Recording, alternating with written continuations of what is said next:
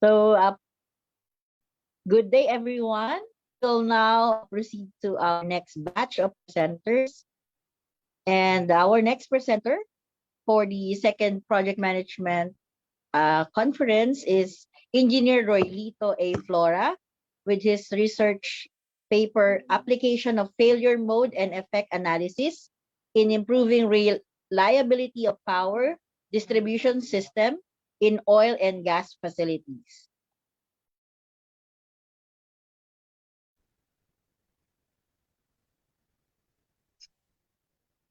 Pleasant day to everyone. My name is Roylito Flora. I'm an electrical engineer working as a facility engineer with Saudi Aramco here in the country of Saudi Arabia. Today, I'm here to present to you my research about the application of failure mode and effect analysis, or FEMA, in improving the reliability of power distribution system in oil and gas facilities. My advisor for this research is Dr. Philip P. Ermita. The outline of this presentation includes the following: introduction, statement of the problem, significance of the study, methodology, results and summary of findings, and lastly, conclusion and recommendation. Let's begin with the introduction of research. Operating organization for oil and gas plants in the Middle East, Saudi Arabia in particular, requires a strong and dependable electrical distribution system. Such facilities must operate continuously throughout the year, and any unplanned power outages could seriously disrupt oil and gas production, costing billions of dollars in lost revenue. The primary objective of this research is to help improve the overall reliability and robustness in power distribution system by bridging a known gap and adopting a systematic approach to identify equipment failures before an incident can occur. To support this objective, we will seek to answer questions. What are the causes of power interruption that leads to production loss in oil and gas facilities? Which reliability improvement methodologies are available? Which reliability improvement methodology is best to use in an operational facility? How the applications of failure mode and effect analysis will help operation organizations. Lastly, what is the demographics and limitations of the research? Significance of the study. According to Brian Christensen, equipment reliability is a team effort. Asset reliability can be the responsibility of engineers alone. Every stakeholder, be it a plant manager, reliability engineer, maintenance technicians, or equipment operator, has an impact on the reliability of the equipment they are responsible for. Effective organizations that excel in reliability recognize this and make sure that each stakeholder has the right tools and knowledge to do their job to the best of their abilities. By understanding the reliability improvement tool to be used and how it can be applied in predicting and avoiding future failures, it will help stakeholders to identify potential issues in power distribution system and subsequently plan for appropriate mitigations before an incident can happen. The method for this research will utilize the IPO flow chart, or input, process, output, and then feedback, which summarize every step the researcher has undertaken in order to achieve the objective of this research. Now, through interviews with subject matter experts, Survey questionnaire was developed and survey data was collected from 30 plus respondents. The survey results, along with the review of related literature, will serve as the primary data to be used for the research. Here is the example of survey questionnaire that was carried out for this research. Now let's discuss the result and summary of finding. As you can see from this table, we have here the IPO process steps split into 3 different columns. First is the input, followed by the process, and then the output. Now let's discuss them one by one. What are the causes of power interruption that leads to production loss in oil and gas facilities? The response from the respondents are the top 4. Here are the top 4 bad actors identified by them: overhead power lines, oil field power transformers, motors, and cables. As an analysis based on historical data and interview with SMEs, these equipment are leading causes of major power interruption to facilities due to critical loads connected to them and number of recorded incidents associated with their failure. Second question, what is the demographics and limitations of the research? Majority of respondents are electrical practitioners working in Saudi Arabia with more than 10 years of work experience in the field of operation and maintenance. Demographics of this survey data then covers Saudi Arabia in general, since majority of respondents have operations with the Saudi Aramco. There are companies operating locally in Saudi Arabia. Third, which reliability improvement methodologies are available? Based on interviews with SMEs, it was observed that reliability methods commonly used in operating facilities are preventive maintenance program and root cause analysis only. Other reliability improvement methods were examined to understand what other methodologies can be applied as a reliability improvement tool. Fourth question, which reliability improvement methodology is best to use in an operational facility? By understanding and comparison of various reliability improvement methodologies, an analysis of survey data revealed that the actual plant information such as trip reports, incident investigation reports, corporate technical alert, etc., which are inputs for FEMA formula, are readily available for an accurate analysis to be carried out. Using the FEMA formula of RPN equals severity times occurrence times detection, survey data revealed that the actual information related to this formula are readily available within the operation facilities. This led to the conclusion that FEMA is a more suitable more suitable method for operation facilities. Lastly, how the application of FEMA will help operating organizations.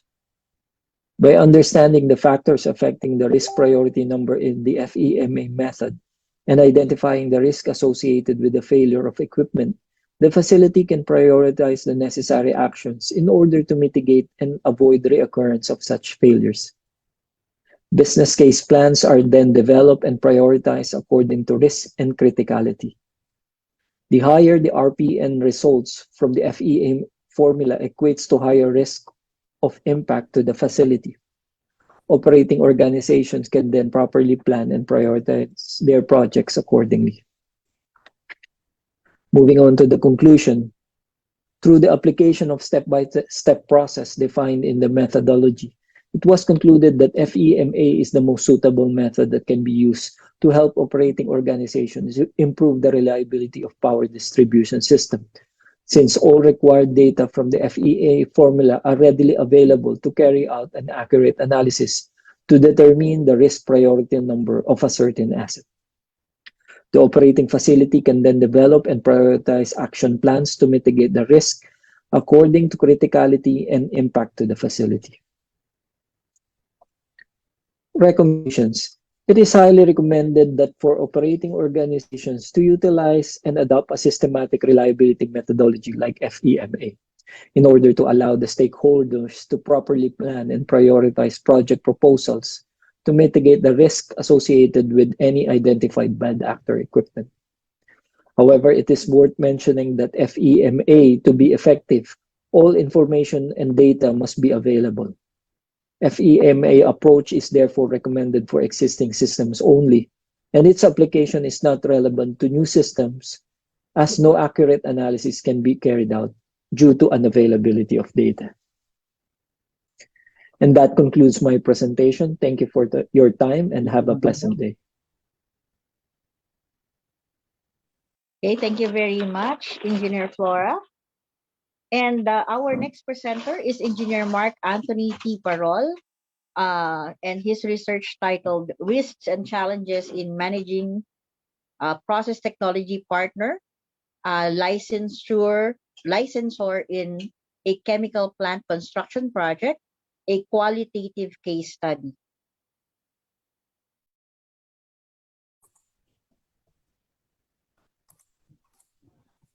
Good evening, everybody. I'm Mark Anthony T. Parol, the researcher, and my advisor is Mr. Gino Andres.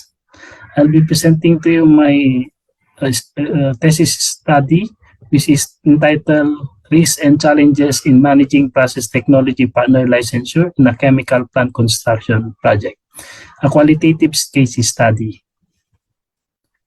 We have the outline of the presentations. We have the brief introduction to the research. Under this, we have the conceptual framework, significance of the study, and the method of research use. Under this, we have the research design, tradition of inquiry and data generation method, source of data, instrumentations, and we have the results. The result will be my actual project progress and completion. And we have the discussion, which is the conclusion and recommendations, and the last is my reference. Let's start for the brief introduction of the research. An ongoing chemical plant project owned by the Basic Chemical Industry Corporation, located in the Jubail Industry Area, Kingdom of Saudi Arabia, has a technology partner licensure from Italy, which is the ThyssenKrupp company. For this project, they are the process and design owner for this technology, which aims and guarantees production capacity for chemical products like caustic soda, chlorine, and hydrochloric acid. Based on the researcher's current duties and responsibilities in the project, as a project engineer, he would like to investigate and evaluate all encountered risks and challenges and come out with recommendation for managing process technology partner licensure in handling a plant construction project. This study aims to strengthen the ability of the project engineer with similar projects to deliver efficient and consistent project with less risk. We have the conceptual framework. The input will be the background of the two companies being studied. Basic Chemical Industry Company, which is the owner, and we have the ThyssenKrupp Company, which is the management of process technology partner licensure. And we have the process, literature review, interview of the respondents, profile of the respondent, analysis of data gathered. And we have an output, which is the risks and challenges in managing process technology partner licensure in a chemical plant construction project, and a recommendation on how to strengthen and improve the ability of project engineers in management of process technology partner, which will be the feedback going to the input if there's a similar project. Significance of the study. This study will benefit the company being studied since they will have the knowledge on the status of the chemical plant project based on the risks and challenges that the stakeholders are experiencing. Having this knowledge can help them create strategies on how to improve their management and avoid having this kind of challenges in future. The recommendation will also strengthen the capabilities of the project engineers since they will equip with the strategies and properly managing process technology partner licensure. This will also benefit those similar project, chemical plant construction project, since the study will be able to share ideas with them and will make them prepared on what risks and challenges they may experience. Another significance to the academe, this is another body of literature that can share knowledge and information about the construction industry. This can be future reference for future researcher. To the researchers, this study can help create more ideas for research as they may have gaps and is only limited to one company. Method of research use, we have the research design. This study will use a qualitative method. Qualitative research is especially effective in obtaining cultural specific information about the values, opinion, behaviors, and social context of populations. Aside from observations, the study will employ an interview method of data collection to be able to gather deeper information and analyze it to answer the objective of the study. The tradition of inquiry and data generation method. In order to achieve the objective of the main research, the data will be gathered through personal interviews. The researcher will ask permission to his current company and project to be able to conduct interview to its employees as well as to the partner organization. Once authorized, the researcher will seek help from the company offices to find and able to contact the target respondents as the project owner, design consultant, the project management consultant, and the technology partner stakeholders involved in the project. The researchers will schedule the interviews based on the respondents' free time or preference to avoid distraction during the work. We have the source of data. The respondent of this study will be the project owners, design consultant, PMC, and the technology partner stakeholders who are involved in the construction project. Primary data will be collected from the selected respondent to be able to have an in-depth knowledge on the topic and to be able to achieve the objective of the study. This will be done by an interview which will be personally done by the researcher. Instrumentations. To be able to achieve the objective of the study, the researcher prepared open-ended questions for an interview. These questions are constructed based on the objective of the study and what the researcher wanted to know regarding the topic. The researcher will first build some rapport with the interviewee by asking about the background of the respondent but the researcher will make sure the names and other personal information will not be mentioned in the study. The second part will be questions about the risks and challenges encountered in managing process technology partner licensure in the construction project. These are an open-ended question which allow respondent to answer freely. Follow-up question may occur depending on the clarity of the answer of the respondent. This is the result. This is the integrated project management team, which is we have the client, the PMC, and the technology owner. This is the project 3D modeling by the technology owner. We need to manage this, to build these constructions, new chemical plant. This is the project early stage.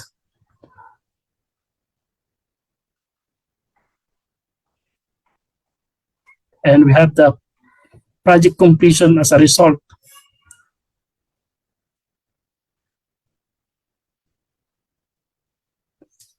Discussions, we have the conclusion. Adopting new technology into a construction company is not easy. It can be met with challenges internally and externally.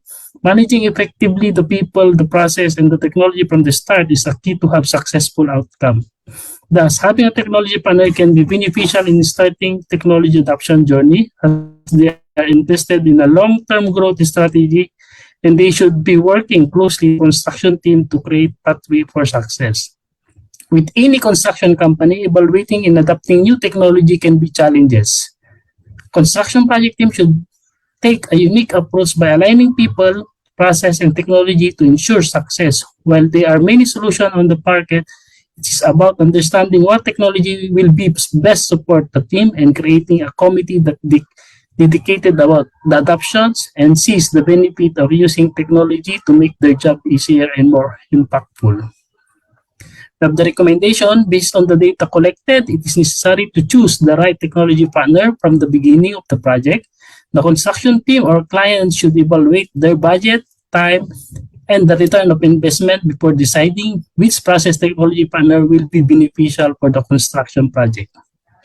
The recommendation of the respondent could help to to mitigate the concurrent issues faced by the construction project team in having a process technology partner and managing them, such as thorough review of document, constant communications, timely consultation, recording of processes and lesson learned from mistakes, and frequent site visitation for monitoring. We have another recommendation. There should be also adequate information on the technological partner works, their people, as well as their processes in order to have a plan on how the construction and technology partner be aligned together to effectively implement the innovation and finish the construction project successfully. Lesson learned from one project could therefore often be useful applied to subsequent project. Thus, it is recommended to transfer the knowledge from project to project, and this will only be successful done if there is a proper documentations. And this is my reference. Thank you, and God bless. Thank you very much, Sir Farol, for that presentation. We now move on to the presentation of architect Rodelin S. Senga, and his paper is entitled Systemic Approach in Managing Renovation and Fit-Out Projects in Bank Retail Branches in the State of Qatar. Hi everyone, I'm architect Rodelin Senga. I am currently residing in Doha, Qatar, and today I'm about to discuss with you my research with the title of A Systematic Approach in Managing Renovation and Fit-Out Projects in Bank Retail Branches in the State of Qatar. Introduction. Qatar has experienced impressive economic growth due to largely revenues generated from the natural gas and oil reserves. For this reason, the country has been its financial and banking system to be more efficient and secure for its citizens. Banks play a central role in supporting economic development by providing loans and financial services. In addition, Qatari authorities support domestic banks with direct investment where necessary. At the moment, there are 20 commercial banks are currently operating in Qatar. 12 local banks, 4 of which are Islamic, and 8 international banks. With this study, we can see the root cause and impact of the delay and how we can mitigate the risk and able to help the stakeholder and the project to be in success.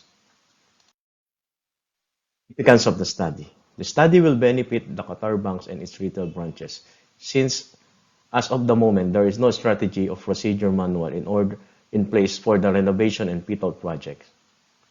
This procedure manual can be used by the project manager for the projects and also be used in the future. This procedure manual can minimize confusion on the processes and can minimize the issues and challenges faced the project team members. The result of the study can benefit the Qatar Bank project management who have the same projects and the future project managers of the bank. This can also help the team resolve their issue and minimize the risk of doing the renovation and fit-out without proper implemented project management processes. Statement of the problem. This study aims to have systematic approach in managing renovation and fit-out projects for the bank retail branches in the state of Qatar. Specifically, it seeks to answer the following question. 1. What are the profile of the respondents in terms of 1.1 current location, 1.2 educational achievement, 1.3 current stance of the company in the project, 1.4 current role in the project, 1.5 years of experience, and number 2, what is the assessment of the respondent in terms of the following?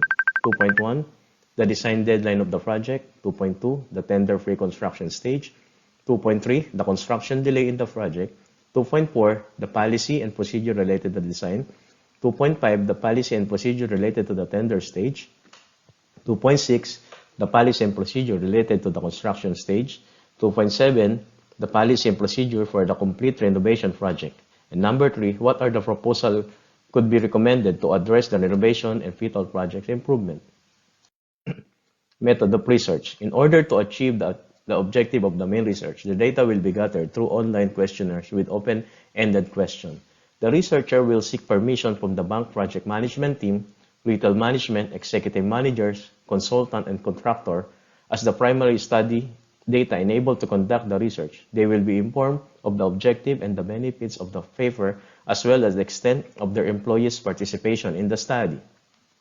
The questionnaire will be in Google form, and the link will be sent to those respondents who are willing to participate and sign the informed consent form. Secondarily, data will be gathered through the literature in order to have a background of the research. These are from the online libraries, books, databases, journals, newsletters, etc., professional societies, bodies, international forums, conferences, seminar papers that can be found in the internet. Findings. There are total of 53 respondents on this study. 1.1. The current location of the respondent. The majority of respondents resides in Qatar, with 26 respondents or 49%, followed by UAE with 9 respondents or 17%. Next is the Philippines, Bahrain, and Saudi with 5 respondents each or 9% each. Next is Oman with 2 respondents, and lastly from Spain with 1 respondent. 1.2. The highest educational attainment of the respondent. Most of the respondents' educational accomplishment is bachelor degree, with 50 respondents or 94%, followed by the master degree, which is 2 respondents or 4%, and lastly with doctorate with just 1%. 1.3. Respondent stands in the company. Respondents said that they are on the client and consultant side with 19 persons each, and followed by contractor with 15 persons. 1.4. Role in the company. There are plenty of differences on the respondent's role in the company. The architect position has 22% or 12 persons, followed by the project manager with a percentage of 2.8 or 11 persons. Next is the others, which is 18.9%, 10 persons, and the supervisor position is 7.5. The next is the head of the department and MEP engineer has 5.7%, and lastly the construction manager with 1.9% only. Years of experience. Based on the data of the interviewee, almost 39.6 or 21 persons says that they have 17 to 20 years of professional experience, followed by 13 to 16 years or 14 person, and 9 to 12 years of experience, and 5 to 8 years experience, and lastly the 1 to 4 years of experience with 1.9% only.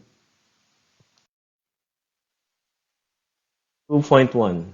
Design deadline. Majority of the respondents highlighted that no proper communication between the project design team and end user causes the delay on submission of the design deadline with 69%, and followed by incomplete details provided by the end user with 63%, and unclear space requirement 30%, and a clear number of end user with 22%. 2.2. Creation deadline delays. It is witnessed that the majority of the respondents enumerated that the tender documents and the project scope documents must be well defined to avoid the delay of project startup, which says that 64%, and followed by technical and cost evaluation reviews and assessment with 55%. And RFI by the client is delayed with 43%. The tender committee is not qualified with 25%. And no contractor pre-qualification has been made by the project team with 22%. 2.3. Causes the delay in construction period. The survey says that the procurement of the contractor on the materials and long-lead item causes the delay on the construction period, which says that they have 69%. Next is the insufficient number of workers by the contractor with 57%, followed by submittal of the method statement, material submittal, etc. with 53%, and reviewing the method statement and other documents with 20%, and delays on releasing the progress payment with 20%. These are the main causes of the project delays. 4. Policy and procedure in design stage. Majority of the respondents commented that it will be very helpful if the policy and procedure will be in place for the design stage of the project with 98%. And the rest said that the traditional practice will do in this stage. 2.5. The policy and procedure in tender stage. The larger part of the respondents says yes, it will be very helpful to have policy and procedure manual for the tender stage of the project with 98%. The policy and procedure in construction stage All of the respondents agreed that the policy and procedure manual during the construction stage will help the project team and contractor to avoid as much as possible delay in its construction period with 100%. 2.7 Policy and procedure for the complete project package. The masked respondent confirmed that it will help the project team to meet on time, schedule, budget, avoid cost overrun of the project when the policy and procedure manual is in right place with 98%, and the rest says that conventional construction method is fine with 2%. Conclusion. Based on the finding of the study and the research concludes the following, that the proper communication between the project design team and end user must be and should be done prior to preliminary stage of the design. The tender document and the project scope requirement must be well defined prior to the issuance of the tender to avoid such variation and cost overrun. Strictly minimal changes or no changes at all after the approved function layout is given by the management to avoid any delay on handing over of the project. The policy and procedure related to design stage, tender, construction, completion, and handover must be made. Recommendation. Based on the research, surveys, and the data gathering that had been made, it is evidently witnessed that lack of project management expertise were shown by the project management team at the project. Therefore, it is necessary to practically use the project management knowledge areas and processes to the project, along with the policy and procedure manual, enabled to enhance and help the Qatar banks to achieve the project goal and minimize any project risk and constraint. These are the recommended project management process group and allied activities and deliverable. These are the reference for the research study. Thank you so much for listening and for your time. God bless you all. So thank you very much, Sir Senga, for that presentation. We now proceed to our next presenter, Engineer George T. Balansag, and his research is entitled A Strategic Approach to Writing a Method Statement for Construction as a Project Management Tool for Reducing Occupational Health and Safety Risks. Before I start my presentation, I would like to say have a pleasant good day and a warm welcome to all. I would like to take this opportunity to share my research with a title, A Strategic Approach to Writing a Method Statement for Construction as a Project Management Tool for Reducing Occupational Health and Safety Risk. The involvement of risk assessment as a guiding map in the construction projects constitutes safety information and control measure, which must be properly documented and implemented. The use of method statement as an administrative control supports the control measures required at the workplace. These procedural work comments will help the professional supervisors or workers to avoid hazard and risk at the site. This document identifies potential hazard that may arise during the specific task and outline the precaution that must be implemented and followed by worker. With the foregoing instances and scenarios of workers' lack of information and negligence to adhere to the standards of work health and safety procedures, this study ascertained the current practices in writing method statement of the respondents involved in the construction projects. It also sought to determine their experiences of writing a well-crafted method statement. The essential results of the study serves as the basis of formulating a strategic approach to writing a method statement as a project management tool for reducing or even eliminating occupational health and safety risks in construction. The theoretical framework used is Baron and Kinney theory. The Baron and Kinney theory 1986 method is a hypothesis testing strategy for mediating hypotheses. These are two paths of the dependent variable in this mediation method. This study is grounded in the theoretical support two models on the effects in creation of method statement and health and safety risk. One, the direct effect model in which writing directly affects health and safety risk without mediating variables and vice versa. And two, the mediated effect model in which health and safety risk affects in creation of method statement via mediating variable. Significance of the study. The result of the studies are beneficial to the following. First, construction sector, as they may clear out the issues and challenges in preparing method statements. Second, the construction professionals, who have to handle method statement in their project or company. Third, academe, since a few researchers have looked into the mission statement in construction. Lastly, future researchers. This can give knowledge regarding mission statement.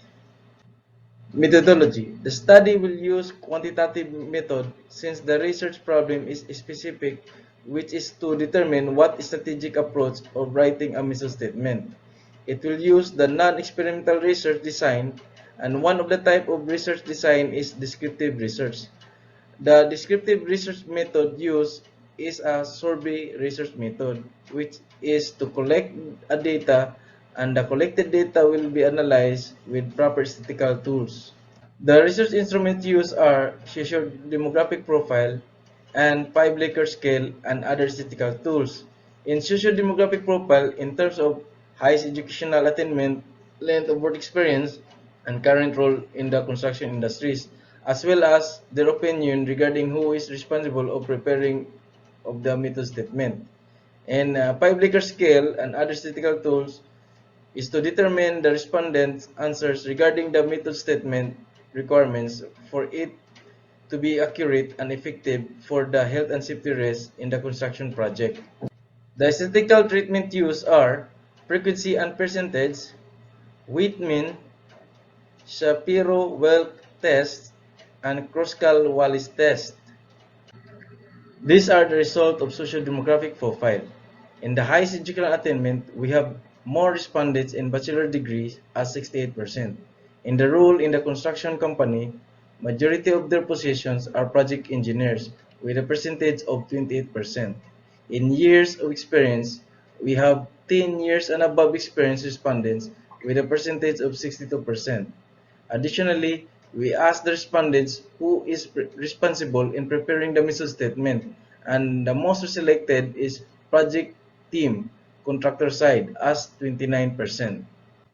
These are the second part of the results as the summary of a level of acceptability on the use of a well-crafted mission statement in the criteria of training in creating comments, experience in creating a comments, accuracy of comments, clarity of comments, and both have agree as a verbal interpretation. The result of the test on the significant difference among the respondents' level of acceptability of creating a mission statement as the role in the construction company, it is clearly shown that there is a significant difference in the role of the construction company as to experience in creating a comments with a probability value of 0.04.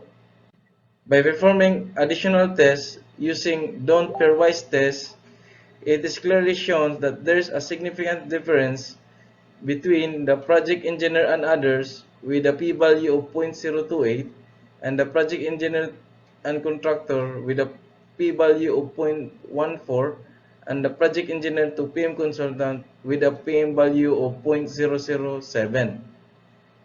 The researcher conclude that writing a mission statement is an essential part of construction industries that helps minimizing the hazards and risks and enhance occupational health and safety awareness practices. Risk assessment is a project tool that helps provide further analysis with control measures about the uncertainties and hazards of the task being recognized during the process of risk identification. When writing a mission statement, clarity of writing a procedural work comments help prevent confusion and misunderstanding in performing the task, which will impact occupational health and safety. Since there is a significant difference in this study, the strategic approach to writing a mission statement help to align the needs in the construction industry, especially in the role of the construction company preparing a mission statement. The strategic approach to writing a mission statement as follows. 1. Assess the construction risk. Before writing a mission statement, it is important to identify all work hazards involved in construction tasks. 2. Provide details about the company and the jobs. In the heading of the mission statements, consider providing all relevant company and job information. 3. Identify threats and possible countermeasures. A safe work procedure must be include health and safety considerations. 4. Provide additional information. If the project requires team members to take additional actions such as proper waste disposal, hazard removal, or site cleanup, it will be sure to list those details as well. 5. Procedural work instruction. It can conclude a statement by outlining the procedures that all team members must follow when completing their assigned tasks. Keep the instruction in correct order. 6. Monitor and review safe work procedure. During the implementation of the task, monitoring and reviewing method statements are essential. Even if they are performing the same task on multiple projects, the hazards, circumstances, and site requirements can change. It can account in every aspect of the project by reviewing and adjusting the method statement. It is recommended to have a clear understanding of the task in writing a mission statement. Health and safety protocols should be aligned with occupational health and safety requirements and practices. Before writing a mission statement, risk identification and assessment should be performed with a proper validation of hazards and risks. The significant difference in the role of the construction company as to experience in writing a mission statement may align with the strategic approach to writing a mission statement. It is also recommended to further study the differences by using qualitative method of research to capture the reason of differences. These are the references of the research.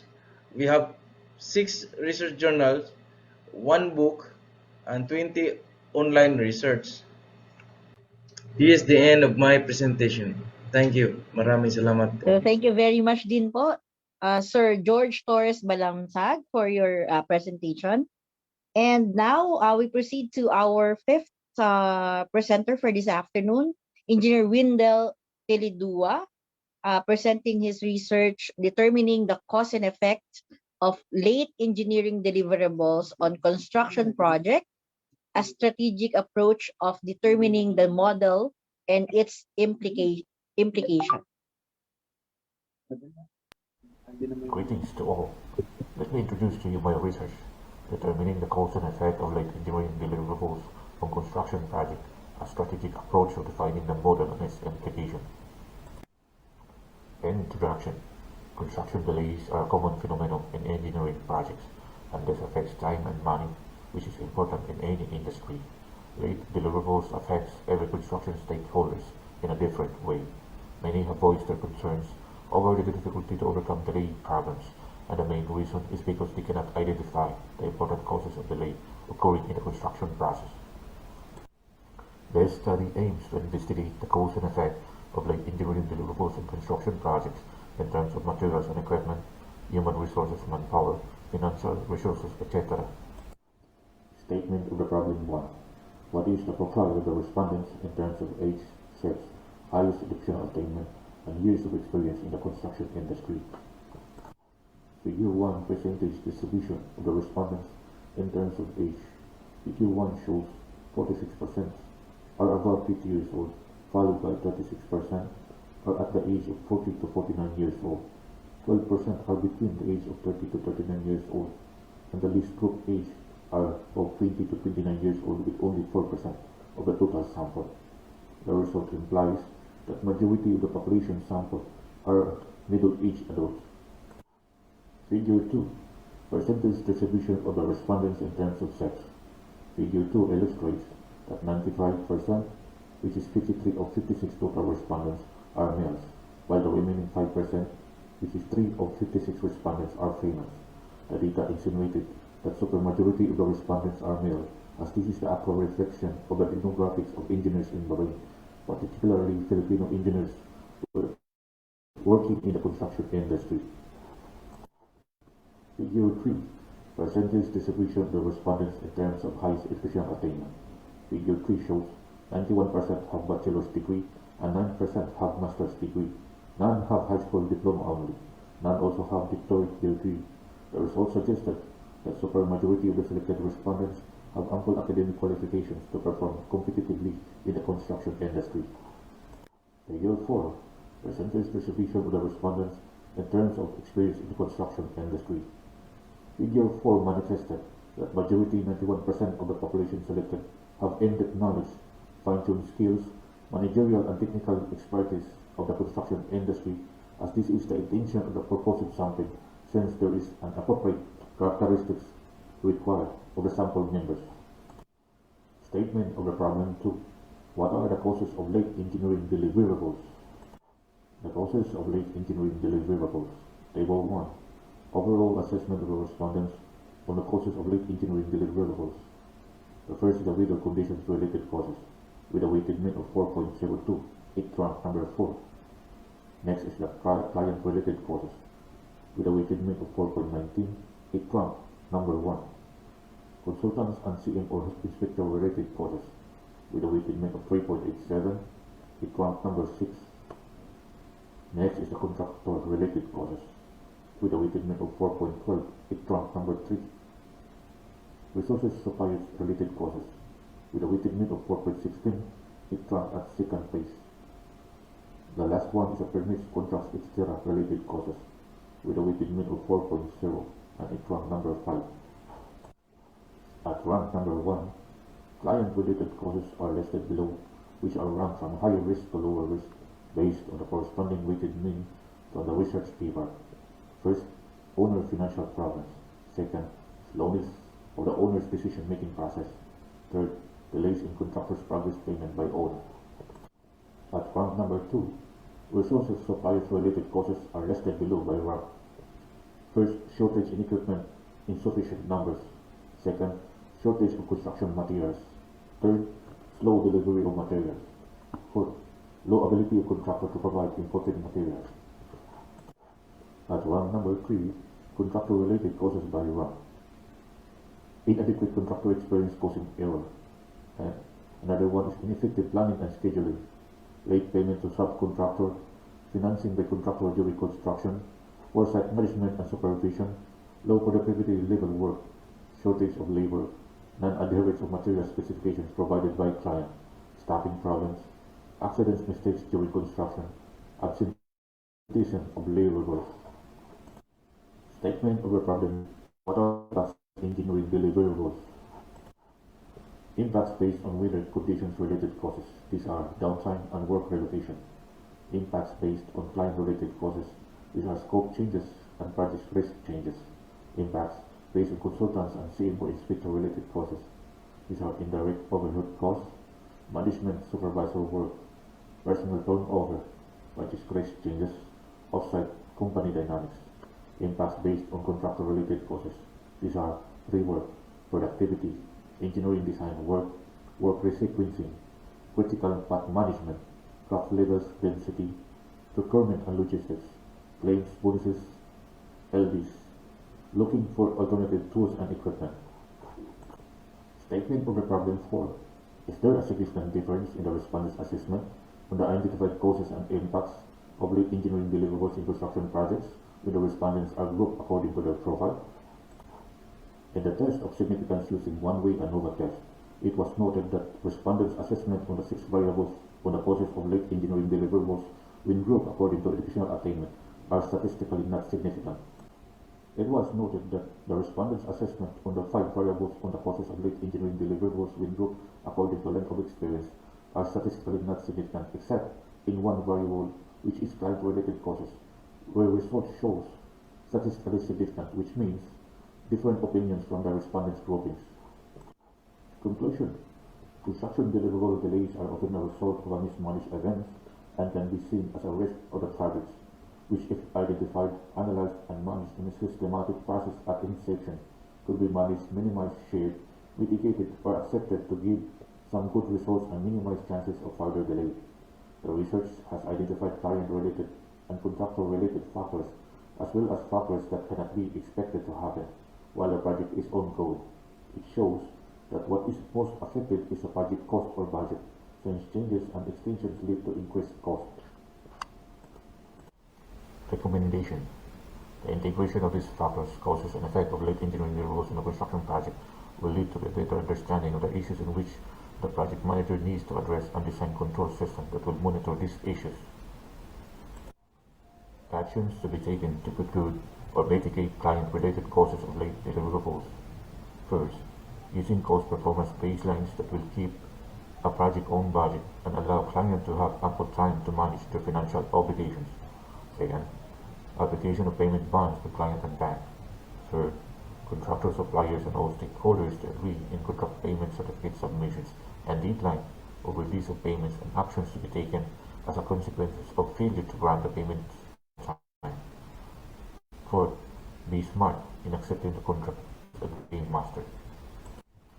To avoid or reduce the impacts of late engineering deliverables due to resources suppliers related causes, the following precautionary measures must be administered. First, prioritize critical shortages by supplier and buyer and identify the root causes. Second, collaborate with suppliers more often. Third, increase transparency, accountability, and ownership among buyers. Assigning tasks to buyers help reduce the stress associated with potential changes to demands. Impactful events on the supply chain as they occur, be able to prepare for road bumps along shipping routes. Fourth, use of collaborative site monitoring platform, digital technologies that will allow staff in the field to check the consumption of raw materials on site and anticipate supply delays, pull requirements, orders, logistics delivery, and improve site purchasing procedures. To prevent or mitigate the impacts of late engineering deliverables due to contractor-related causes, the following must be executed. First, consent communication through writing. Second, as soon as the problems with the contractor begins, establish clear milestones. Put in writing exactly what will be done to rectify it and when it will be done by. Third, good communications in all things, contracts, schedules, invoicing, and every other aspect of the job. Fourth, utilize or implement latest management tools. Fifth, plan for contingencies. Sixth, build a culture of collaboration. 7. Provide detailed and organized workflow that will increase manpower productivity rates through safety programs, transparent communication, motivational incentives, skill training, and delegate tasks properly. This is the end of my presentation. Thank you for your time. So thank you very much, Sir Wendell Telidua. Now we proceed to the question and answer for our first batch of presenters. May I request Sir Roylito Flora, Sir Mark Anthony Farol, Sir Rodelin Senga, and Sir George Balansag, and Sir Wendell Telidua to open their camera. This is for the Q&A. So for the audience and our participants, you may address your questions to our chat box so I could ask our presenters. So one of our audience have requested or posted a question. This is from PSME Jonathan D. Brazil. To our presenters, is the MS focuses only in the HSE, and how about the sequence of activities of constructions or the tools to be used, and who are the manpower involved in the activities, and what underlying consequences if the sequence was not followed and does not provide TBM during prior activities. Sir Jonathan Brazil, this is intended for which participant or which presenter, sir? Hello, ma'am. Yes, sir. I think it is related to my research. Yes, sir. Go ahead. Yeah. Regarding, there's a lot of questions here. So this mission statement is focused on health and safety, and environment, because there's a mission statement also for what you call this one, like technical bid. So this is what I researched only for the health and safety risk. And I also gathered some questions also about the I did not mention how it will be the sequence of the constructions, but I focus only because my research only focus on like there's one example of my research there that it is also included. How about the sequence of the work? It is also highlighted during my survey, and also the manpower also I also included there.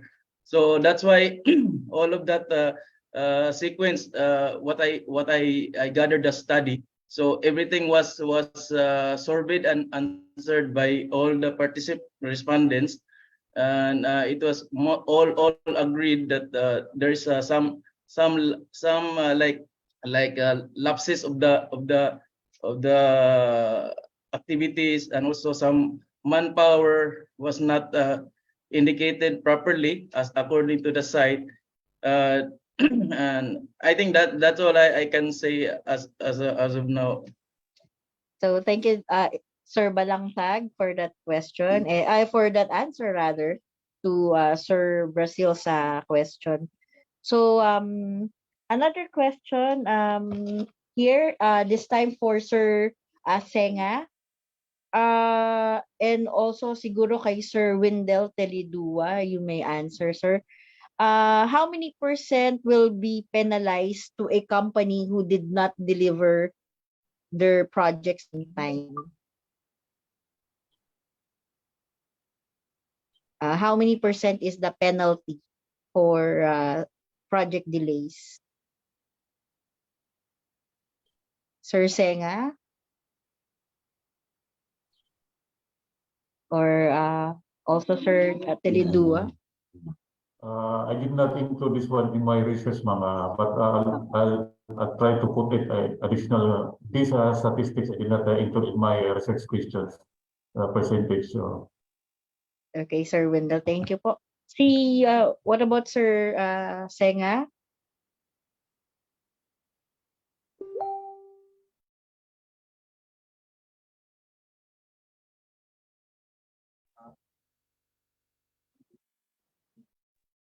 Yes, for us in Qatar, it's a case-to-case basis.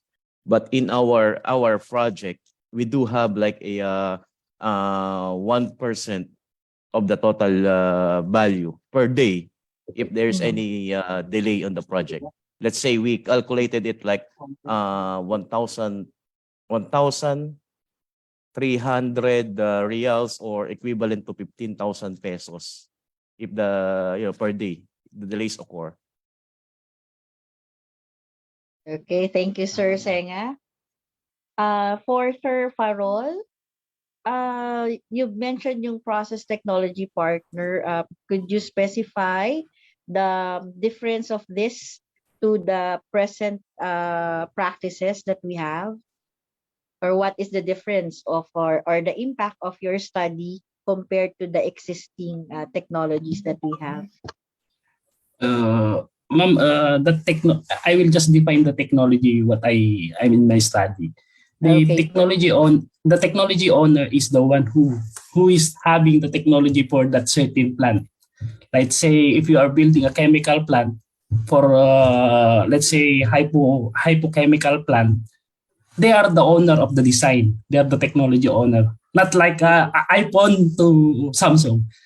However, the impact of this my research study, this will be applicable not only for a similar project, also to any industrial project as a reference, as an additional strategy from initiation stage of the project, wherein as assigned project management consultant or PMC, as myself as a project engineer or any discipline engineer representing the client managing the project, to make sure the technology owner from another country and different culture must be aligned with the coding standard of the host country of the project, let's say in Saudi Arabia. And also a very simple example that gives impact on the project if not found earlier, as simple as the both standards discrepancies.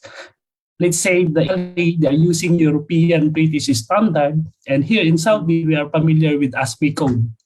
Another example is that in the earlier stage, to make sure the correct quantification of material, especially long lead items, minimum for 6 months delivery, like in Cornell, which is not available here in KSA, is considered and quantified rather than found lately, will big impact in the schedule of the completion. And this was a lesson learned that we encountered in our past build project for different plant. Okay, so thank you very much, Sir Farol, for that answer. I hope that our audience are cleared about it. We have another question here on the chat. Anyone from why are project deliverables limitation and deadlines is an important aspect of production management or project management? So I think this is for Sir, anyone from the group? Siguro ang hindi pa nagsalita ay si Sir Flora. Sir Windel, yes sir. Several studies has explicitly shown that the engineering deliverables have a significant impact on late in the project delays, and also based on the question, based on my research results, based on the 51 respondents, they indeed agreed that this late engineering deliverables has indeed causes delay to late construction projects. Okay, sir. Thank you, Sir Wendell. Sir Flora Roylito. Yes, ma'am. Sir, good afternoon, good everyone. good afternoon here in the Philippines, and Yes. maybe it's still morning there in where you are. So, sir, what is the societal contribution to the construction industry of your research study? Well, my research is mainly about improving the reliability of power distribution system. So, as myself working as a facility engineer, it is vital, like for an operating organization, especially oil and gas productions, to have a very reliable power distribution system. So what I found out is that from the facilities operating here in the Middle East, there's not a systematic approach on how to deal with such facility or reliability improvement other than preventive maintenance and root cause analysis. So there's an opportunity for improvement in terms of improving the reliability. So that's why I research for other available techniques that we can adopt in order to help operating organizations. So as a contribution to the project management, as it was discussed earlier by Dr. Yang, it is very important for the facility owners or the top management to be involved in the planning stage of the project. So in this way, we can improve project management or project success by identifying the criticality of a certain project in the early stage of the project development. Okay, thank you very much, Sir Flora. And Dr. Yang really made an impact in his talk earlier about being involved in the project of our higher or top management.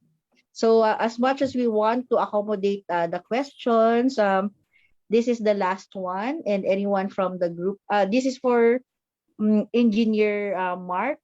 What will you do if the EPC contractor directly consults or asks support from the client or the owner instead from the PMC? That's really happening in a project. However, if you really start from a good process, like a good communication protocol in the earlier stage, the client itself, it will be informed that he will not entertain any directly questions from the EPC. They should have directly to the PMC first before them. That's why in my earlier delivering a good product, a good system, and efficient way to lead a project management success toward a project success, like Mr. Yang said a while ago. Thank you. Okay, so thank you, sir. Sir Farol, and that concludes our Q&A for this batch. So again, Sir Flora, Sir Farol, Sir Senga, Sir Balangsag, and Sir Teledua, let's have a photo opportunity, and congratulations to all of you. Thank you.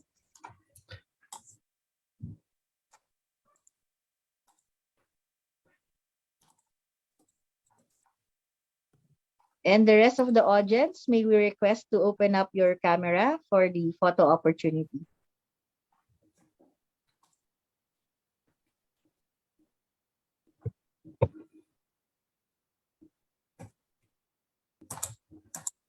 Okay, so we now proceed to our next presenter. Again, thank you very much to our researchers. Thank you, ma'am. Thank you, everyone. Thank you, ma'am. Thank you, ma'am. Thank you, everybody. Po. Congratulations po. So, to continue with our second batch, we have Engineer Nader El Abdul Karim, and his study is entitled "A Study on the Challenges of Road Widening of the Marawi City Rehabilitation Project, a basis for the development of strategic approach model." Hello, good day. I am Nader Lawi Abdul Karim. Here today, my topic is a study or challenges of road widening of Marawi City Rehabilitation Project, a basis for the development of strategic approach model. Introduction that we already heard what happened in Marawi City, and researchers found out that some of the residents in Marawi City are not yet start to rebuild their homes, and still hoping to come to their property and start to construct their homes. And the researchers have come to realize to do by doing such a study that can help or contribute in rebuilding Marawi City for the evacuation stage to recovery stage. Selecting the people of different sectors in Marawi City, that includes the LGU, BLGU, the lineages, contractors, and tribal leaders and Muslim leaders in our society that be as my respondent of this study. And the research will come out the approach model to be used as a guidelines in facing the devastations from war crimes that cover war crimes, disaster response, and community recovery plan and recovery plan of the Marawi City. And also, we are familiarized or heard about the Marawi siege that occurred on May 23, 2017, that our previous administration, President Rodrigo Duterte, declared a martial law in the entire island of Mindanao. Here are the pictures taken during the Marawi siege and also the ongoing construction in Marawi City. Here the most affected area of Marawi City. And my statement of problems. First, studies identify the problems, encounter the challenges of project implementers, and facing the land ownership of the affected area. And second, what are the challenges of successful road widening of the Marawi City rehabilitations? That type of properties been affected by rehabilitations, damages, and landowners not providing the property, selling their properties, and without consent, being start the demolition will face a case against the project implementer. The meter strip been affected or covered by the construction. What are the acceptability of respondent A and B and C on impact of challenges of successful road widening of the Marawi City rehabilitation? Is there any significant difference in the perceptions of respondent A and B and C on the impact of challenges of successful road widening of Marawi City rehabilitation. What are this approach model? A strategic approach model can be proposed for the smooth path of the successful road widening of Marawi City rehabilitations.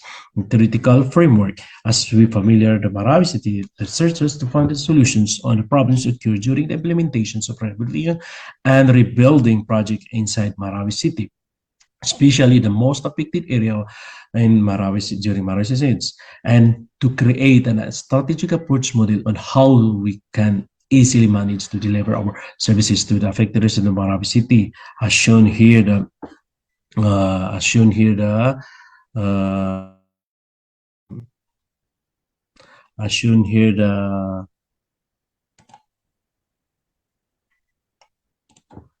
here in the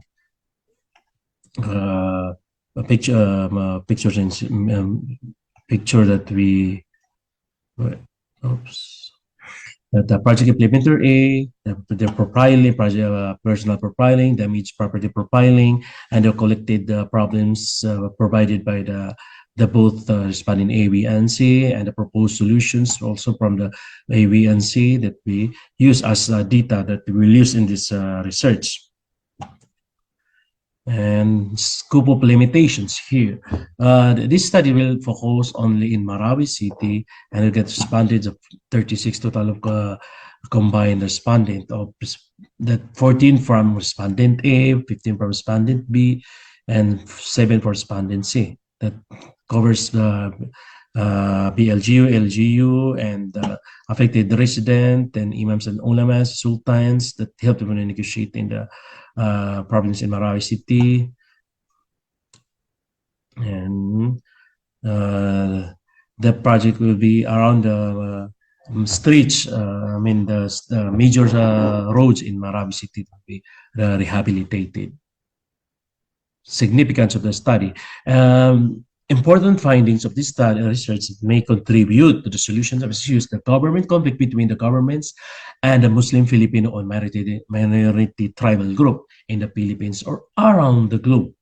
The result of this study can be used in resolving the conflict between the rebels and the government to prevent such a devastating moment like the Marawi siege, a created approach model to be used for the preparedness when the war is occurrence in the city or some of the city, so that we can deliver our goods services to our affected constituents during this time of devastations. This model we can easily track them with the done from time to time to correct the lapses in our states of confusions. Descriptions of the respondents that are responding A, B, and C that have been collected, composed of 14 from respondent A, 15 from respondent B, and C, it's 7 that belongs to respondent A are project implementer, the LGU, BLGU, lighting agency, contractors. And for respondent B, the respondent B is affected resident of Marawi City. The respondent C are the sultans, imam, ustads, to help in negotiation during the occurrence of the problem during the project implementation. Methodology. These studies employ the quantitative and qualitative method of descriptive story. The design since description does not require changing the situation under the investigation. Here are the actual planning of most affected area, master development plan. Here are the residents. The result of discussions are here shown of all. This number of respondents, collected response from here. Also the SOP1, how the respondent A and B and C have been collected the result of their responses during the interview. The land ownership, and demolition problems, information problems, get 35 to 60%, delivery material 20 to 50%, traffic issues 7%, respondent B, the land ownership problems, and 40 to 90%, land takeover by governments is 20 to 46%, and property based material dumping issues, issues for fare hike issues, problems, and traffic also 20 to 27%. And oops. And respondency are demolition problems, 40 problem information and informations and ownership problems. 42 to 86%. Land takeover by the governments, 40 to 57%. Improper debris materials issues and fair hike, 42 to 57%. Here are the tables that we collect.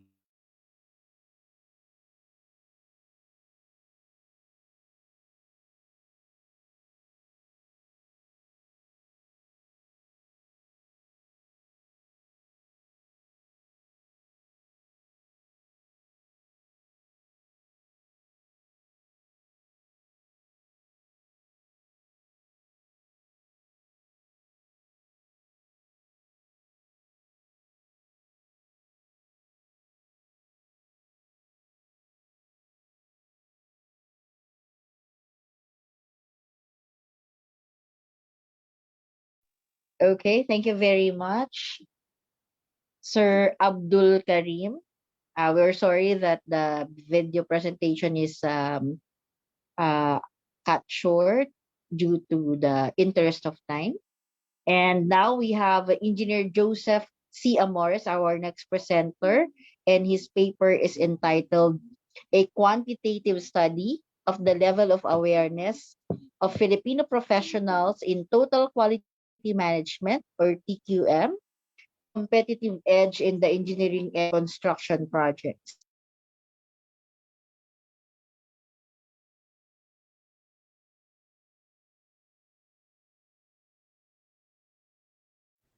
Good day to all of you.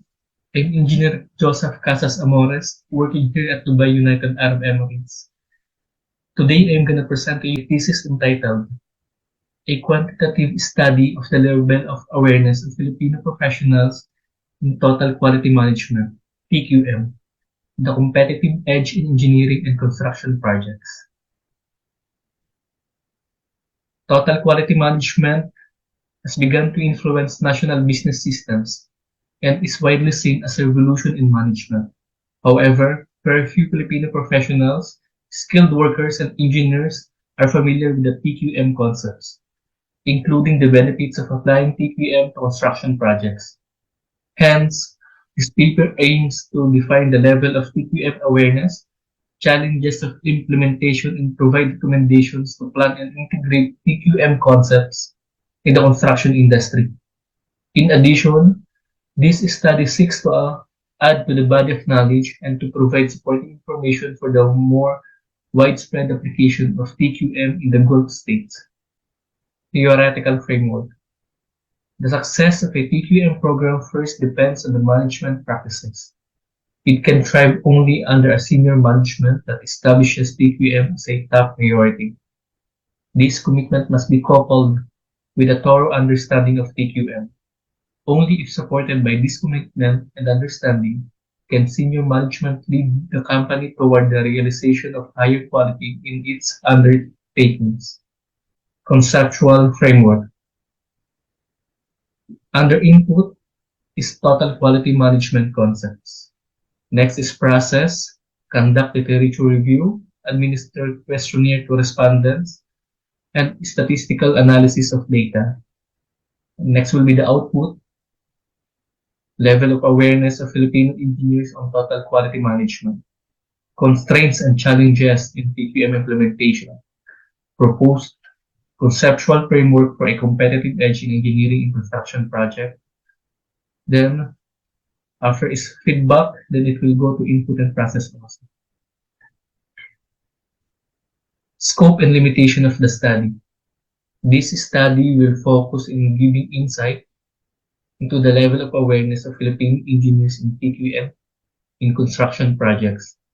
The setting of this study is in United Arab Emirates. Since the researcher is also currently working in this country and majority of employees are Filipinos. They also discuss issues about barriers in implementing TQM, since this has something to do about the awareness of respondents. Description of the the respondents. The respondents of this study were Philippine engineers who are currently working in the United Arab Emirates. Respondents will be selected from a list obtained from the Philippine Institute of Civil Engineers, UAP, PSME, and IIPE in UAE. Methodology. The study will use quantitative method for this research since the research is objective in nature and concentrate on measuring phenomena. Therefore, this study involves collecting and analyzing numerical data and applying statistical tests. The main method of collecting data is through a survey questionnaire. The researcher assures that by using this method, the study can obtain the reliable and provide great opportunities for the researcher to retain control and have a theoretical focus for the research to be used in the construction industry. This is the result. TQM adoption, framework for a competitive edge in engineering projects. The first box will be the independent variables. The second box, the dependent variables. And the result is the proposed TQM for Philippine professional Arab Emirates to enhance work output in the construction industry.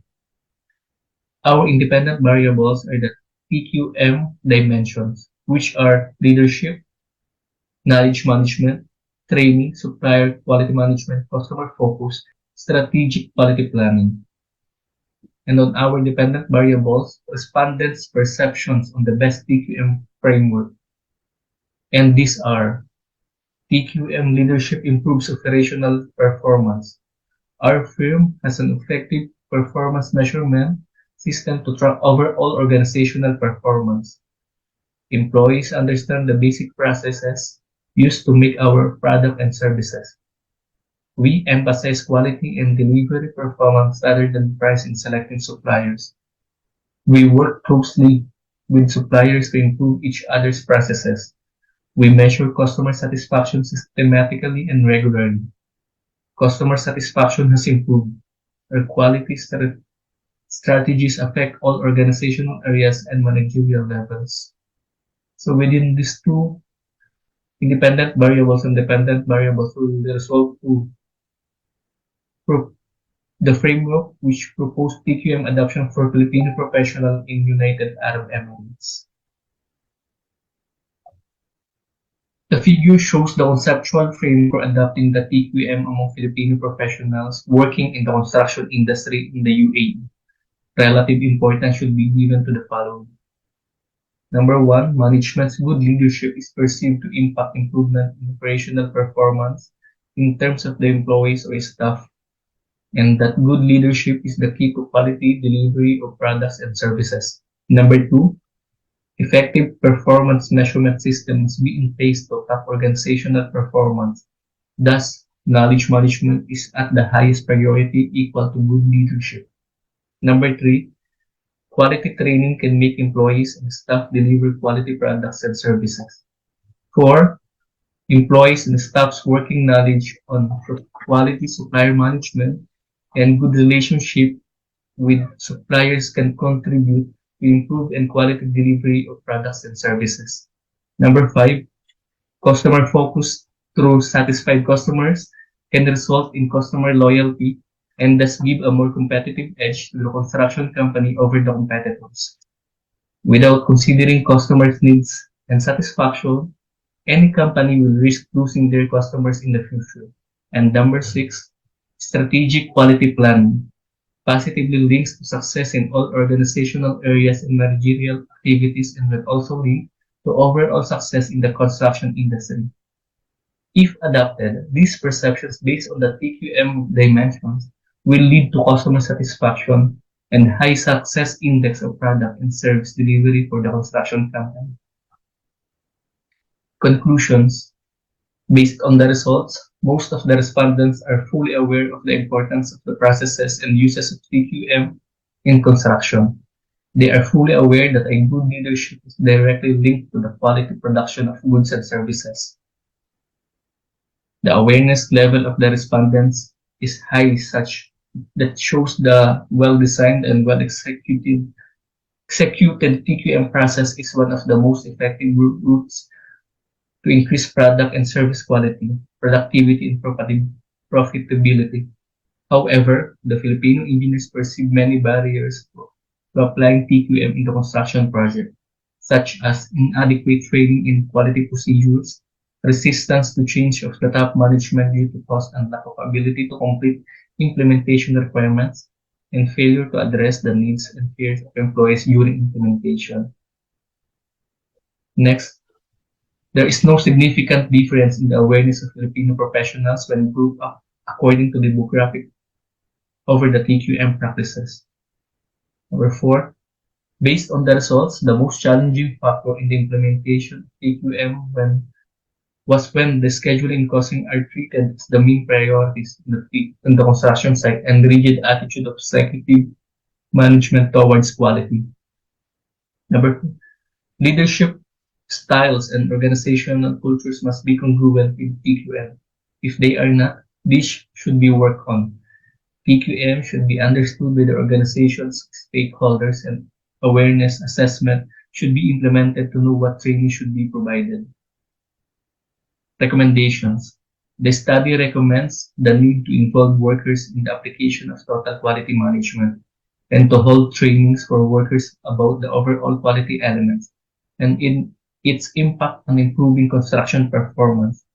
It is recommended to have equal priorities in the construction site in terms of cost, schedule, and quality. One cannot be more prioritized than the other since these should be aligned with each other. For future studies, future researchers could investigate the amount of financial and non-financial resources required to implement TQM in a construction company or organization. In this way, decision makers will be given a clear picture of the TQM transition so that the construction companies will be encouraged to implement TQM. Thank you. So thank you very much, Sir Amores. Now we move to our next presenter, Engineer John Paulo P. Panopio. And his research is entitled Influence of Filipino Engineers on the Adoption of Building Information Modeling, a Case Study in Bahrain Construction Industry. Good morning, everyone. I'm here to present my thesis titled Influence of Filipino Engineers on the Adoption of Building Information Modeling, a Case Study in Bahrain Construction Industry.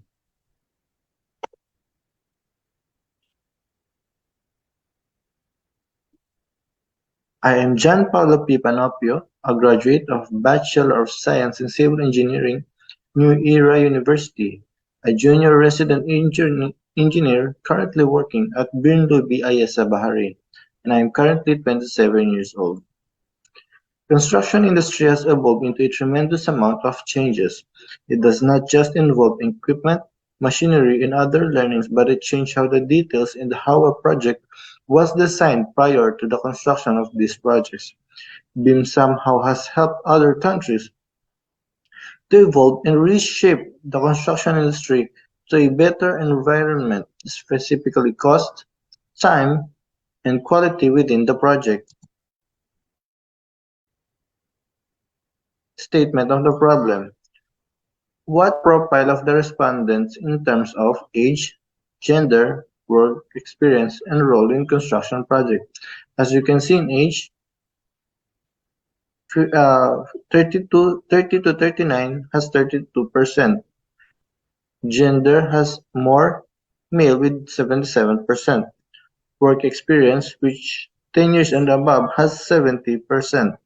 And role in construction project, which civil engineers has 52%. For conclusion, most of the professional engineers working here in the Kingdom of Bahrain are around 30 to 39 years old, followed by 40 to 49, 50 years and above, and 20 years of age. This shows only that the working age of the engineers here are in the younger age bracket. For the gender, most of the professional engineers working here in the Kingdom of Bahrain are male. Work experience. Most of the professional engineers working here in the Kingdom of Bahrain are working for more than 10 years. For role in construction project, Most of the professional engineers working here in the Kingdom of Bahrain are civil engineers and structural engineers in a construction project, and only a small amount have the chance to work as construction and project engineers. What are the purpose of BIM system? Better visualization, which has 89% agreed, fabrication of drawings 84%, code reviews 79%, cost estimating using the BIM software 81%, construction sequencing 83%, conflict and collision detection 83%, forensic analysis 63%, integration into life cycle of construction projects 86%, and key tool in project procurement 77% who have agreed. We can therefore conclude that since more than 75% of participants agreed on the purpose of BIM, we can say that BIM has a lot of use and purpose. The list is not only the purpose that we can find using BIM, but there are more that we can explore using the BIM system. What are the benefits of BIM system? Faster and more effective process, 86%. Building designs, 87%. Simulations can be performed quicker, 87%. Environmental performance is more predictable, 80%. Documentation output is flexible, 86%. Automated assembly, 90%. Better customer service, 84%. Requirements, design, construction, and operational information can be used in facilities management, 86%. Cost estimation is more accurate, 87%. Reduce time to generate cost estimate, 87%. Saves contract value through clash detections, 89%. Reduce project delivery time, 80%. And increase productivity, 84%. We can therefore conclude that since more than 75% of participants agreed on the benefits of BIM, we can say that BIM has a lot of benefits. BIM system is still on the starting stage in the Kingdom of Bahrain and still not yet fully utilizing the full benefits of BIM. What are the barriers in the implementation of BIM system? People comparing BIM to CAD, 71%. Resistance to change, 76%. Contractor looks at BIM as additional cost, 77%. Lack of BIM specialists in the region, 79%. Lack of client demand, 71%. Hardware and software are expensive, 71%. BIM introduced by software developers, 67%. Technology available is enough, 57%. Not suitable for projects, 31%. And waste of time and human resources, 14% who have agreed. We can therefore conclude that since less than 75% of participants agreed on the benefits of BIM, we can say that BIM barriers are a bit worrisome to the engineers since they agree that there are hindrances in utilizing, implementing, and adopting BIM system. On the brighter side, participants disagree that available technology is enough. The BIM system is not suitable for projects and just a waste of time and human resources. What is the impression of engineers toward the use of the BIM system in the construction industry? We can say that professional engineers are very well aware now of the use of BIM system, but wasn't just fully utilized yet in the Kingdom of Bahrain. Is there a significant difference in the perception of the acceptability of BIM system in the construction industry in Bahrain when respondents are grouped according to profile? There is no significant difference in the perception if respondents are grouped according to profile, as it doesn't limit individual learning this BIM system as there are available training and seminars being conducted within the group of professionals here in the Kingdom of Bahrain. Recommendations. We can clearly say that lack of proper information and awareness campaigns of the advantages and disadvantages of the use of BIM system is the reason why it is not fully utilized and widely used in the Kingdom of Bahrain. Proper implementation and initiation of the companies are one of the keys in order to be successful in implementing BIM system in the Kingdom of Bahrain.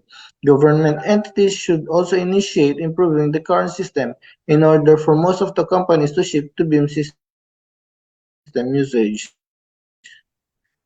I hope this answers your question. An organizing body shall be created to prepare a framework or guidelines that can be used by all of the stakeholders in the Kingdom of Bahrain. This movement shall be done specifically by the government in order for the other companies to follow. If the government requires that all of the projects shall use BEAM, most of the companies will strive to prepare the models in BEAM. A series of stakeholder meetings shall be called by the government in order to hear the worries of the companies and the possible solution will be and answers they may give to ensure that the implementation will be successful. Bahrain also lacks BIM professionals as most of the technicians are still using CAD. The training shall be conducted before the full implementation of the BIM system to make sure that the companies will not have a hard time implementing it. These are my references.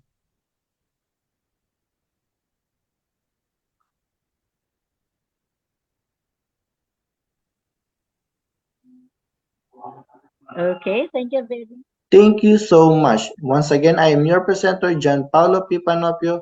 Have a good day and God bless. Thank Have a you. great day too, Sir Panovio, and thank you for your presentation. Next, we have Engineer Shermaine M. Salazar to present her paper, Challenges in Identifying Project Scope in Construction Project, a Basis for Strategic Management Plan. Good day, everyone. I am Charmaine Salazar, and I'm here to present my research entitled Challenges in Identifying Project Scope in Construction Project, a Basis for a Strategic Management Plan. The most important issues in every construction project are scope, cost, and schedule. These three constraints, often referred to as project management triangle, are interdependent and are always competing. Scope is the first variable in construction project that must be properly controlled. PM book identified that there are 6 processes in the scope management plan, and these are plan scope management, collect requirements, define scope, create WBS, validate scope, and control scope. Considering the above processes, construction projects are still facing a lot of issues regarding project scope. Failure to collect requirements and properly define project scope could lead to failure of creating WBS, validating scope, and controlling scope. Therefore, to successfully manage the project scope, the scope must be properly identified. A good design and construction contracts define the services or scope of work each has to perform. An experienced construction manager ensure that project scope is properly documented in the drawings, contracts, and specifications. Changes are requested because of the different perspectives that each stakeholder has on the project. Therefore, having a well-defined project during the pre-project planning stage is crucial for successful project execution and for achieving a satisfactory project outcome. Without firm scope definition, the project team may also find external stakeholders, such as suppliers, will cause problems and conflicts over cost and quality. This study aims to determine the challenges of construction professionals in identifying project scope. The result of the study will benefit the construction projects in Dubai, since this will show the challenges in identifying project scope in construction project.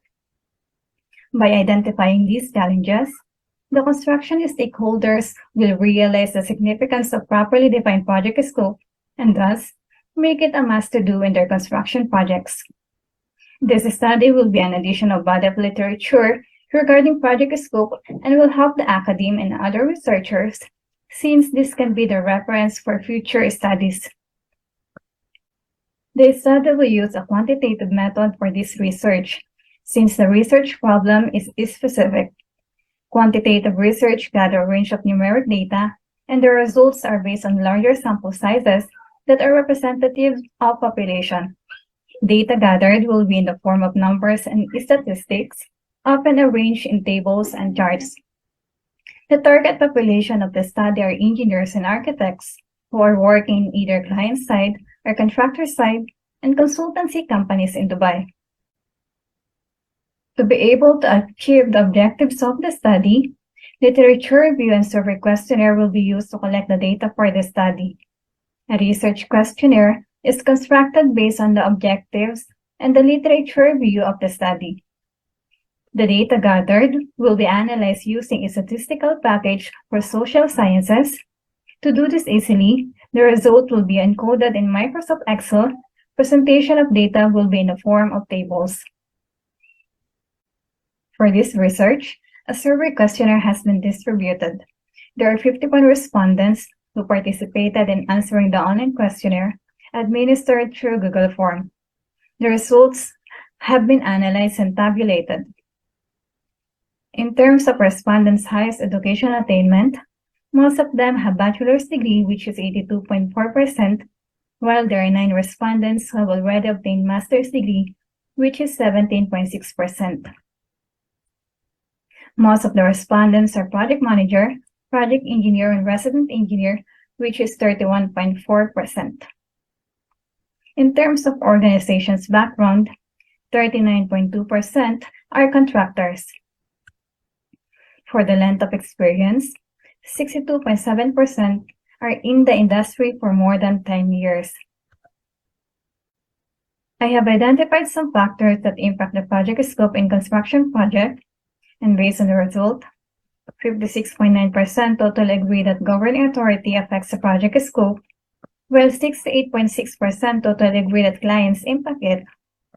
58.8% agree that consultant also affect the project scope, and 52.9% agree that contractors also impact the project scope. If these factors are known at the start of the project manager can identify strategies that optimize those likely to have positive benefit and mitigate any likely to have an adverse effect. For further study, I have identified some challenges in identifying project scope considering the mentioned factors. Challenges in identifying project scope with regards to authority. 62.7% agree that regulatory constraints affect the project scope. In Dubai, local authorities have power to implement new rules. Even during the construction period, the project scope will be increased depending on new requirements. This may challenge the project stakeholders in identifying its limitations, and it could increase the total project valuation. Challenges in identifying project scope with regards to client. 56.9% totally agree that unclear project goals affects the project scope. This represents the highest percentage collected from the respondents, and in relation to this, 41.2% also agree that when the project limitation is not clearly identified, it also affects the project scope. Challenges in identifying project scope with regards to consultant. 60.8% of the respondents agree that when there is failure to consider and clarify stakeholders' expectation and concerns at the early stage in the project, it poses a threat to project scope identification, which can result in extraordinary risks being ignored and may lead to difficulties in running the project. Challenges in identifying project scope with regards to contractor. Not raising issues proactively is also an issue for project scope on the side of contractor, and 60.8% totally agree to this.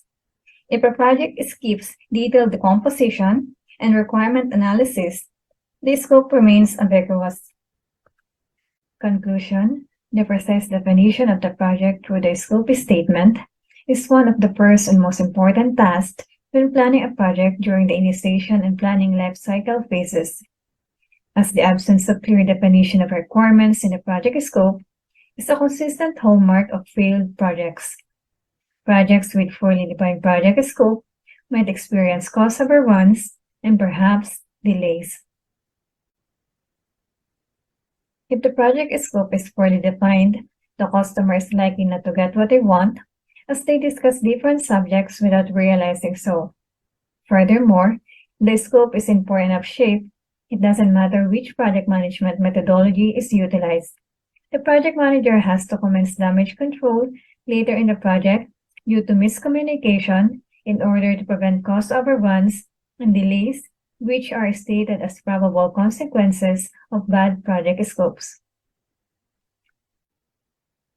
Based on the results, it can be recommended that the stakeholders' input should thus be taken in accordance with their particular concern and different project definition elements, so that their involvement reflects the degree of their importance and relevance to the project. To avoid the major identified challenges hindering the implementation of project scope management practices, companies should continuously organize training activities that will update the knowledge of their staff to become familiar with necessary project management skills.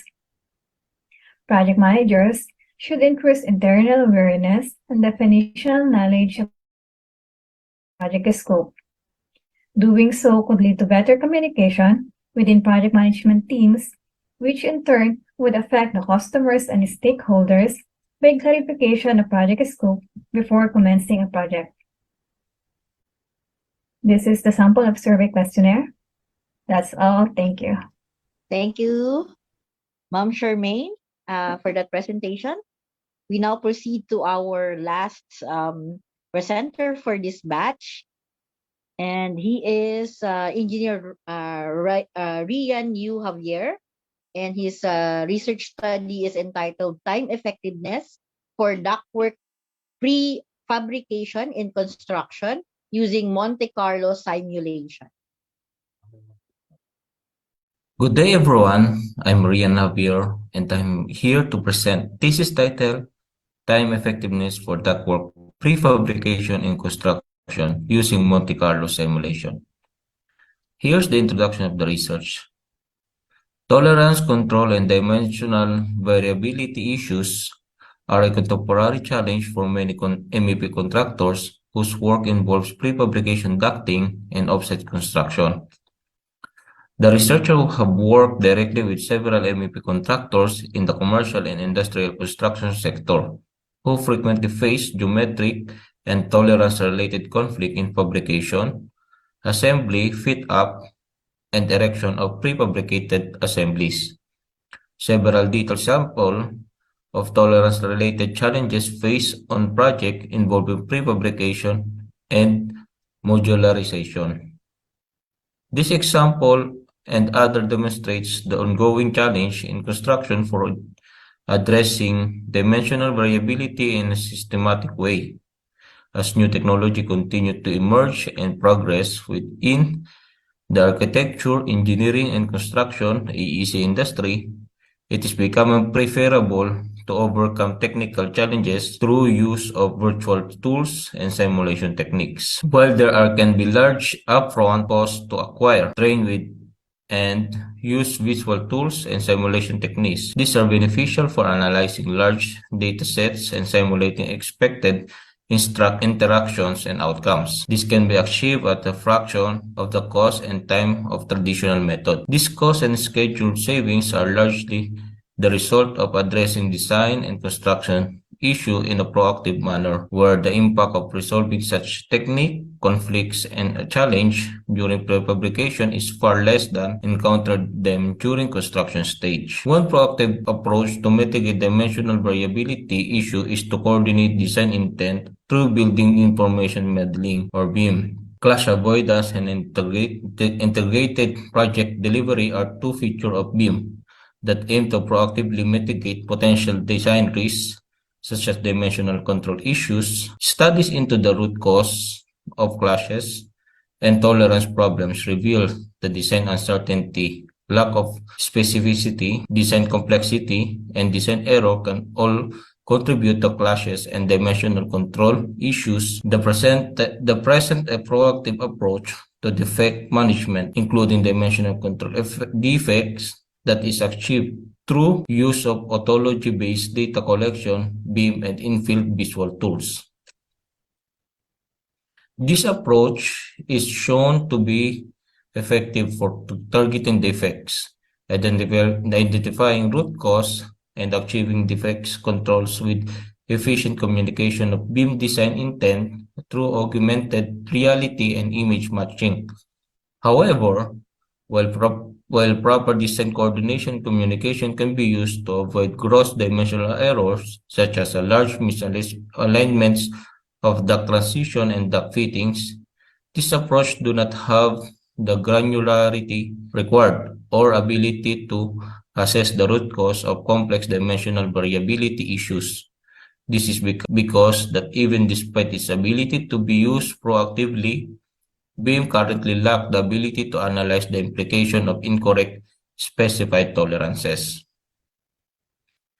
Methodology.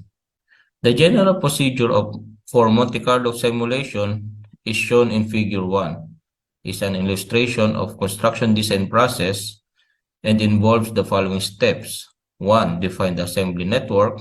2. Generate random values for each variables based on the probability distribution function. 3. Populate the assembly network with generate random values. 4. Compute the extract variations at critical measurement point in the assembly network. And 5. Repeat step 2 to 4 until the number of simulations exceed the minimum required.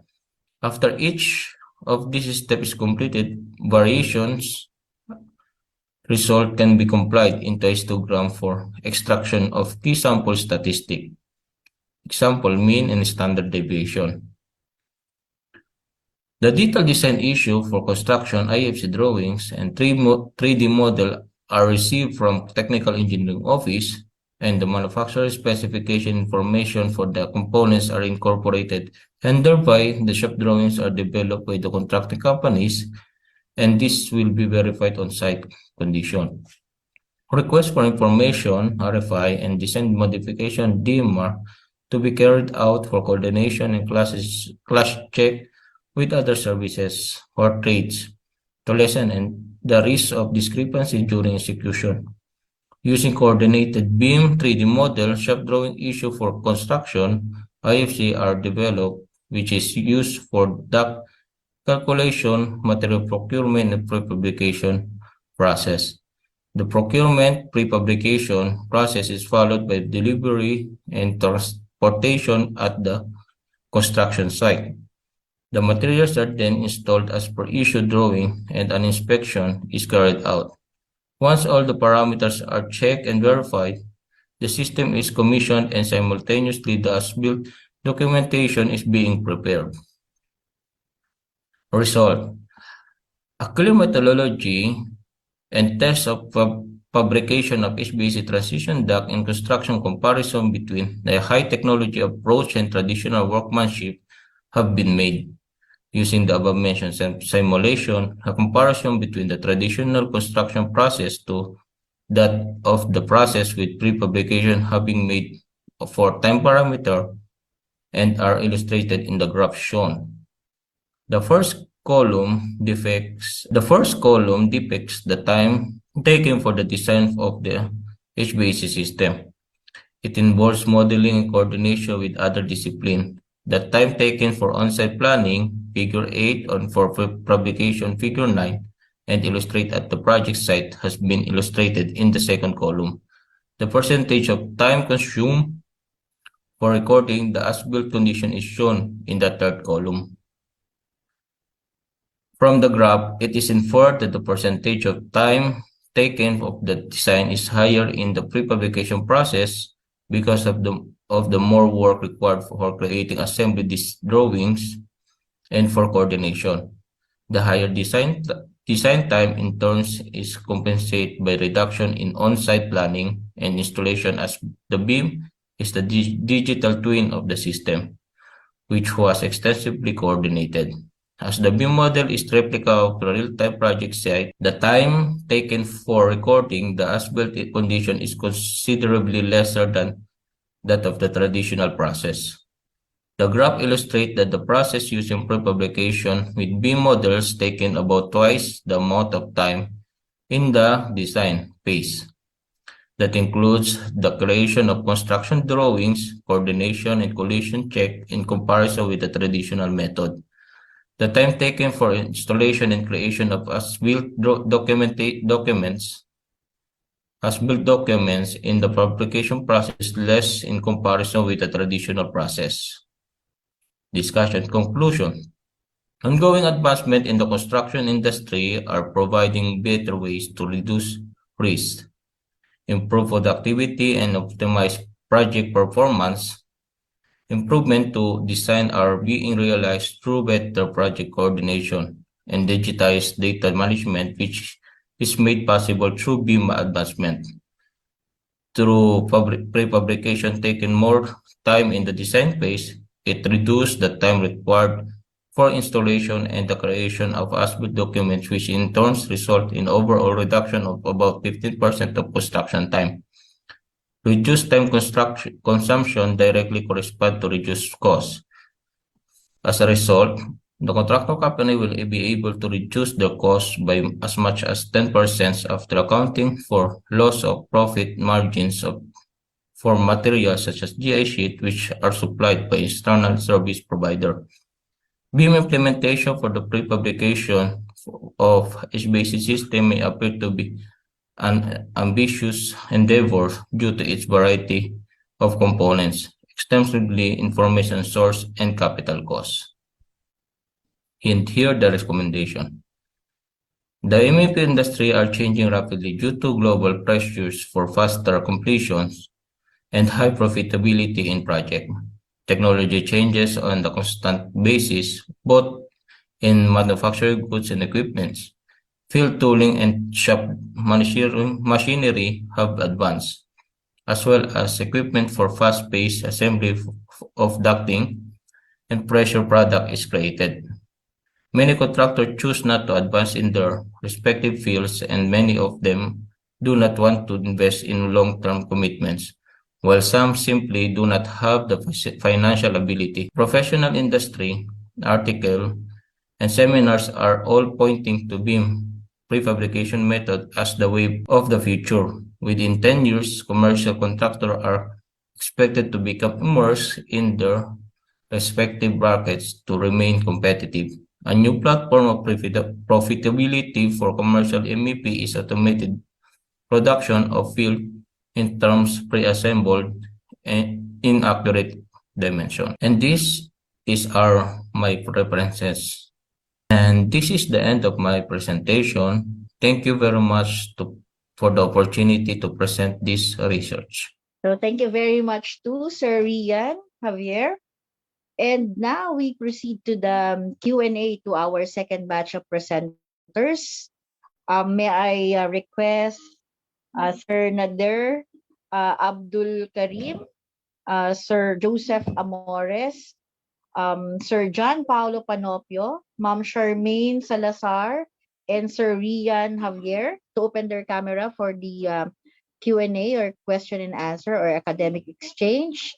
And for the audience, you may address your questions to our presenters through the chat box, so I could read each question. So this is for Sir Nader.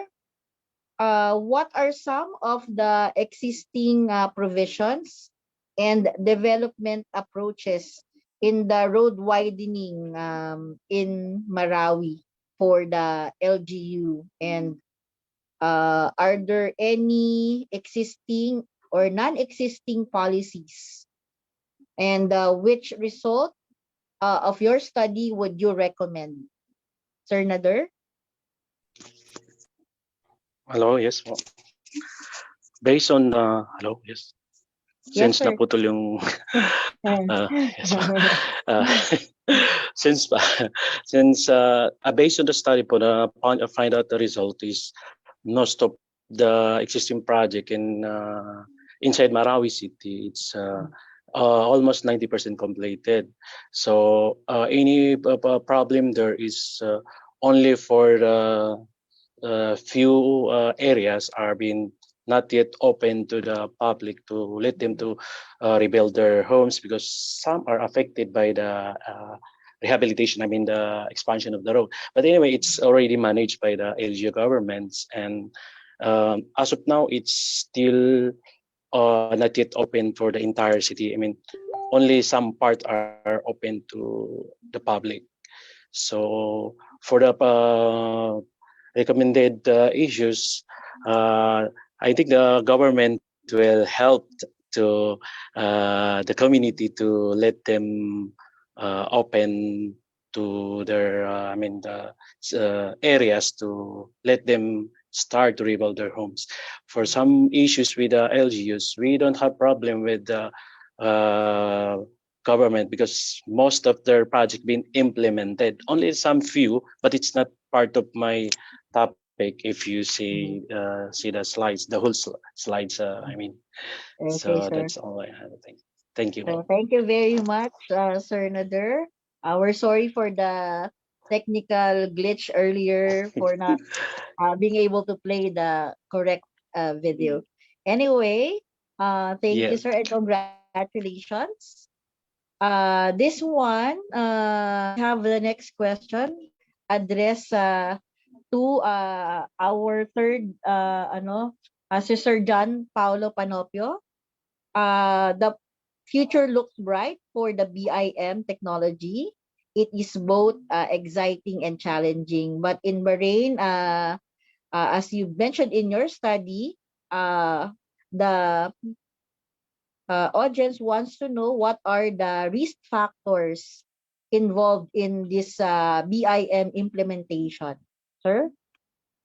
Some of the risk factors that are involved in the implementation is that it is still on the starting stage of the implementation. So there are a lot of things that may happen, like companies will struggle in implementing it, like the technicians are also will undergo training. So the companies also will have the cost, will prepare cost and time to make their technicians, CAD technicians, to make them as BIM technicians. So some of the companies will probably also have seminars and other trainings that will be needed for the other technicians.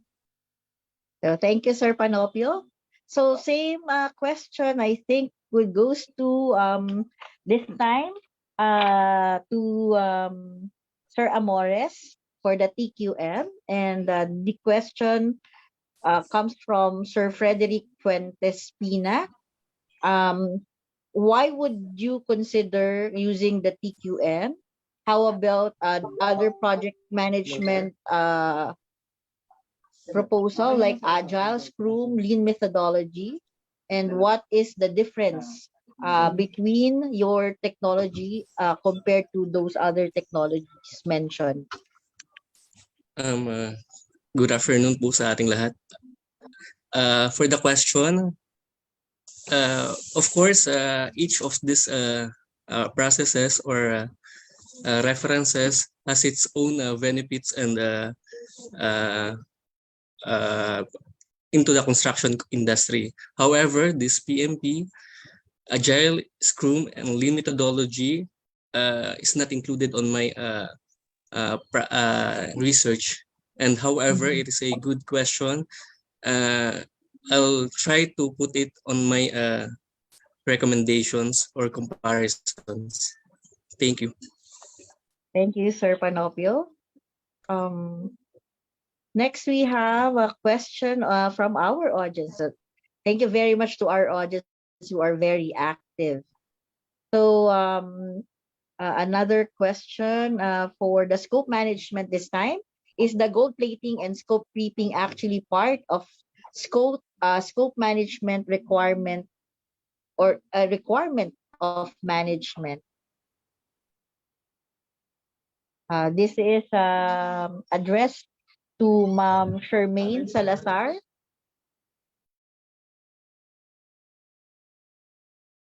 Nandito po ba si Miss Charmaine?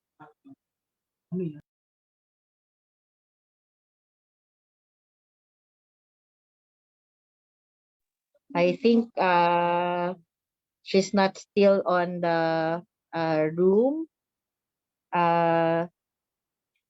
Another question from our audience addressed to the chat box. For the BIM, would you think it is applicable or influenced here in the Philippines? For some study you say has not been utilized, the benefits. Would you think that there is a significant application if it is possible to be applied here in the Philippines? Coming from John Roby Pavilion. Actually, yes. Actually, my study is here in Bahrain, so I know what is the current situation in here in Bahrain because I myself is a CAD technician also.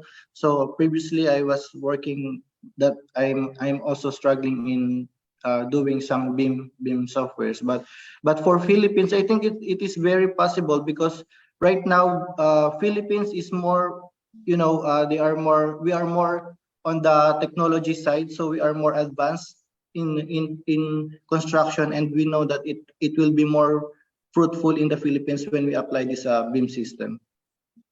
So thank you very much, Sir Panopio.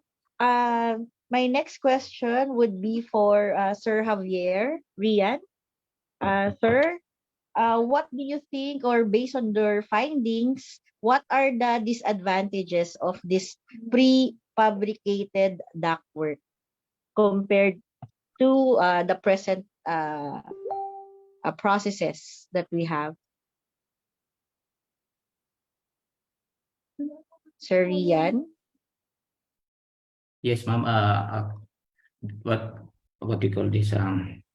The disadvantage of this prefabrication is first is it will at the first execution you need the more cost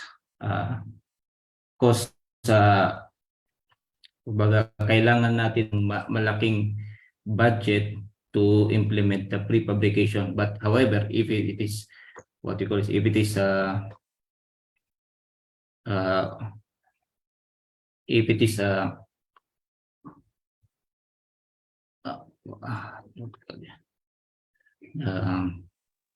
kung ano ba tawag dito? Sa simula ma'am, kailangan natin dito ng malaking budget. Okay, pero sir. Hello? Yes, sir, you are audible po. Yes, ma'am. Then if it on the ongoing process, it will what you call this? It will conclude that the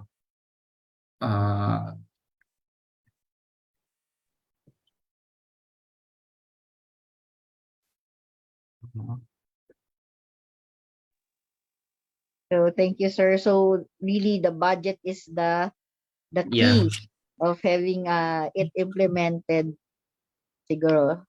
So hopefully this particular process would be really successful in the near future, especially in our construction industry. So in the interest of time, we'll have to cut this Q&A, and to the second batch, Sir Nader Abdul Karim, Sir Joseph Amores, Sir John Paulo Panopio, Ma'am Shermaine Salazar, and Sir Rian Javier. Congratulations to all of you. May we request you to open your camera for the photo opportunity.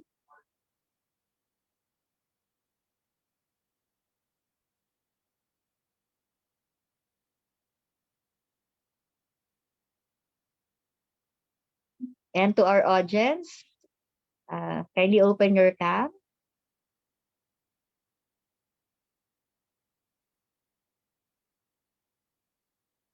Okay, so congratulations again.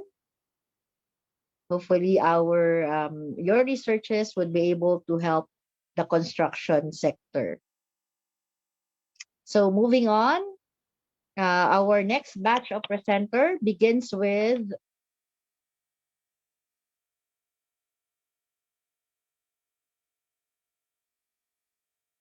Engineer Clint C. Marquez, and his research is entitled Alternative Solution to Non-Implementation of Liquidated Damages in Construction Industry.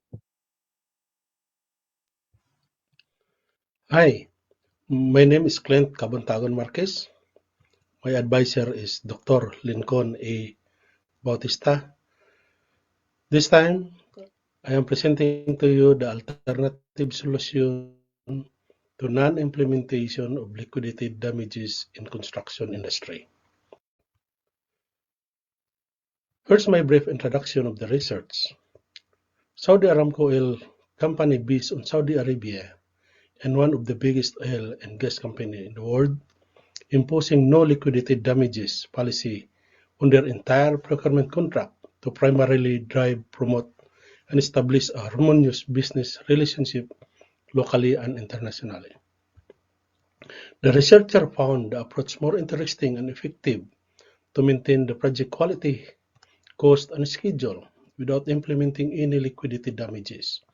At the time when the contractor encountered difficulties in achieving the project goals and objectives, this study aims to determine why LD is not implemented in Aramco and to identify the alternative solution used to non-implementation of liquidity damages in the construction industry. Here's the statement of the problem. This study has some limitation, such as the result may not be applicable to other construction companies and projects, since the research setting is only in Saudi Aramco projects. There is a different culture in its company, thus the results is only limited to it. The respondents are also only coming from the project management team affiliated to the projects of the company. The interview schedules are restricted to the availability of the target respondents as well as the researcher. Since they all have work to do, the researcher also had deadlines to follow. Data may be limited to what the respondent is only willing to disclose. Here's the summary of findings during online survey questionnaire. Most of the respondents range to the age of 40 years old to 49 years old. We got 47.5%. Their educational attainment, most of them coming from the bachelor's degree, 87.1, and then followed by master's degree, 9.9. Then most of the respondents, they are in the group of engineers, QE officers, supervisor, planners, commercial managers, telecom technician, administrative officers. Majority of the respondents are working in the construction industry for more than 10 years, and they all have experience working in Kingdom of Saudi Arabia and in other Middle East countries. In terms of their projects, some of them are working in pipeline projects. Majority of them are working in oil and gas construction industry. There are also respondents who are working in Saudi Aramco Innovation Center and Aram projects in KSA.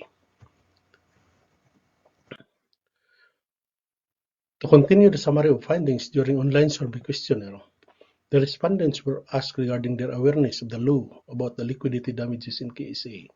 Most of them are aware of it and find it challenging. Most of them answered that it is challenging since if claims will not be resolved, they will go to dispute and arbitration. There are also several types of liquidity damages in every contract, and it is challenging since the implementation is complicated and there are a lot of supporting documents needed in order to do it. Liquidity damages are protecting the risk of the employer in case the contractor fails to comply with the time completion under the contract, and it always comes with a cost. And the liquidity damages and its impact challenges differ for every company or projects.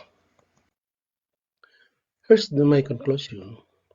A well-drafted liquidity damages clause can be an effective risk management tool for the employer. However, the rate of liquidity damages needs to be considered carefully. From a practical perspective, if the liquidity damages rate is unreasonably high, then notwithstanding the possibility of a challenge that the damage constitutes a penalty and is therefore likely to be unenforceable in any event, the tenderers may inflate their tenders to account for the increased financial risk that will be imposed on them in the event of a breach. Here's my recommendation. Based on the result of the study, Saudi Aramco should provide a proper project feasibility study prior to awarding of contract to the contractor, since there will be no contract provision if a delay on the schedule will occur.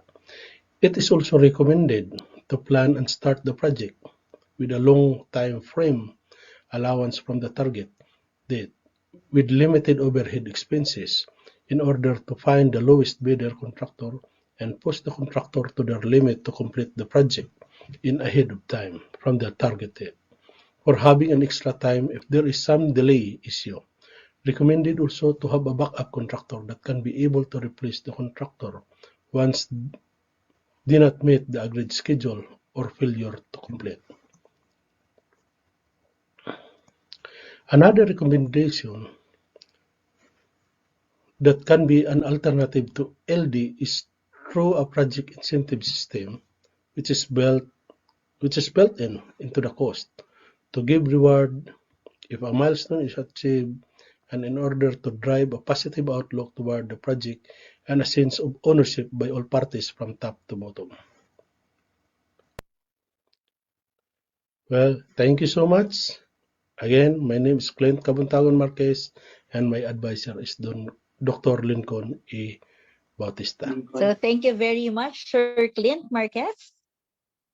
And moving on, we have Engineer Alejo L. Acosta to present his study of the importance of project scoping in managing construction projects.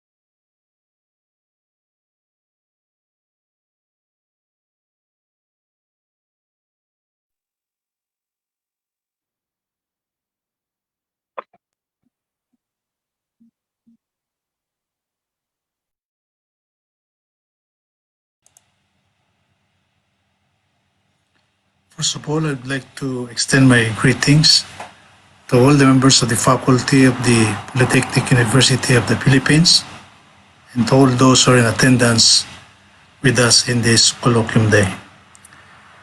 I'm privileged to present to you my thesis entitled Study of the Importance of Project Scoping in Managing Construction Projects. My name is Alejo Acosta and my advisor is Professor Lincoln Bautista. Introduction. Every project manager wanted the construction project goes smoothly from start to completion, with minimal problems, delays, and not exceeding budgets. But this happens rarely in reality. There are always changes in the project scope due to the inadequate collection and documentation of requirements. Change requests make their way into the project without going through the integrated change control process.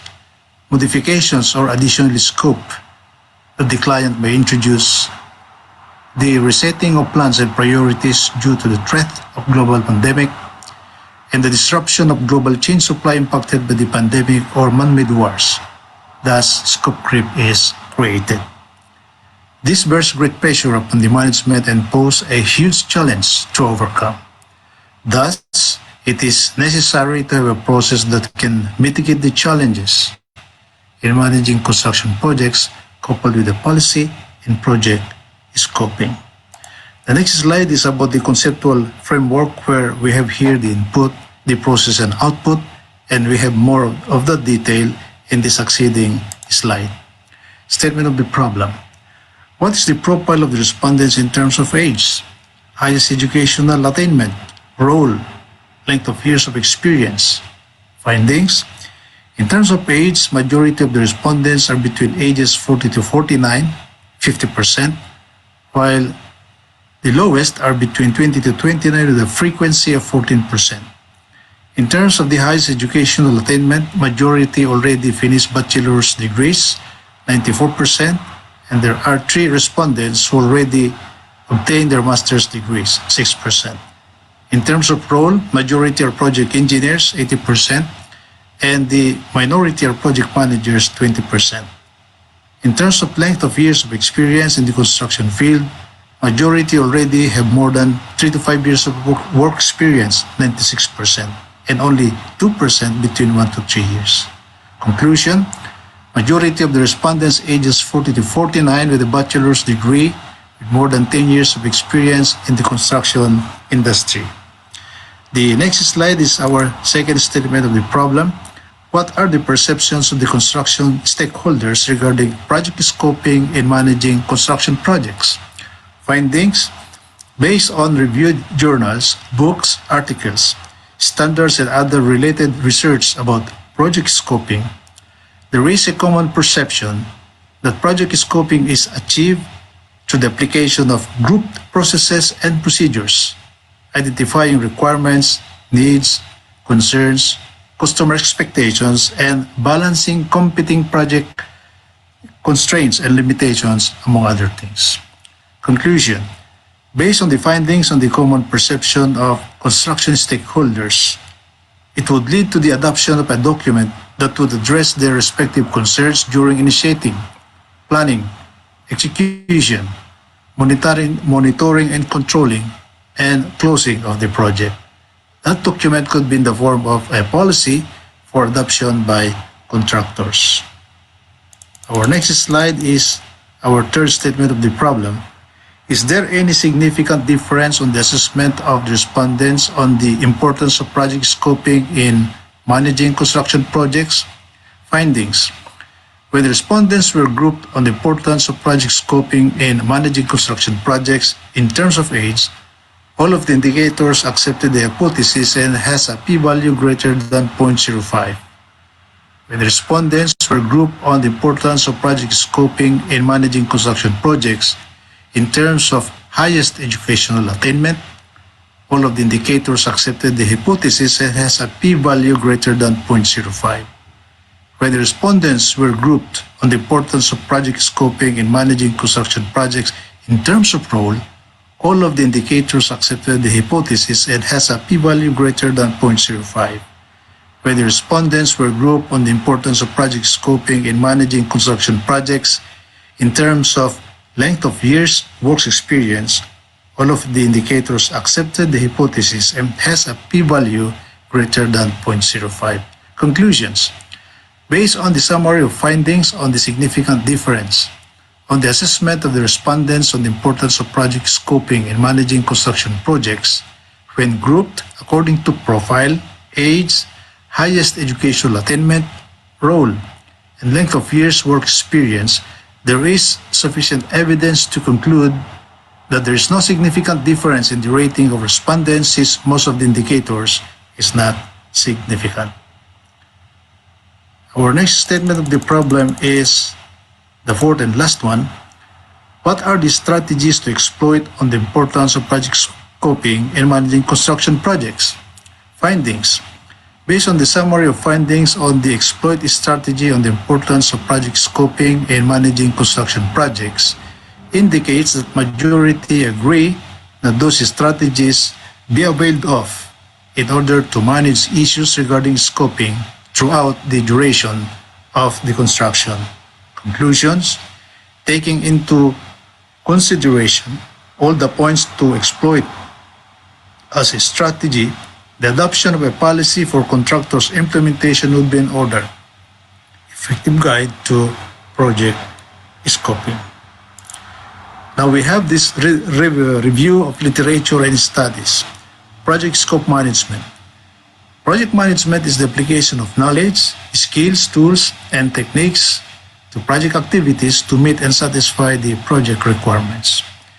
Scope of work in construction. Scope of work in construction projects clearly defines what is expected from each party involved in a contract, and this makes it an essential document in project management. Scope creep. This is a term used to describe the changes to the scope of a project that occur after the project scope has been baselined and or approved. Complexity in modern organizations. Project management can be a difficult job for a variety of reasons. Project managers may be responsible for projects that are huge, projects that have so many moving parts that the slightest misalignment send operational plans into a spin. Still with the review of literature, complexity in projects with respect to human resources. People perceive situation as complex if the situation is unclear, highly complex, or paradoxical, or there are differing interpretations. Complexity competencies with respect to technical. A combination of technical project management, leadership, and strategic and business management are capability groupings for any project management practitioners dealing with programs and projects that contain elements of complexity. Managing a procurement and associated risks with respect to equipment. Every product or service acquisition calls for an understanding of the procurement process. Based on this understanding, one would make up judgment calls for the level of detail in the implementation of the procurement process. Now, here is our recommendation. There are several exploit strategies to employ to effectively manage project scoping and project construction. Strategies that applies at the different phases of the project: initiation, planning, executing, monitoring, controlling, and closing. The policy effective guide to project scoping for adoption by contractors does not include integration with other project management knowledge areas. The policy is focused mainly on project scoping. The next slide is about the references that I've used in the research. So with that, I conclude my presentation, and I would say thank you very much.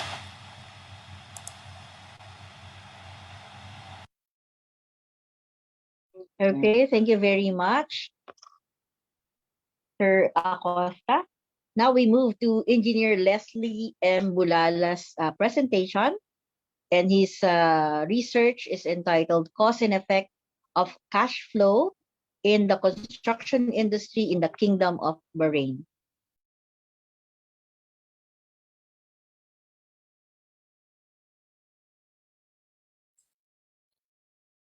Good morning, everyone. My name is Engineer Leslie M. Bulala, a practicing structural engineer in the Kingdom of Bahrain. And the title of my thesis is Cause and Effect of Cash Flow in the Construction Industry in the Kingdom of Bahrain. And my advisor is Dr. Lincoln Bautista. Introduction. Construction projects are complex and risky. Even the construction companies can fail due to poor cash flow. To survive in this rapidly changing environment, effective cash flow management is essential. In very general terms, cash flow is the movement of income into an expenditure out of a business or other entity over time. In construction, however, the term cash flow typically refers to an analysis of when costs will be incurred and how much they will amount to during the life of a project. Cash flow impacts all aspects of construction project implementation process. Cash shortage can lead to project failure and business bankruptcy. Statement of the problem. What are the profile of the respondents in terms of age, sex, highest educational attainment, position, role in the construction industry, and years of experience? Number 2, what are the perceptions of the construction stakeholders regarding the effects of negative cash flow in the construction industry? Third, is there any significant difference in the perception of the construction stakeholders of the effects of cash flow in the construction industry based on their profile? And fourth, what are the effective strategies for cash flow management? Answers the statement of the problem. Number 1. What are the profile of the participants in terms of age, gender, highest educational attainment, position in the organization or in the company or organization, years of work experience in construction industry? And the findings are stated here and the conclusion as well. Statement of a problem number 2. What are the perceptions of the construction stakeholders regarding the effects of negative cash flow in the construction industry? Findings are here and conclusions also stated here. And statement of the problem number 3, is there any significant difference in the perception of the construction stakeholders on the effects of cash flow in the construction industry based on the profile? Findings is here and conclusions also here. Statement of the problem number 4, what are the effective strategies to improve cash flow management? Findings is here and conclusions is here. So, scope and limitation of this study.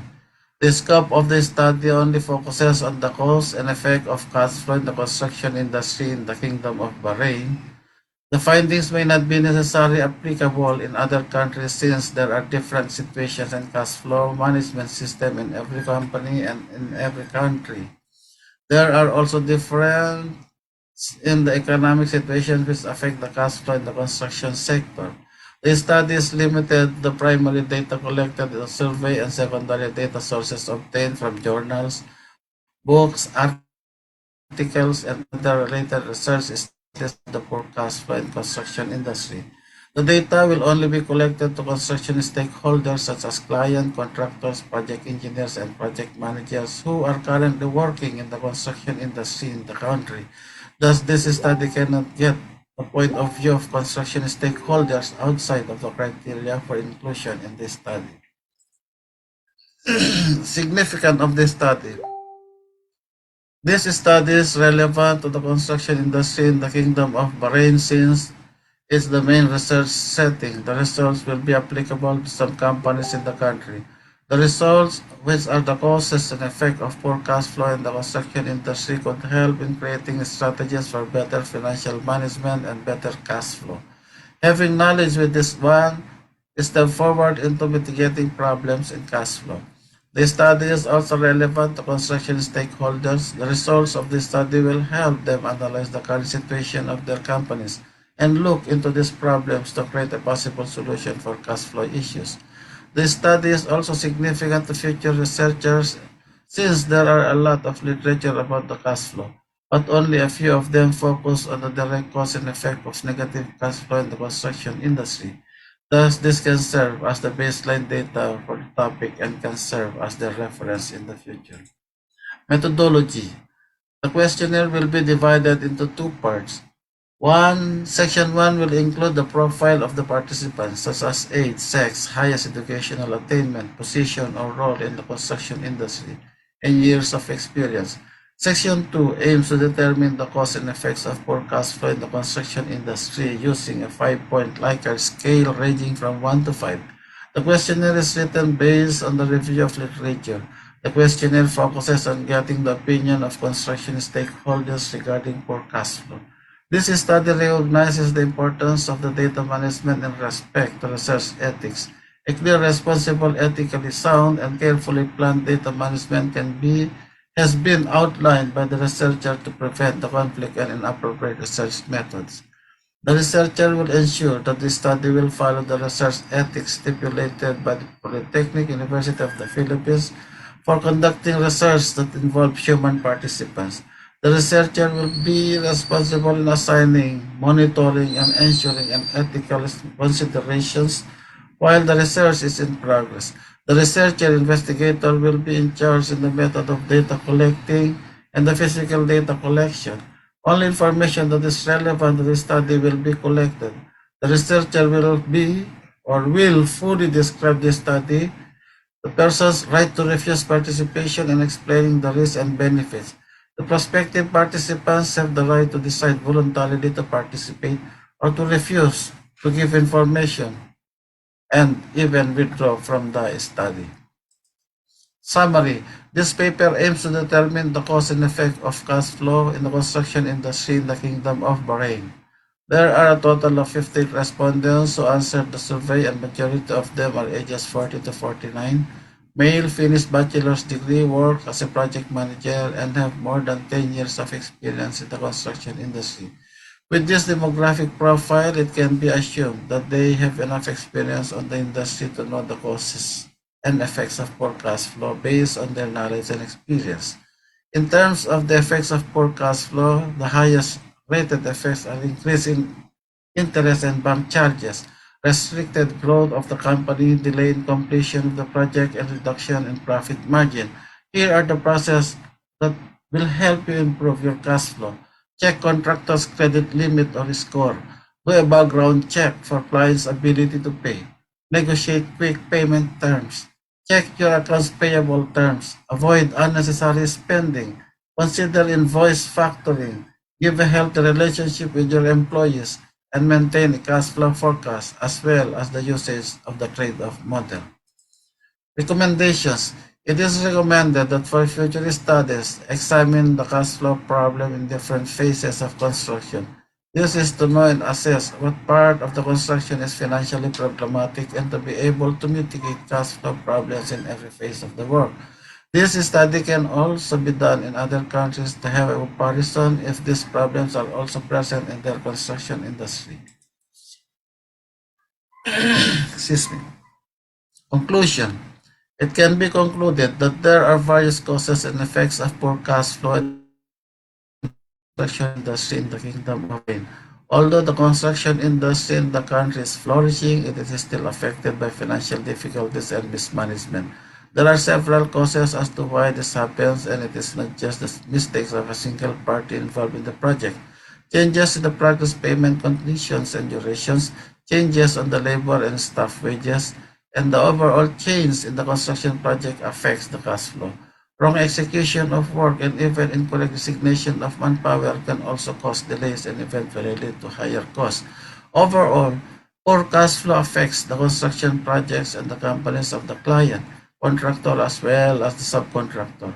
Poor cash flow leads them in borrowing more finances, and this will increase interest and bank charges. This problem also affects the relationship with each other, since they tend to collect balance and fees that are sometimes not even due since they need more finances. This also restricts their company's growth and affects their employees as well due to bad reputation. Continuous problems that come from poor cash flow will eventually lead to project failure. References: Fadel, 2019, Construction Industry in the Kingdom of Bahrain. Kellogg, 2021, Guide to Managing Cash Flow in Construction, Common Problems and Solutions. Liu Zayed and Lee, 2009, Cash Flow Analysis of Construction Projects. McInnes and Collins, 2011, The Effect of Cash Flow Forecast on Accrual Quality and Benchmark Bidding. And this concludes my presentation. I thank you. Thank you, thank you also, Sir Leslie Bulala. Now we move to our next presenter.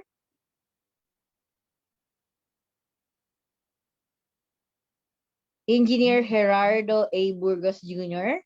with his research study Barriers to the Implementation of BIM in the Construction Projects in the Kingdom of Bahrain.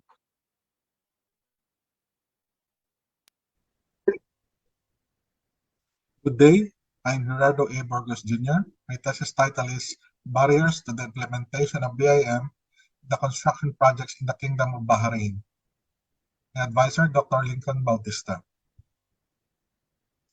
I'll read to you now my thesis introduction. Building Information Modeling, or BIM, is the recent development in architecture, engineering, and construction industry. It produces an accurate virtual model that can be used for planning, design, construction, and operation of the facility. The model can be used to demonstrate the entire building life cycle. BIM has been mentioned as a new solution for challenging problems in the construction projects, such as productivity loss, labor shortage, cost overrun, and competitiveness. Not only the experts of BIM, but also industry practitioners, addressing the importance of BIM application in the field of construction. There are productivity and economic benefits of BIM to the construction industry that is acknowledged and understood. But BIM adoption has been much slower than anticipated. Consequently, various factors that impact the adoption and implementation of BIM have been identified and classified by many studies from different countries. However, the frequency and importance of these factors vary from project to project or nation to nation. This study aims to identify the barriers to the implementation of BIM. This research can develop an in-depth understanding regarding the positive impact of BIM in the construction project in the Kingdom of Bahrain and why BIM is adopted such a slow rate. The results of this study can also provide valuable data to engineers and other construction stakeholders as it would tackle the barriers to the implementation of BIM. Knowing these barriers ahead of time will minimize problems in the future. Furthermore, this study is beneficial to other researchers since there is a dearth of literature on BIM in the Kingdom of Bahrain. Several studies about the implementation of BIM in other countries were beneficial for the drafting of this research.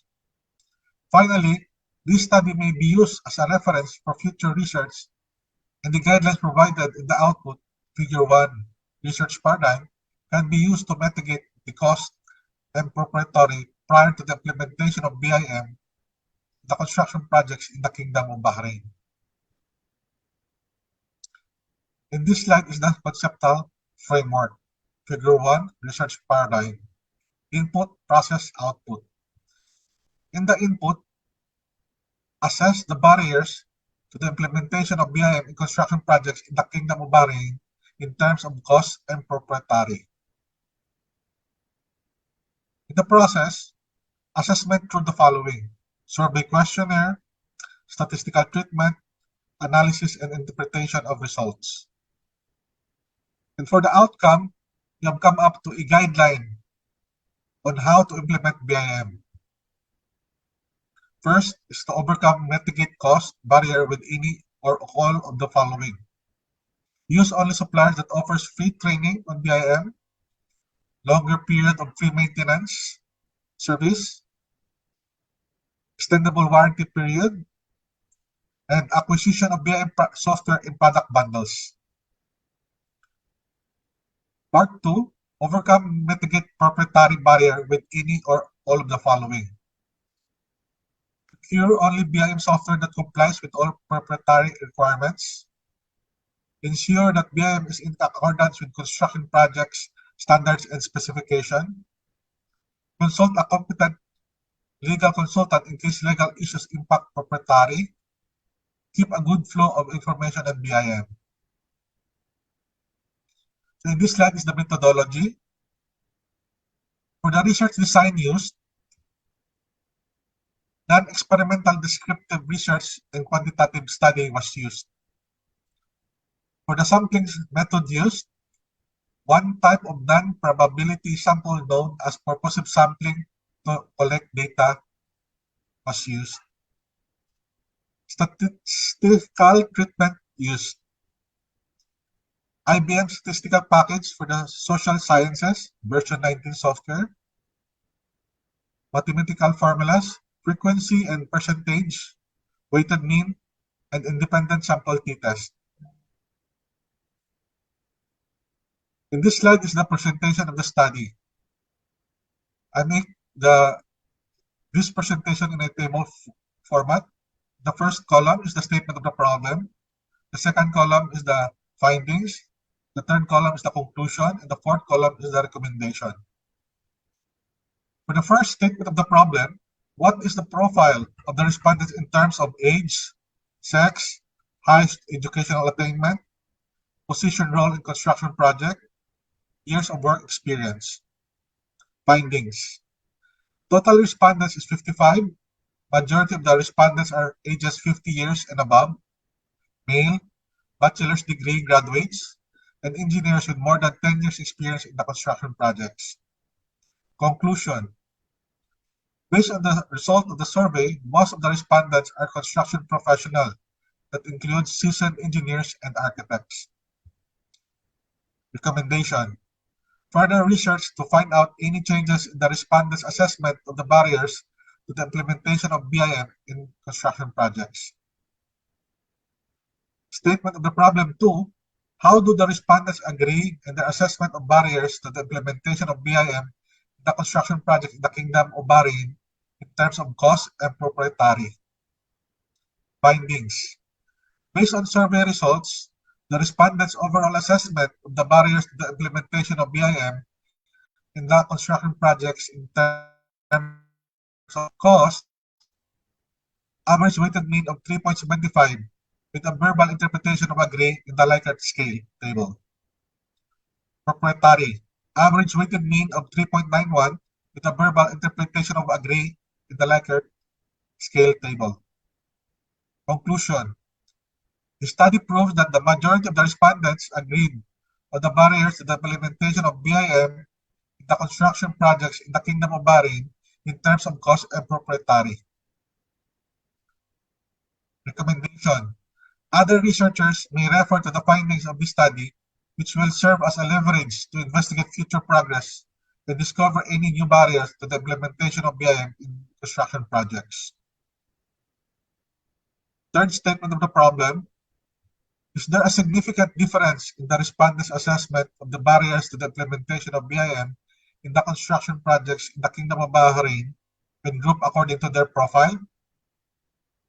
The survey results show the study proves no significant difference between the assessment of the respondents of the barriers to the implementation of BIM in the construction projects in the Kingdom of Bahrain when the same respondents were grouped according to age, sex, education, position role, and experience in terms of cost and proprietary. Conclusion.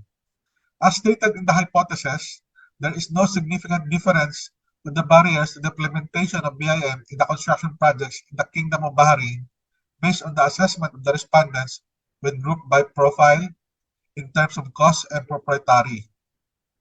The third finding of this table demonstrates that this hypothesis is true. Recommendation. This study is based on a limited number of literature reviews, and the primary source of data is the survey questionnaire given to construction professionals in the Kingdom of Bahrain. In this instance, it is vital to determine if further information regarding the barriers to the implementation of BIM in construction projects is necessary. So in this slide is the references, books and articles regarding BIM, journals and other research studies regarding BIM. Thank you, and thank you to my advisor, Dr. Lincoln Bautista. Okay, thank you very much, Sir Gerardo. And now we move to our fifth presenter for this batch, Engineer Philip S. Sinlao, and his research study is entitled Challenges in Change Management Process on Selected Construction Consultancy in the Middle East.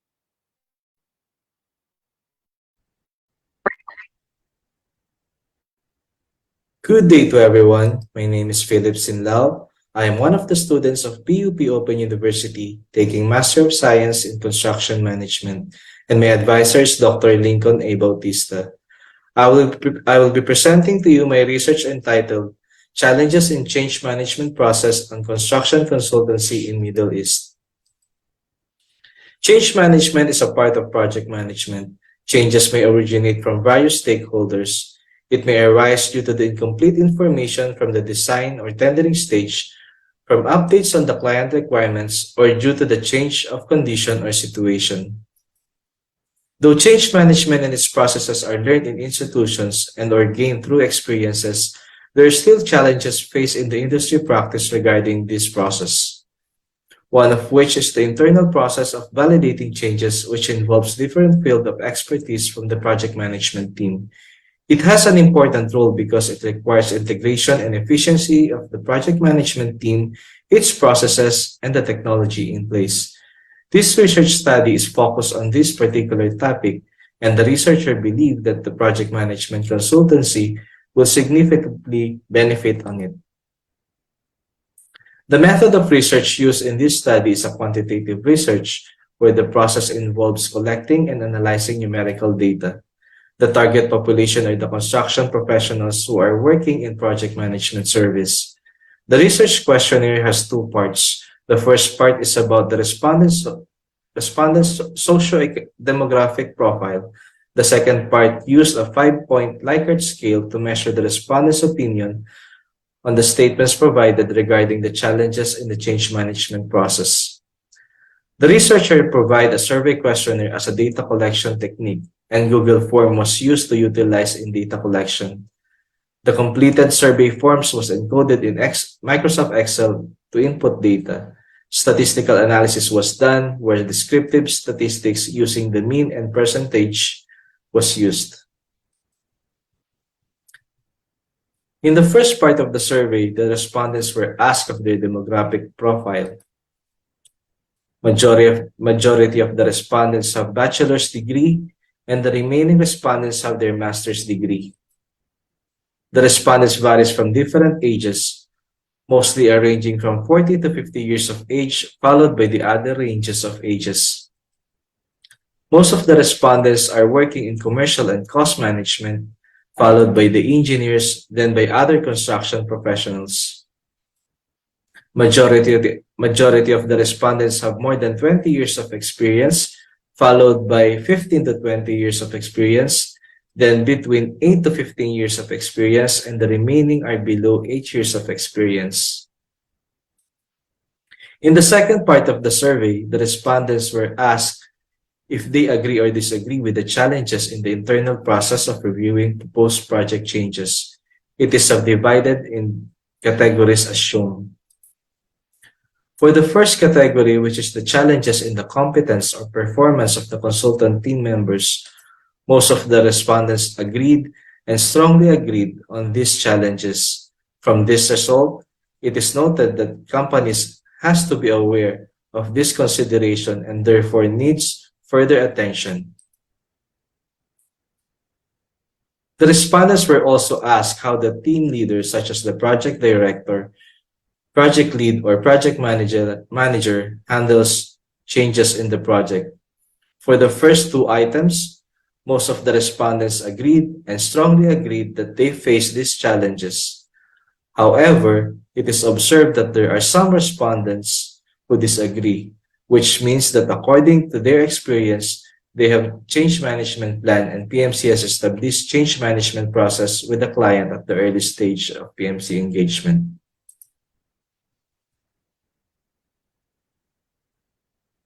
For the following listed items, most of the respondents agreed and strongly agreed. Significantly, these items are challenges encountered by most respondents.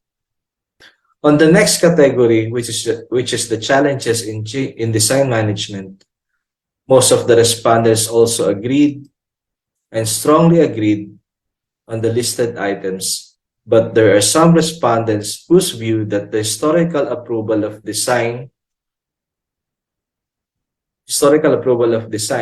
and coordination with the technical team member are not applicable. However, it is to be noted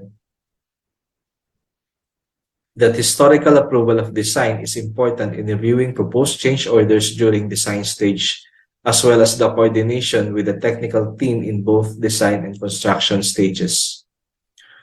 For the fourth category, which is the challenges encountered in commercial management, most of the respondents also agreed and strongly agreed with the listed items, except for item number 4, where most of the respondents have contract clause related to variation or change order. It is also to note that there are few respondents who experience regular change log, and some respondents believe that the last item is not applicable. However, this is important specifically for checking rates of new items if it is within the market rates. For the document management, again, most of the respondents agreed and strongly agreed in the challenges listed below. Few respondents disagree in implementing document management system. It means document management system is implemented in their project. For the organizational aspect, most of the respondents also agreed and strongly agreed on the listed items. However, there are respondents who believe that item number 5 is not applicable, and some did not agree. It means they have a functional contract administration on their project. From the results of the study, it can be recommended that all concerned stakeholders must be properly oriented regarding the procedure of change management plan. They should also have a sufficient time to train new personnel or employees that will enter the project or be engaged in the project to avoid confusion or lack of knowledge of the employees on the processes, which lead to further issues. PMC also has to consider to employ competent and proactive team members and ensure that they also have experiences in change management. Importantly, it is critical that the project and department leads are also recommended to have leadership skills, enough experience, proactively involved in the development of change management procedure and performance of team members. The change management process and the expectations should be clarified and discussed to stakeholders from the commencement of the project. A workshop should be conducted to monitor progress and discuss and resolve any issue. Proper communication system and document system should be in place before starting any activity. Constant updating of database must be strictly implemented to avoid gaps in the information during the processes and to be able to track documents easily. It is also recommended that pre-contract documents shall be reviewed accordingly by experienced professionals prior to tender. PMC team should have a regular team meeting, and updating, monitoring, and evaluation are very vital in handling site management. It is also essential that there must be a proper review of scope to be able to identify the sufficient number of personnel which are competent and have enough experience to take the responsibility. For further studies, it is recommended to conduct a study with more respondents from project leads, project managers, and design managers. Also, a study focusing on pre-contract stage, as well as focusing on challenges encountered by the contractors and other consultants, such as design consultant, supervision consultant, testing and commissioning services. Shown are the references for this research, and this is the end of my presentation. Thank you, and have a good day ahead. Thank you very much, Sir Sin Lao. And that concludes the 5 presenters for this batch. So may I ask Engineer Clint Marquez, Engineer Alejo Acosta, Sir Leslie Bulala, Sir Gerardo A. Burgos Jr., and Sir Philip Sin Lao to open your cam for the Q&A or exchange of academic or academic exchange rather. So we have questions on our chat box. So for coming from engineer from one of our audience, he have asked for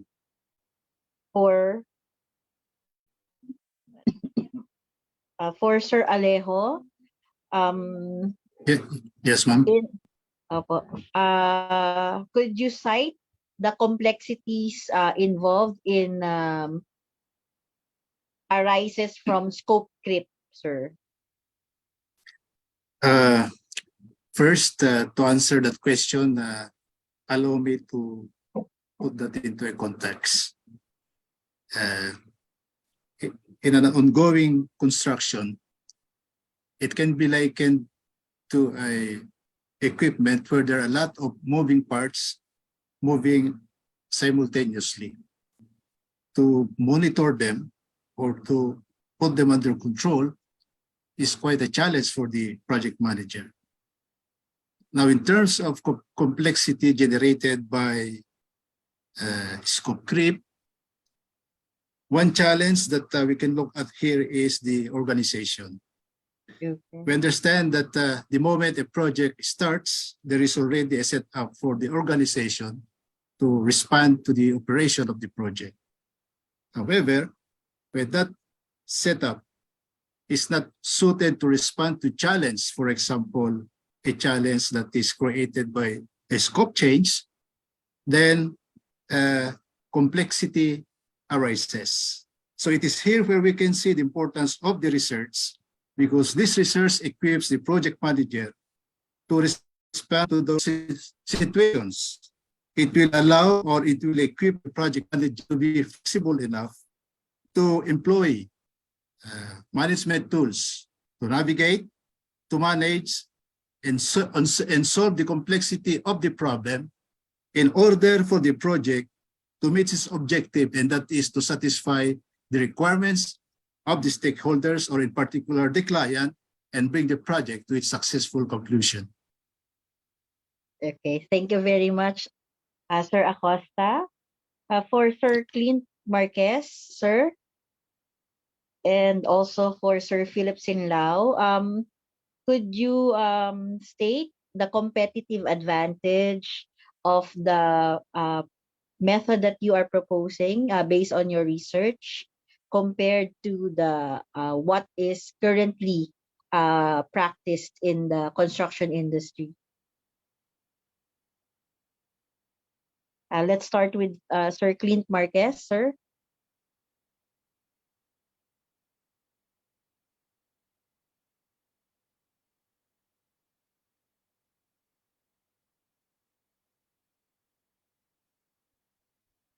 Do we have Sir Clint Marquez on our chat or on our meeting? I think it's not allowed, ma'am, to speak. yes, sir. Yes, Sir Clint.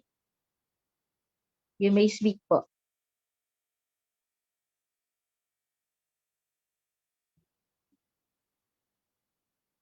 Sir Philip, yes, sir.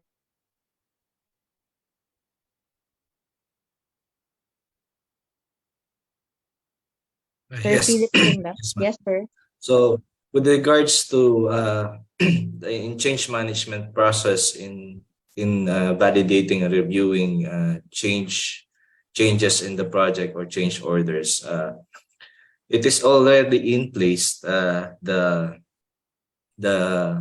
methods of how to do it. However, the problem is the implementation in the project itself.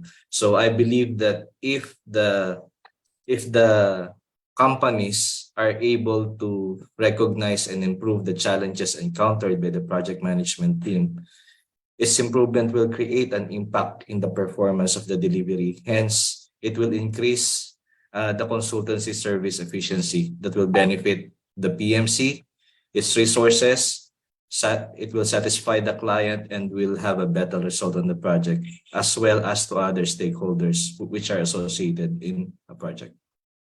Thank you. Thank you, Sir Philip, for that answer. Technical team, would you unmute Sir Clint? Yes, Sir Clint. Again, my question is, what would be the competitive advantage of the solution that you have provided in your paper compared to what is currently practiced in the industry? Sir? Yes, thank you, ma'am. Good afternoon to all of you there. And actually, my papers is only presented the best practices that we had here in Saudi Aramco, which we know that the other construction firm or even in the Philippines did not practice it by not implementing the liquidity damages. So here in Saudi, in my papers, I just want to share how this Saudi Aramco is implemented the non liquidity damages approach when even the current status of our project now is not compromising without implementing the LD. So by this, my papers will going to share the best practices, and we hope that the other construction industry may implement it same like as the Saudi Aramco implemented. Thank you. Okay. Thank you very much, Sir Clint. And for Sir Leslie and also for Sir Gerardo, uh, what would be the impact of the cash flow analysis based on your findings on your paper?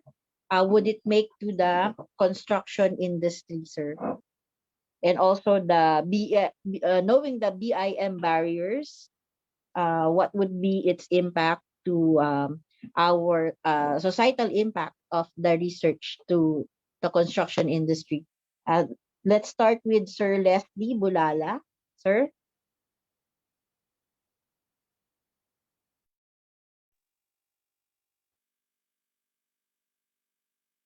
So to our technical team, nandito po ba si Sir Leslie? Hello. Hello, sir. Good afternoon. Hello, good afternoon. Can you hear me, madam? Yes, sir. With regards to the cash flow impact on the construction industry in the Kingdom of Bahrain, if the clients is, or having inappropriate consumption of funds in his project, the cash flow will be affected. And if there is a continuous problem arising from this poor cash flow, it will lead to, project failure. And it will also add to increase in interest of bank charges as well. These are all the impact if there is cash shortage in the project, madam. Okay, sir. Thank you very much. I think it's an important aspect of project management to really have enough funding Funds, for our. yes. Yes, sir. Thank you, sir. For Sir Gerardo Burgos, sir, what would knowing the BIM barriers impact our society, especially the construction industry? Regarding the impact of the barriers to the society or the construction projects in the construction project, first, I work as a structural engineer and I use BIM. And as mentioned by the previous consultant, there are lots of benefits in the power of BIM in construction projects. Though the slow adoption of this is one of the barriers of the of BIM in the construction projects due to the as per my thesis mentioned, it's regarding about the cost and proprietary. So to overcome this cost and proprietary, I have mentioned there a guideline as mentioned in my thesis papers. Example for the cost to mitigate the cost, so that the companies will enable to use this software. They can buy with the BIM software free training and extendable warranties and etc. And for the proprietary, so you should choose software that already considered the copyright, the standards. For example, for in Dubai, there are only some acceptable BIM software approved by the municipality of Dubai. So they should follow those provision by the government provisions in other countries. Okay, sir. Thank you very much, Sir Gerardo, for that answer. This academic exchange for this group really was overwhelming. So we get to our last question for Sir Philip. how do you manage conflict when the change management or variation order did not go well with our plan? This is from Sir Jonathan Brazil. Sir? Yes, thank you for the question. So the question is a bit broad, and in my understanding, if there's a conflict when change management Happens. change order or variation order did not go well. Actually, being a consultant, it's a matter of catering the changes. It may arise from us, from the consultancy, it may arise from the client, it may arise in any stakeholders which are involved in the project. However, these are being managed and being validated. And if the validation did not go well, the contractor has to justify, or the vendor should justify its change order that it can be validated, because we are just presenting this to the client. So there should be a proper documentation and if it is not resolved, in case that it is not resolved, it will go to amicable settlement. And if it is not, it will go to arbitration. So that's the other process in the change management. If there's a dispute, there should be a dispute resolution. Thank Okay, you. sir. Thank you very much for that information, sir. Really, it's overwhelming to know the different techniques on how to mitigate those barriers. So I think that would be all for in the interest of time. See Sir Anselmo Alarilla's comment. You mentioned why the PMC expenditure can affect project costs. I think this is addressed to Sir Leslie Bulala. Sir, on our chat box, is asking if PMC would affect the budget expenditure.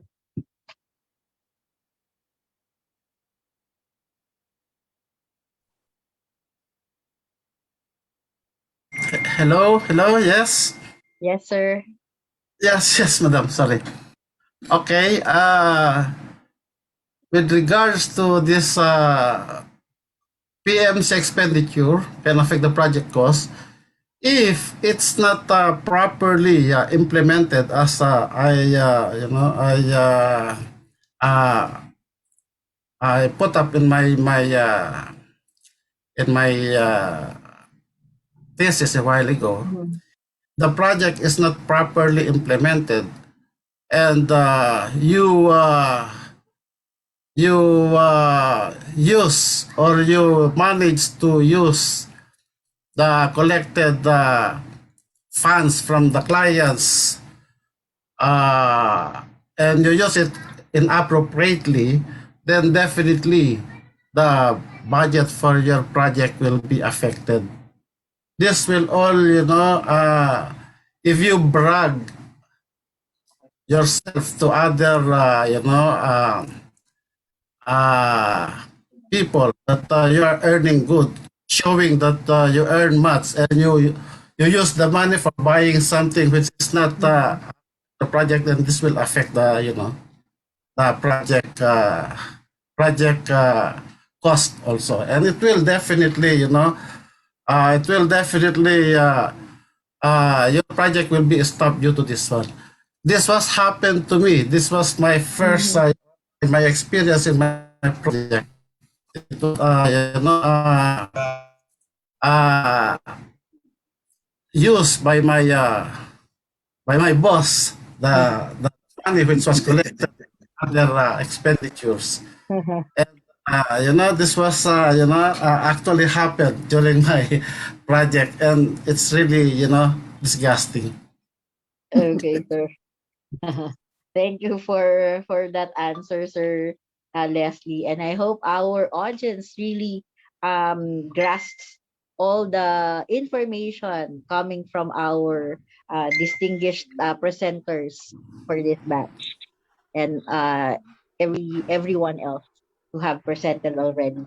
So thank you very much to Sir Clint Marquez, Sir Alejo Acosta, Sir Leslie Bulala, Mr. Gerardo Burgos Jr. and Sir Philip Tindao. May I request our presenters to open their camera for the photo opportunity.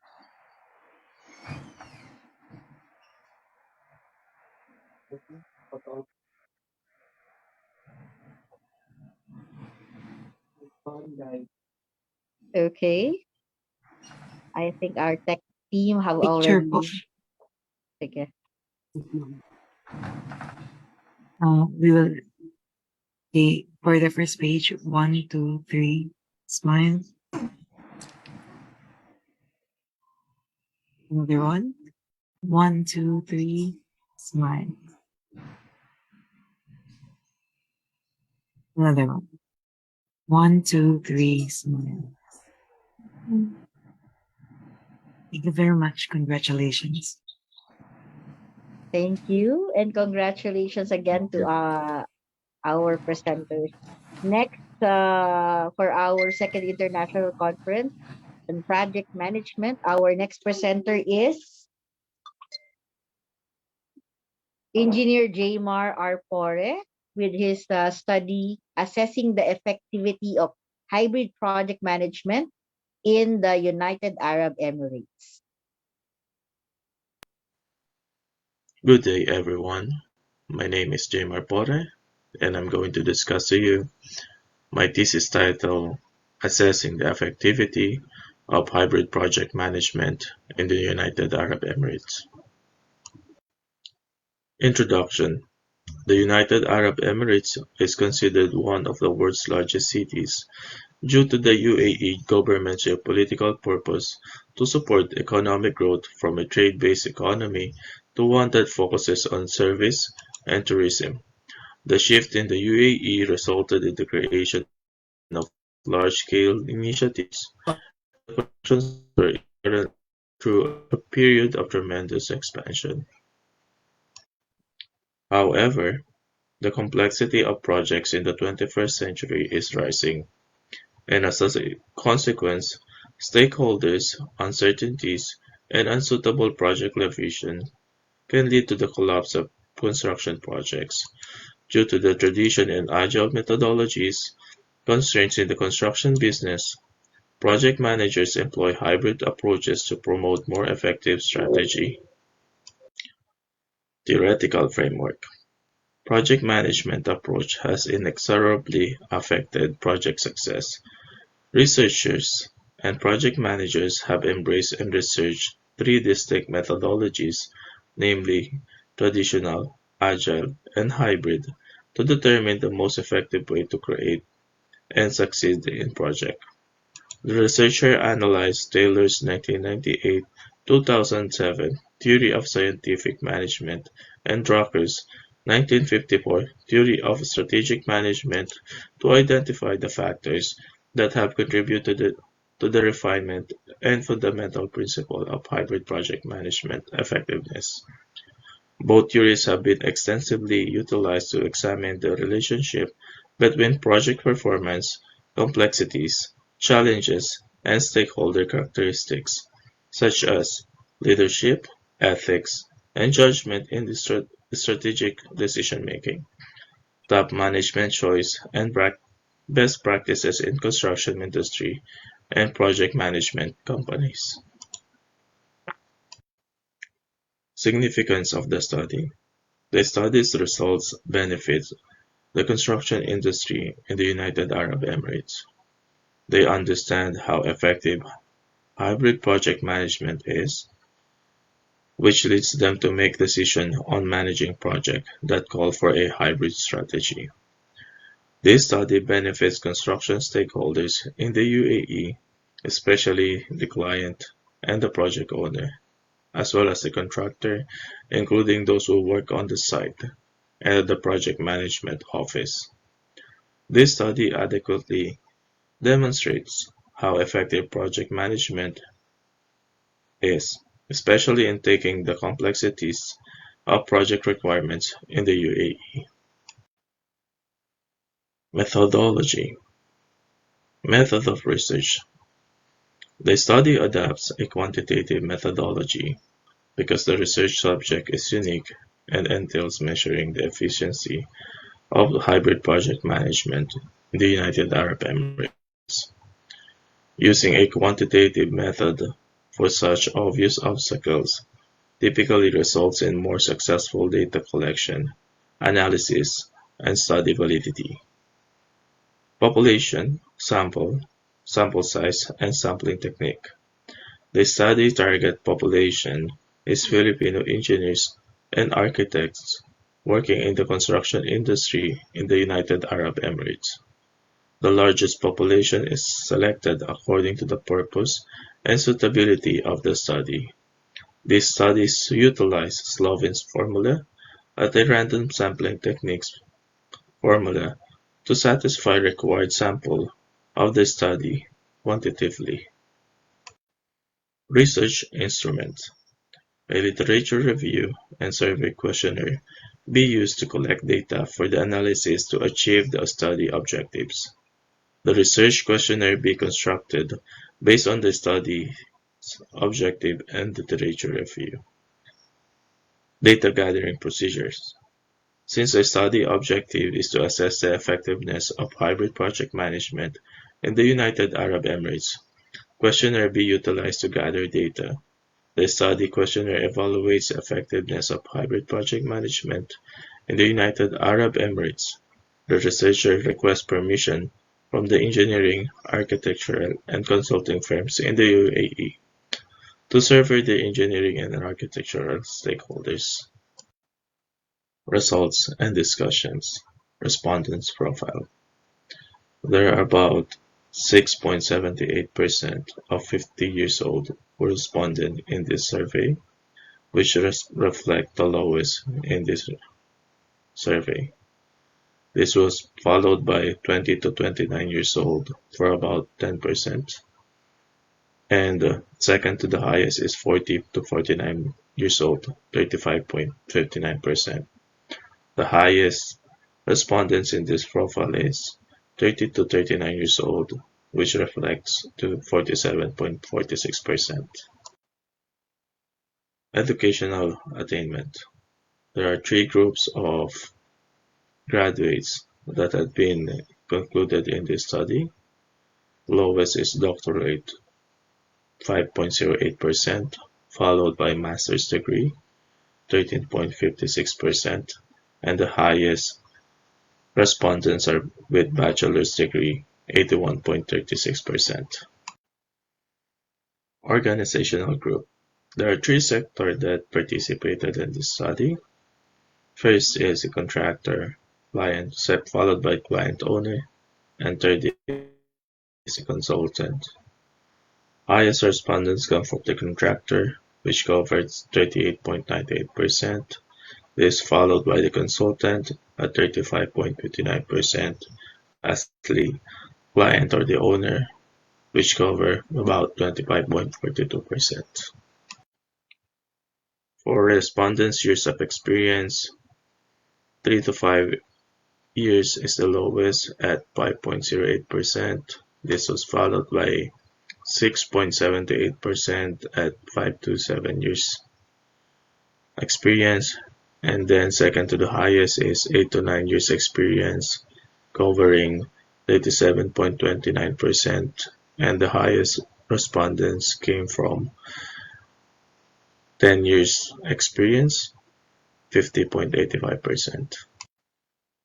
Criteria for selecting effective project methodology in the UAE. As you can see on the bar chart, there are 10 references on how the criteria was made.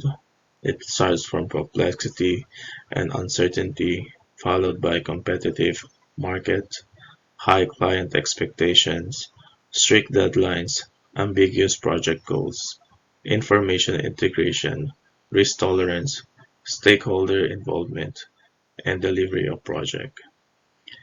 Based on the information gathered from the respondents, most of them agree that one of the highest criteria that affect the selecting of project methodology in the UAE is with complexity and uncertainty This is followed by the speed of project delivery. And the third is high client expectations. Results and discussions, influences that leads in choosing hybrid project methods. So as you can see on the graph, there are several factors that affects project managers in choosing hybrid project methods. Those are time-critical delivery combined with fast pace for early learning, flexible or fixed budget, easier to change, high-level planning, plus iteration planning, fixed or somewhat variable scope, time-critical delivery combined with fast pace for early learning, focus on end result for each phase, estimated well-defined goals. As you can see on the graphs, most of the respondents agree that focus on end result for each phase are the critical, followed by the flexible or fixed budgets and easier to change. Those are the factors that leads project managers in using or utilizing hybrid project management methods. Results and discussion. Indicator of project success in the UAE. Most of the respondents agree on the graph that adoption of robust project methodology is the one that leads project manager into achieving project success in the UAE, followed by customer satisfaction and high response, and third one will be the clarity of objectives. Conclusions. The research validates the effectiveness of hybrid project methodology. It is done by showcasing how complex the project, client requirements, and the fast-paced environment requires diverse methods to undertake all those challenges. The number of benefits using hybrid technique.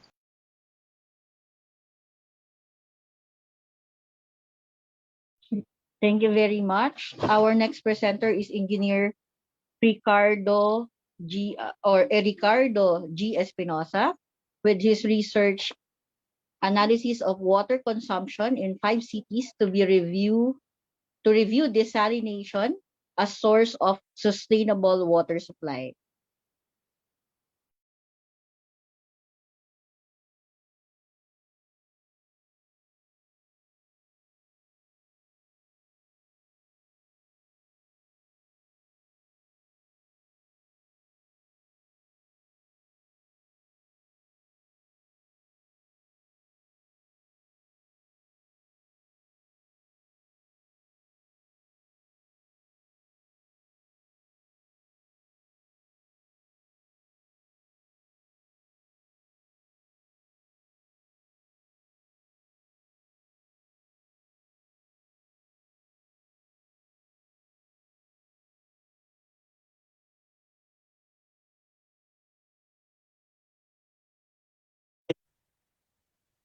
Greetings, I'm Engineer Ricardo G. Espinosa, and today I'm going to present to you my thesis entitled Analysis of Water Consumption of 5 Cities to Review Desalination as Source of Sustainable Water Supply.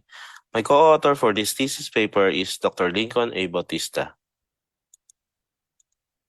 5 densely populated cities with direct access to seawater, namely Manila, Pasay, Bacoor, Mandaue, and Davao, are already experiencing water shortages due to continuously increasing gap between the supply and demand of the traditional water sources. The 5 cities are experiencing dry spell triggered by periodic warming in the Eastern Pacific Ocean called El Nino phenomenon. According to PAG-ASA, the heat indices of the subject cities are shown. Just for comparison, a person with fever has a body temperature of 37.2 degrees Celsius. However, the water scarcity is not only brought about by the El Nino, but more so because of the population increase, thereby increasing the demand of seawater. The population density of the subject cities are as shown. Depleting water supply brought by high heat indices plus increasing demand due to growing population is an alarming situation. In Saudi Arabia, which is a geographically desert land, never runs out of water supply despite the extreme and long hot weather season with seldom to none rain showers. The main source of industrial and domestic water supply in the Middle East is the seawater processed through different desalination technologies. Harnessing seawater could be the ultimate solution to the periodic water shortages problem in the 5 populated cities of the Philippines. What is desalination? Desalination is a process that takes away mineral components from saline water.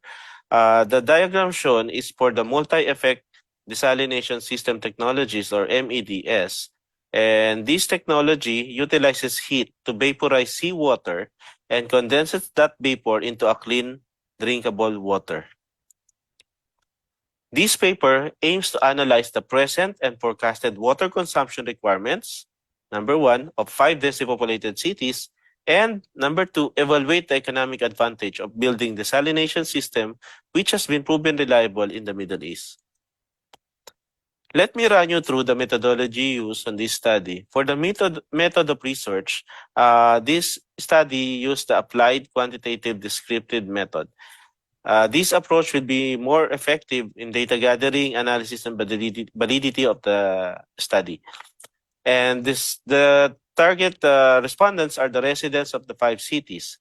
The study used a Google form survey questionnaires which was administered online to respondents, and after gathering of data, the collected data were classified, tallied, and tabulated for better analysis.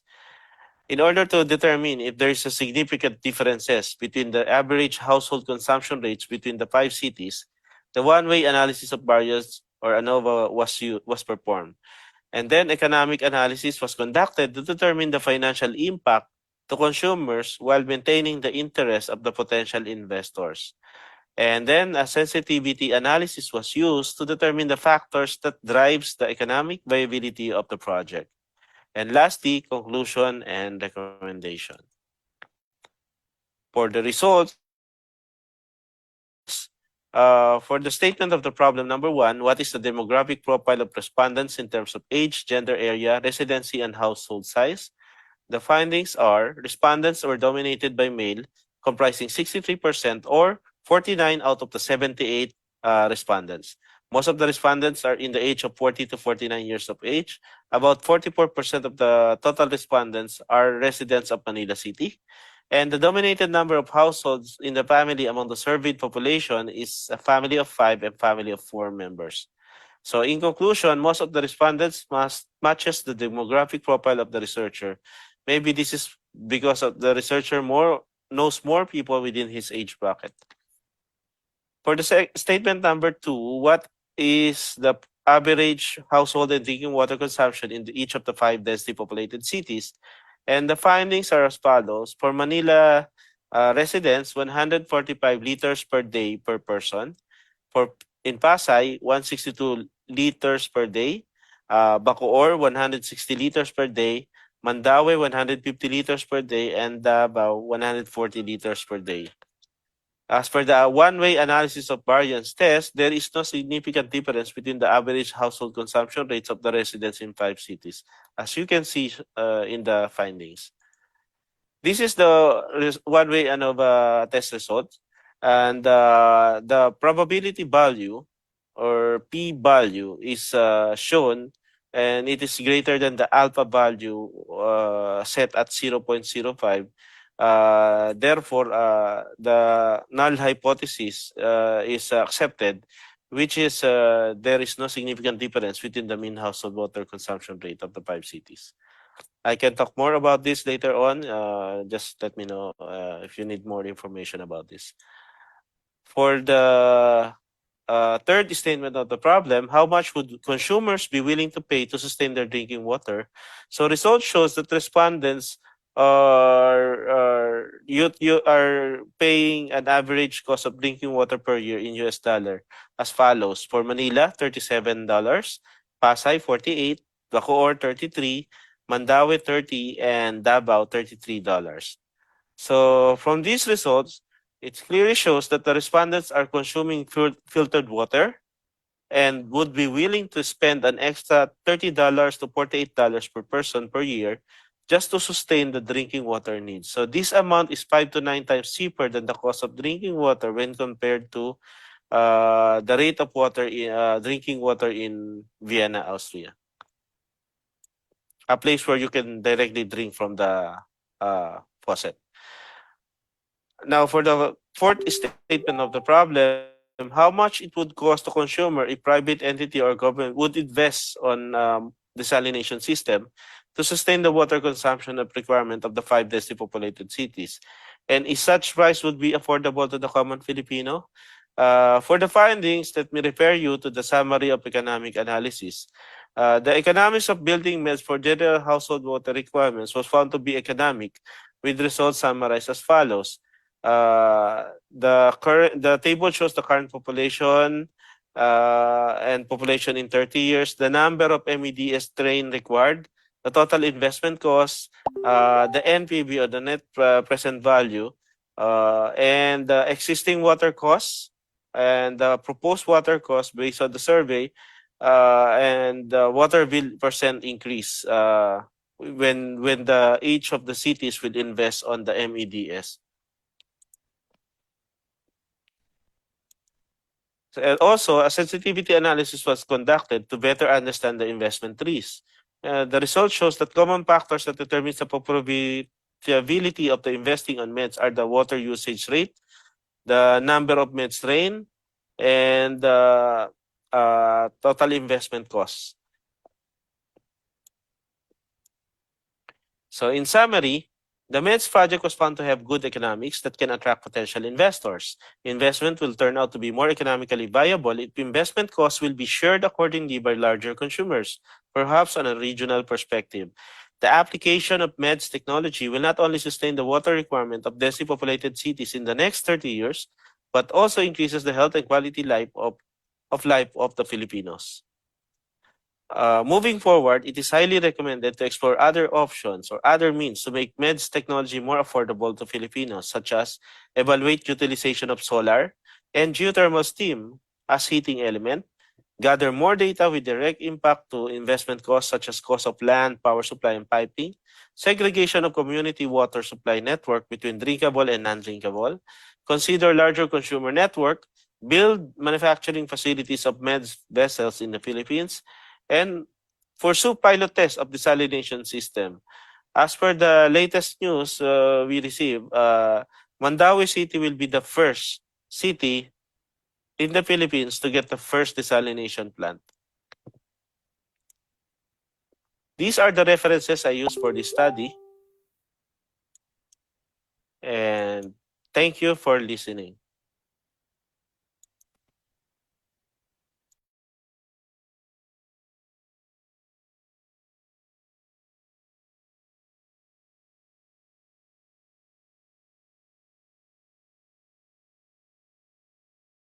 Okay, thank you very much, Sir Espinosa.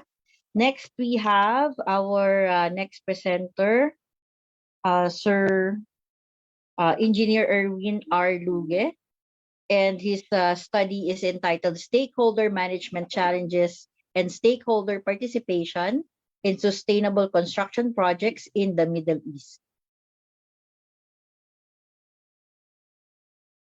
Hello, my name is Erwin R. Luge from Polytechnic University of the Philippines. I will be presenting my thesis titled Stakeholder Management Challenges and Stakeholder Participation in Sustainable Construction Projects in the Middle East. My thesis advisor is Dr. Manuel M. Muhi. Contents of the presentation: we have the introduction, the methodology, summary of results, proposed framework, conclusion and recommendations, and the references. Introduction. Principal causes of construction conflicts in the Middle East are related to changes in needs and requirements caused by stakeholders that results in scope changes, changes in design or specifications, design consultant errors or omissions, and late approvals from the owner. The study is based on the stakeholder theory, the theory of stakeholder identification and salience. It aims to understand the challenges managing stakeholders, participation of stakeholders in project development processes, and provide a framework in managing stakeholders, changing requirements, and monitoring stakeholder engagement. Descriptive research design was used in the study. Survey instrument used a Likert scale for measuring perceptions of stakeholders, frequency, weighted mean, the ranking approach using relative importance index for using the analysis of survey data. Among the findings, show the respondents' perception, major challenges in stakeholder management, the relevance of stakeholder participation in project development phases. The study provides insights and raise awareness, benefit construction professionals, future researchers, and in the long term, drive projects and organizations to work towards fulfilling economic, social, and environmental sustainability campaigns in the construction industry. Methodology. Methods of research. Use quantitative method, statistical or numerical analysis of data. Respondents of the study and a sampling technique. The participants of the study were 66 engineers from different countries in the Middle East. Simple random sampling method had been used in the research. Description of the respondents. Respondents are involved in technical, operational, and strategic roles in perspective stakeholder management and have significant experience in the construction industry. Research instrument. Research questionnaire using Likert scales to measure the perception and opinions based on the objectives in the literature review of the study. Survey questionnaire composed of 3 parts. First part will ask about the respondents' socio-demographic profile, years of work experience, and role in the construction industry. Second part will collect the respondents in evaluating the status of stakeholder engagement in construction projects. The third part will collect respondents' views on the challenges in stakeholder management in construction projects. The Likert scale used in interpreting the data. Data gathering procedure. Online survey by means of social media, emails, link with a short URL and the data collected through SurveyMonkey, which is an online survey platform. Statistical treatment of data. Analysis using the weighted mean, frequency analysis, relative importance index. Results. Profile of respondents. Total of 66 respondents participated in the study. Majority are male, 90.91%, while there are only 7 female, 9.09%. Majority are 51 years old and above, 36.37%, and have bachelor's degree, 84.84%. Majority have 16 years or more experience. Majority are in the Kingdom of Saudi Arabia. Next is UAE, 22.7%, Bahrain, 19.7%, Qatar, 9.09%, Oman, 7.57%, and other countries in the Middle East, 16.67%. Majority are from the client owner's side, 36.36%, from contractors, 28.79%, and consultants, 34.85%.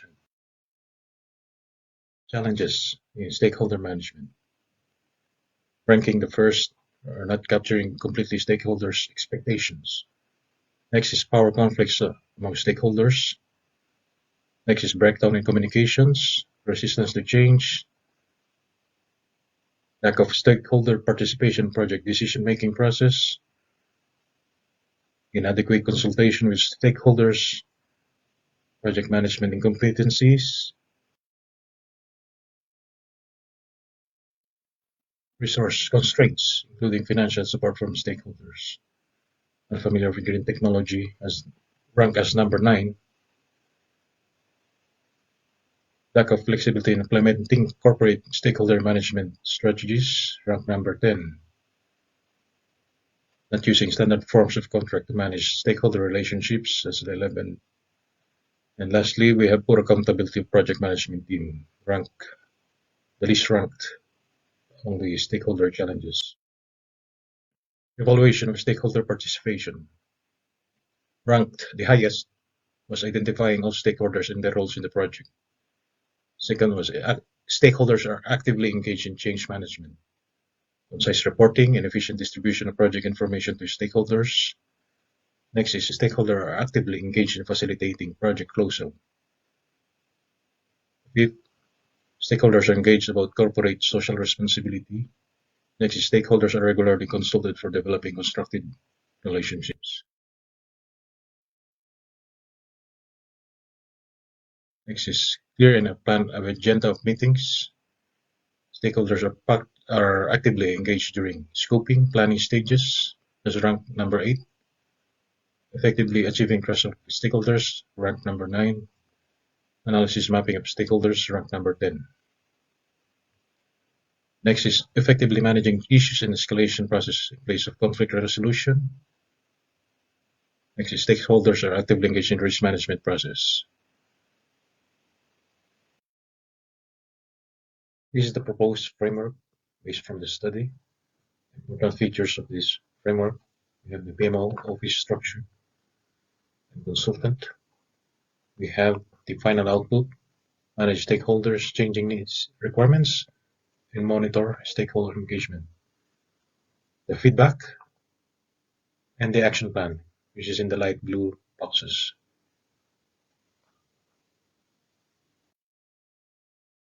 The output process, we have the sub-processes.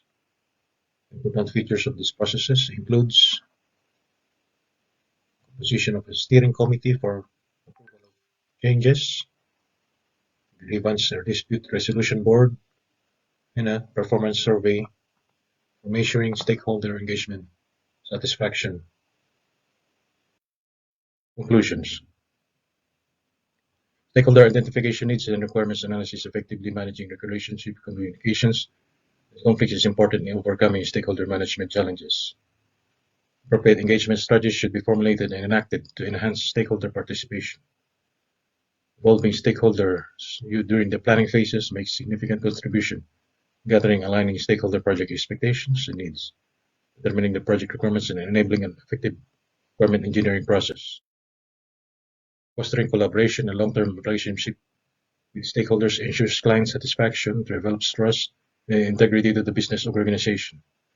Consultation and involving stakeholders were critical factors for an informed decision-making, managing risk and changes, and facilitation of the project closeout process.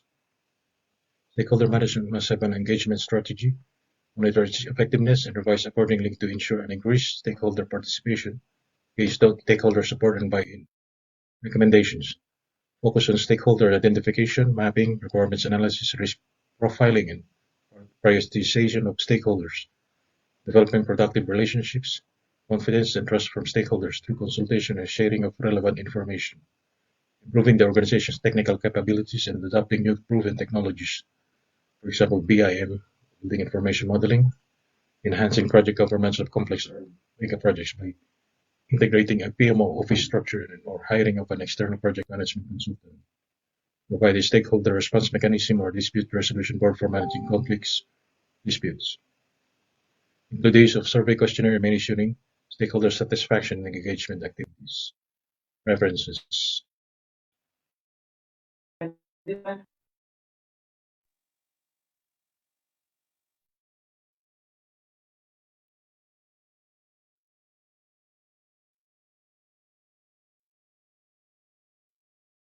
Thank you. So thank you, Sir Luge. We move on to our next presenter, Engineer Eduardo D. Gaspar, with his study Awareness of Filipino Engineers in Preparation of Extension of Time Claims Application.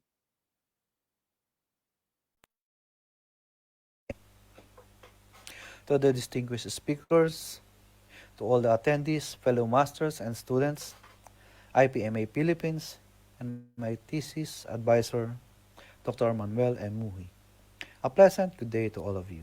My name is Eduardo Gaspar, one of the students in PUP Open University, taking up Master of Science in Construction Management.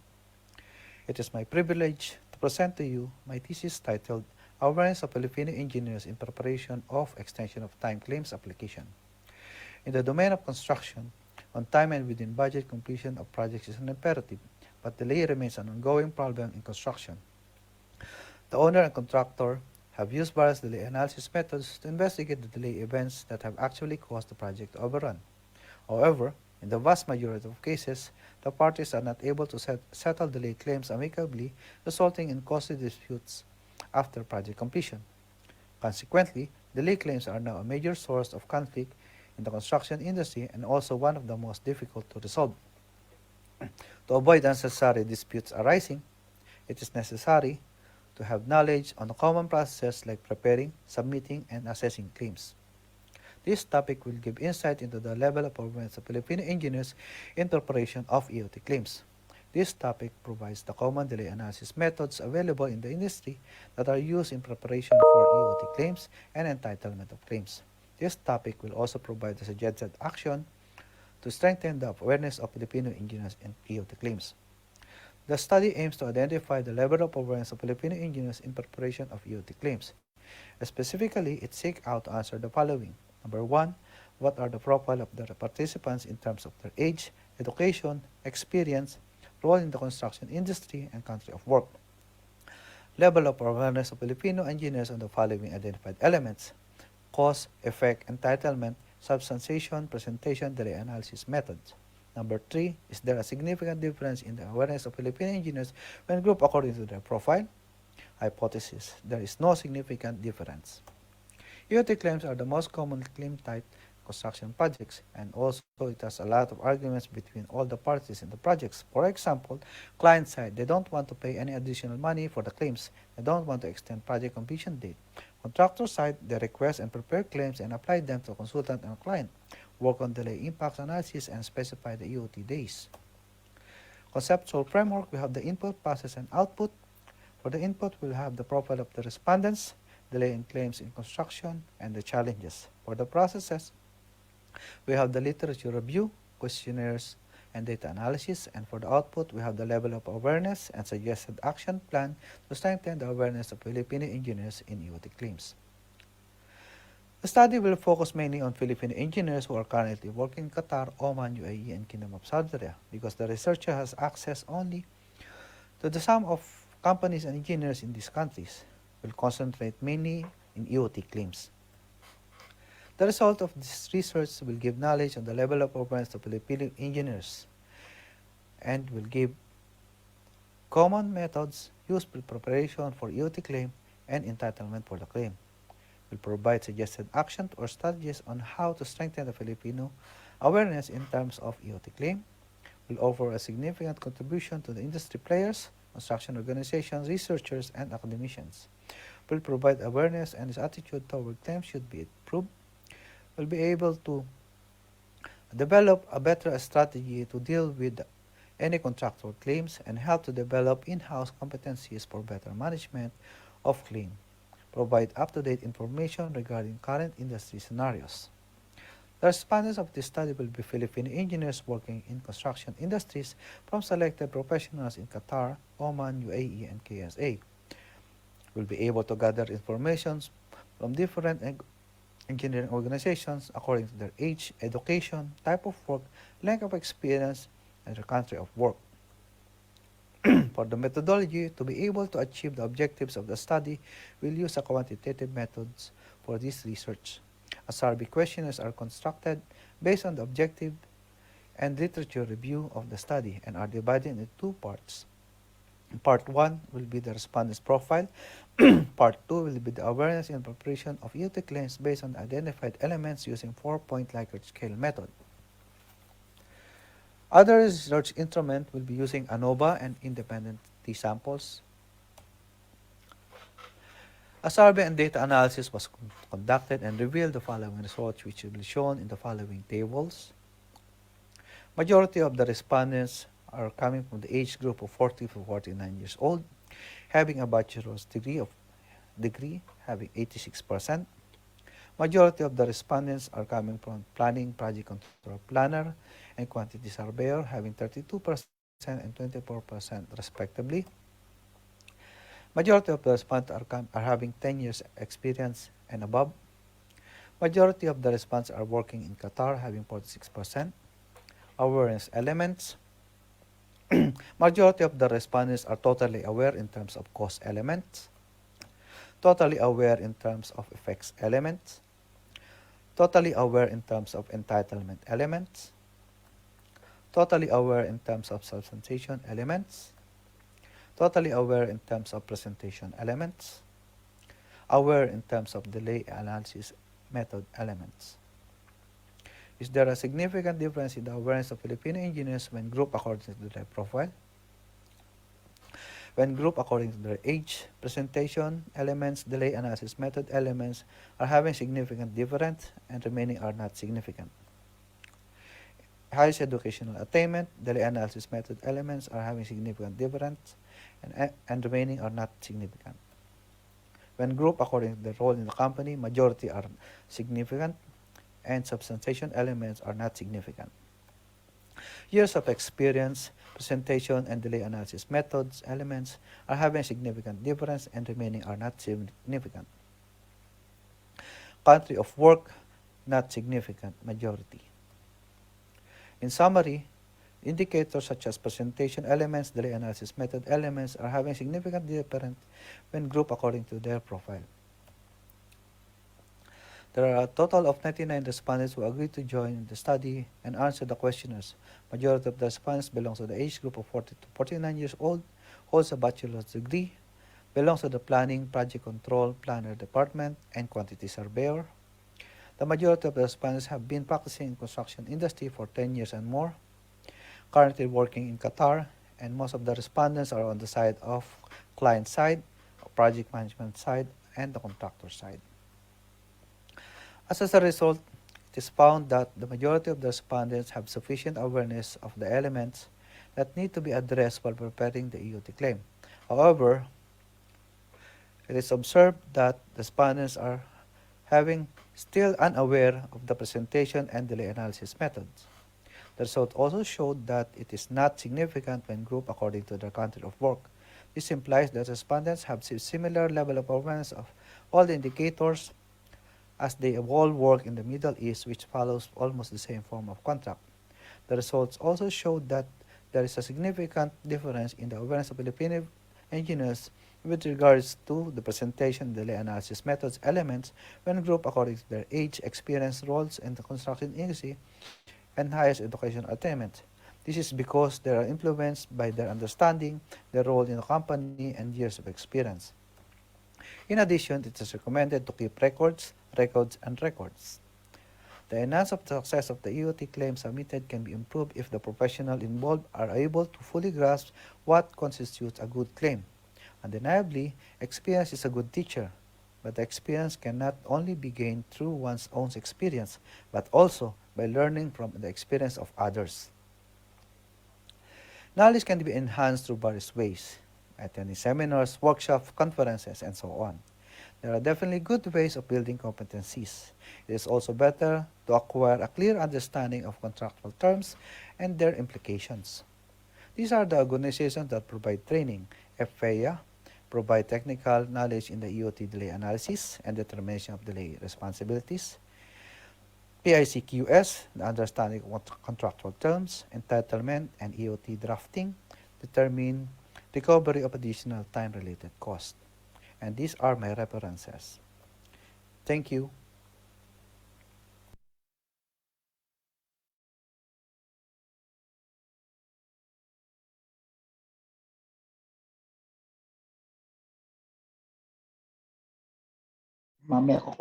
Thank you very much, Sir Gaspar.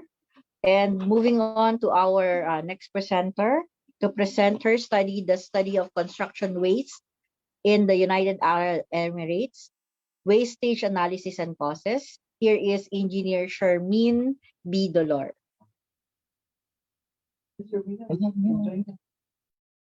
Good day, everyone.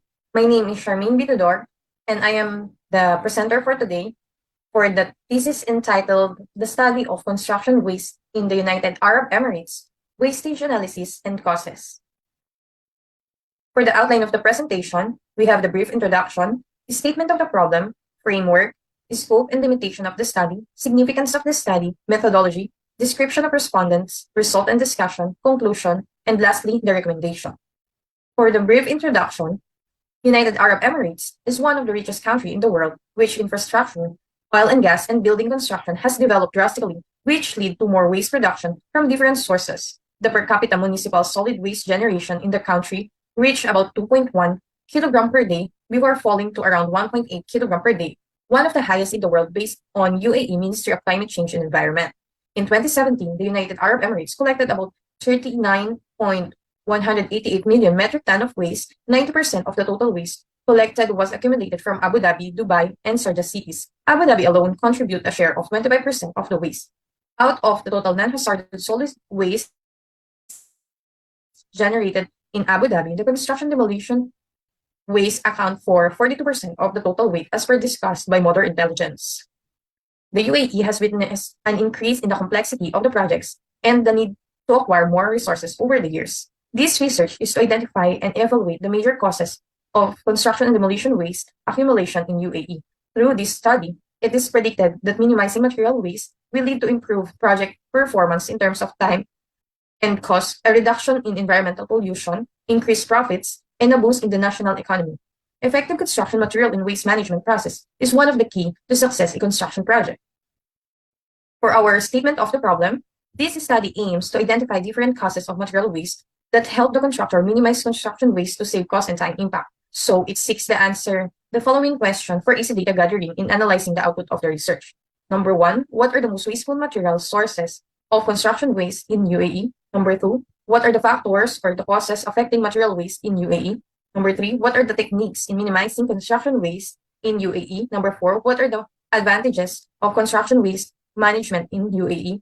And number 5, what are the impact of project cost analysis in minimizing waste in UAE? For our theoretical framework, the study will get its motivation to the other countries' construction waste analysis, like in Lebanon.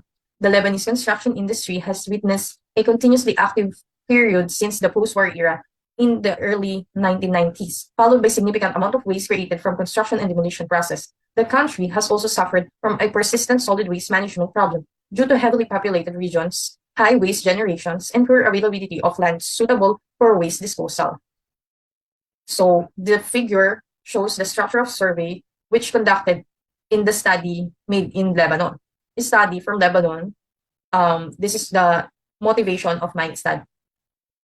For the conceptual framework, the research will be used the IPO or input process output feedback model to be the basis of the study. The study objectives to identify the major causes of material waste in the United Arab Emirates construction industry.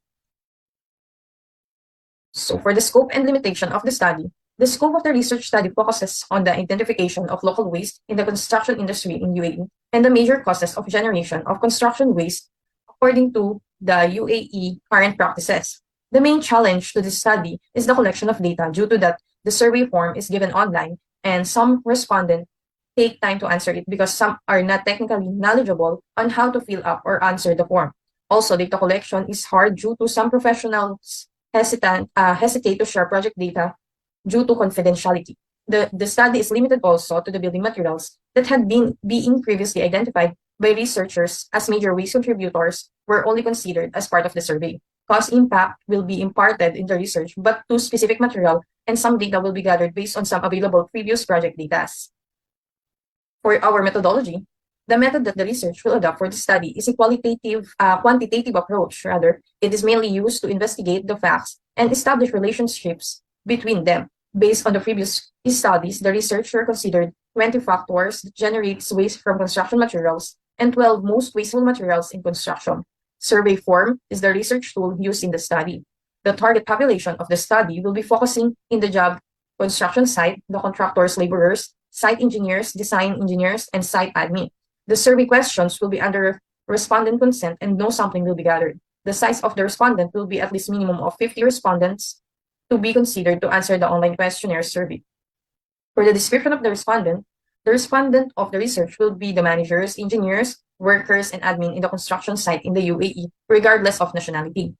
The researchers prefer the contractor or the contracting company as the major respondent, thus they are directly and more involved in construction activities. For the result and discussion, after we conduct our survey, here are the results for the most wasteful material during construction phase in the UAE.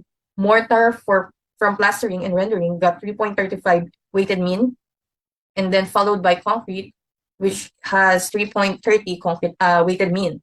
For the factors affecting material waste in the construction in the UAE, site management got 3.63 weighted mean, and then poor material handling on the site got 3.60 weighted mean. For the techniques in minimizing construction material waste, proper site supervision and management techniques got 3.70 weighted mean. For the staff training and awareness on site management, on waste management, and then for the segregation waste on site and proper implementation of waste management plan, both got 3.68 weighted mean. For the benefits of waste analysis in waste material minimization, protection of the environment got 3.80 weighted mean, and then saving costs of disposal and transport got 3.77 weighted mean. For the cost analysis using reconciliation, we have this data gathered from the previous project. For the plaster, we have the plaster delivery log, and then from that log, there are also some specification, the thickness, area, volume, and density. So from that, we have the formula for the theoretical consumption minus the actual consumption. We will get the gross wastage. And then from the gross wastage divided by theoretical consumption, we will get the percentage of the wastage. For the wastage amount, percentage wastage times the average material rate. So from that, into the given data from the previous project, we will get the actual consumption, theoretical consumption, gross wastage, and then wastage percentage, the average plaster rate per square meter. This is as per BOQ. And then wastage cost, and the total square meter as per BOQ. And then total wastage cost of cement plaster will be 146,158 dirhams.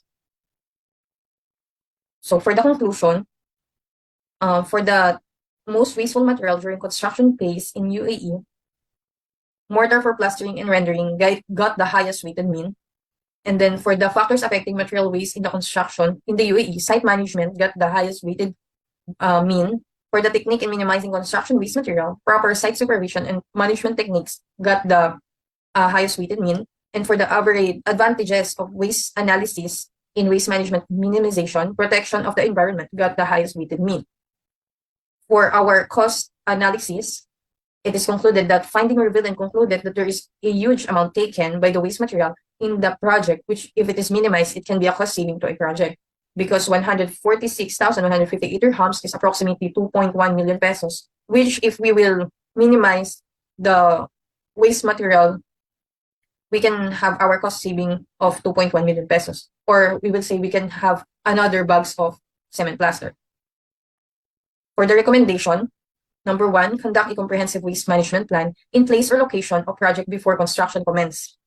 Number 2, if possible, reuse scrap instead of cutting new materials. Scrap and offcut should be properly stored until required. Subcontractors should be informed of this necessity to save scrap and offcuts. Number 3, create a site plan with designated areas for recycling, compost, and waste cages or bins. Number 4, reduce packaging through purchasing a bulk will reduces expenses and waste from individual package materials. Number 5, we should implement construction waste sorting procedures on site and manage the amount of waste and compare it with the determined targets to identify and handle potential sources of waste. Number 6, we should enhance the skills of construction site workers and manage the team by providing them with necessary training courses. Number 7, taking into consideration the external factors and their natural effects are beyond human control, but waste caused by external factors can be mitigated by including these costs in the project risk assessment process and implementing a mitigation strategy. Number 8, provide training and educational programs on environmental management to raise awareness and knowledge on the implementation of waste management plan and conduct awareness campaigns to encourage and motivate contractors to practice it in the construction industry. Number 9, conduct a comparative study to different research settings with a bigger population. And lastly, conduct another related study with a much broader and wider scope. So this will be the end of my presentation. Thank you very much. Thank you very much to Ma'am Charmaine Dolor. At this juncture, may I call on our 5 presenters again for the academic exchange or question and answer. Sir J.M.R. Pore, also Sir Ricardo Espinosa, Sir Erwin Luge, and Sir Eduardo Gaspar, together with Ma'am Charmaine B. Dolor. So for our questions on the chat box, I think this is addressed to Sir Ricardo Espinosa. Based on your projection for the next 30 years, may we know your basis in determining the consumption volume based on your projection? Good evening there. Good afternoon. Good afternoon, Thank you for sir. that. Thank you for that question. My basis for calculating the forecasted population is and the present population is the website of the Philippine Statistics Authority. Usually in the Philippines, the PSA conduct their census and complete it in a range of 3 to 5 years. So this is the reason why you will see when you go to the Philippine Statistics Authority, you will see that the census population is available for year 2010. I think the last is year 2015 because it takes them some time to complete the national census of population.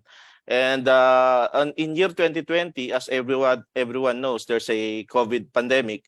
And maybe this is the reason why they did not release yet the 2020, was supposed to be 2020 or 2021 population survey. So to answer the question, my basis is mainly the Philippine Statistics website, authority website, and then I plotted it to determine the population, expected forecasted population in the next 30 years, and at the same time determine what is the probable requirement or demand of water by that time. And this is very important to do the economic analysis of investment of building a desalination plant.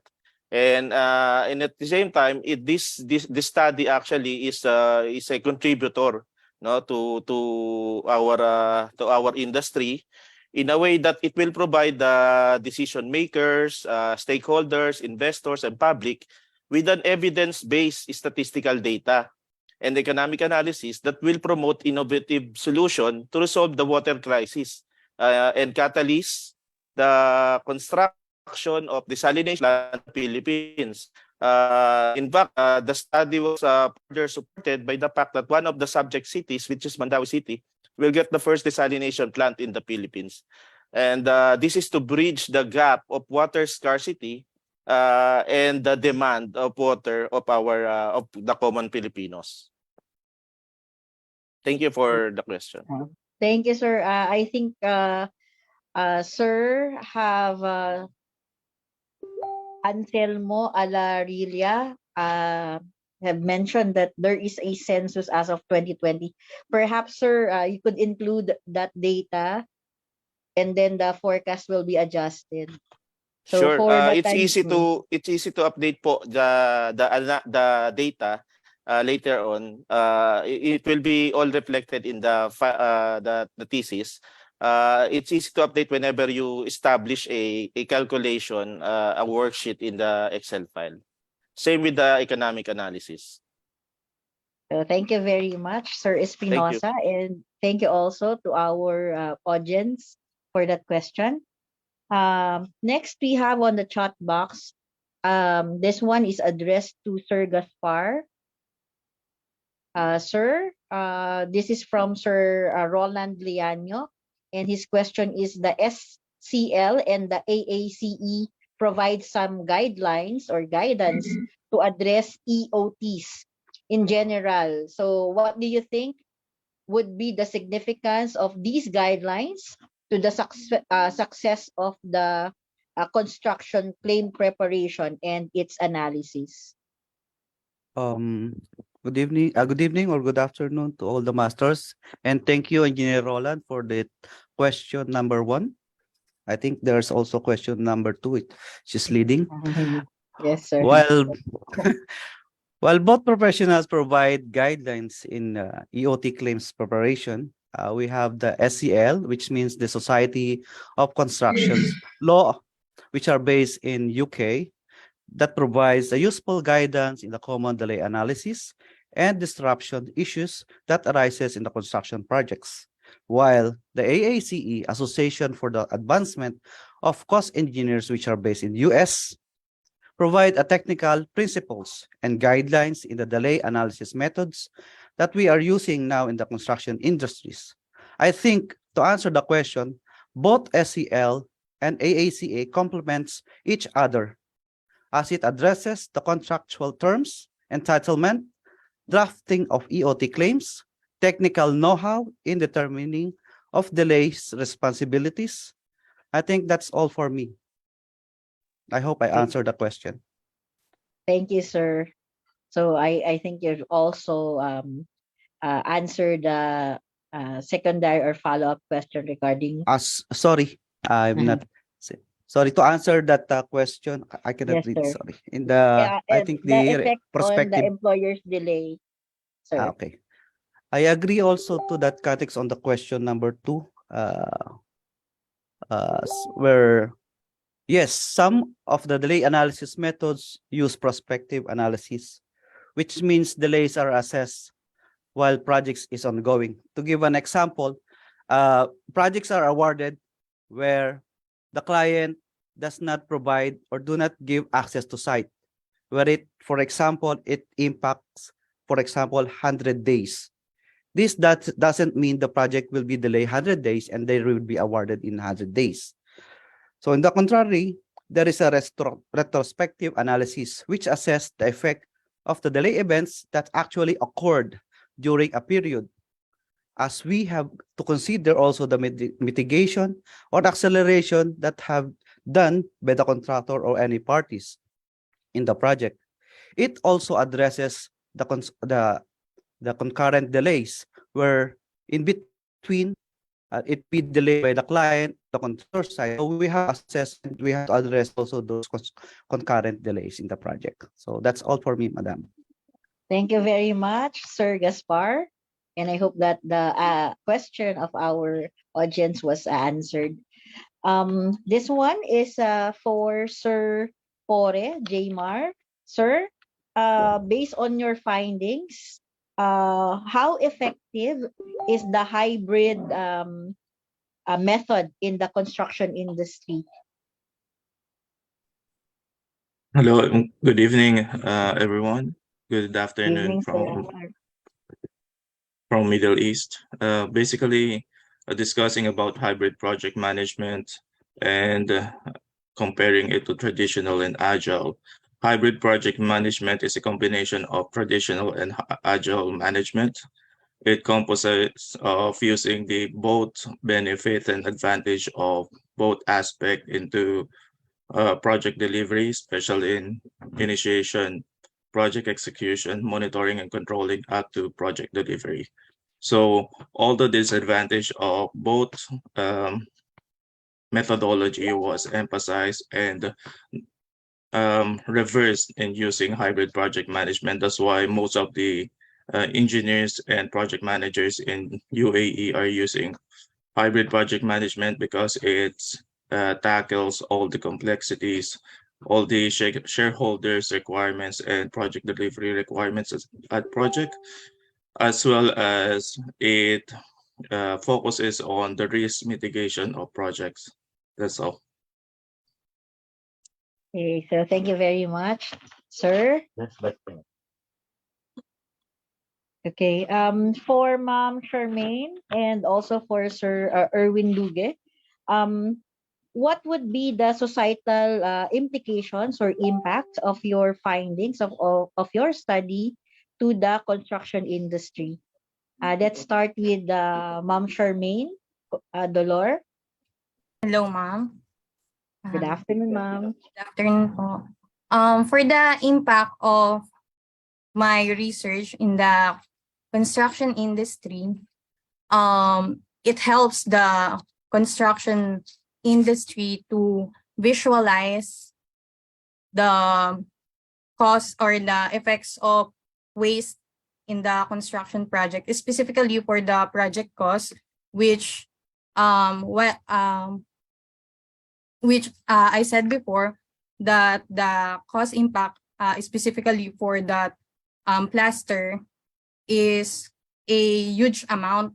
So it helps the construction industry, mainly the contractor and the owner, to minimize or have a cost saving in that specific material. And it also helped, based on some of my result, that it will give us the environmental impact.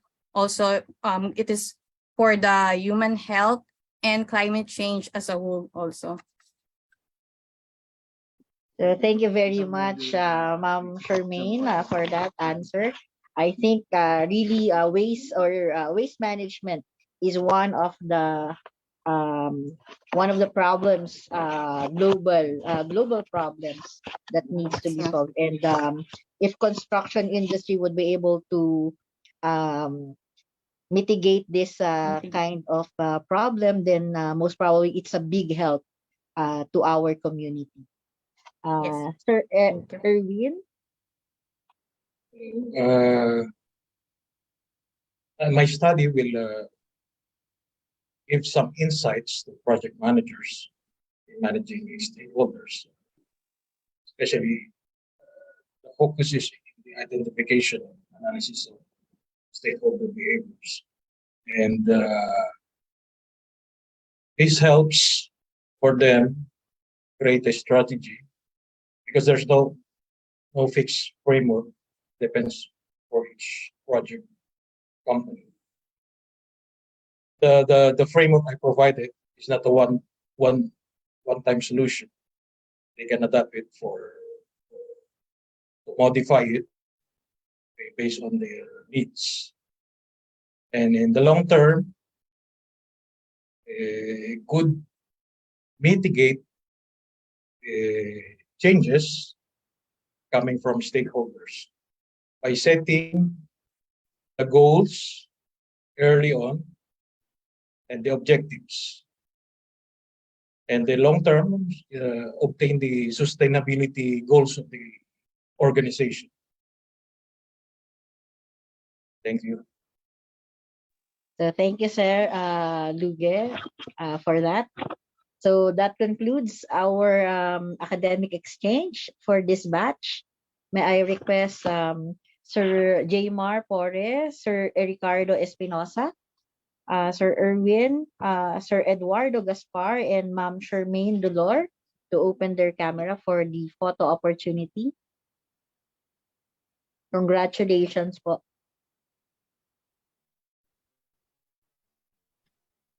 I will begin to take a picture. 1, 2, 3, smile. Another one. 1, 2, 3, smile. Another one. 1, 2, 3, smile. Thank you so much. Thank you very much, Ma'am Prima. So we moving forward. We now are in our last batch of presenters, starting off with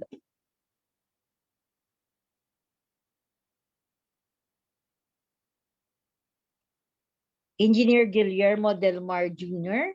with his study Enhancing Mechanical Design of Mission Critical Data Center through Building Information Modeling.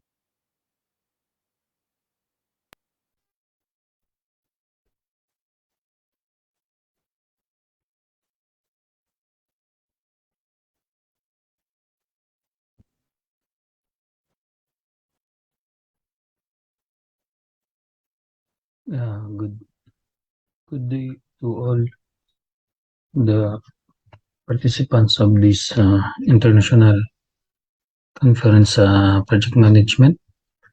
My name is Engineer Guillermo Del Mar, and I'm presenting to you my thesis for this IC conference, international conference on project management. So my title is Enhancing Mechanical Design Mission Critical Data Centers through Building Information. As you can see, mission critical data centers plays a vital role in design, and this is very trending nowadays because for the heating, ventilation, air conditioning, cooling optimization, plumbing design, fire protection, fuel system to drive the data centers. Also, it's demanding load for the driving of the white space or the data hall, and the data centers has a lot of parts like for the racks, the UPS batteries, switchgear, and internet fiber optic rooms, and you need cooling on this system to work for your data center, since it will work like 24/7 for 365 days without interruption of power and cooling, and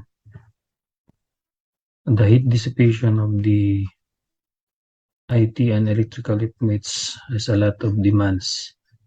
In order to sustain this demand, you need the proper mechanical design of the heat generated of the power and storage equipment, and the mechanical engineer plays a vital role for cooling provision, safety of the key equipments, and operation simulation are planned to design this stage.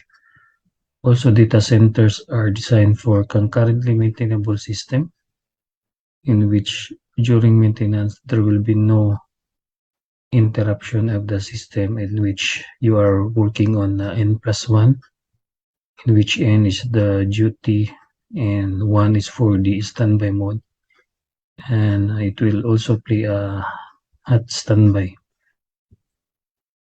So there will be a tier rating for the data centers and mechanical data center optimization using BIM. Since if you can see in the model that you need to properly model the clashing, model of the system optimization of the data center, since this will have an impact on your costing and the routing of the pipes, routing of the ducts, the equipments. You can see here the placement of the chiller and piping and the tanks and the fan wall system. This will be properly modeled through BIM, so you'll be proper coordination and take up of the materials. So the methodology of my research is about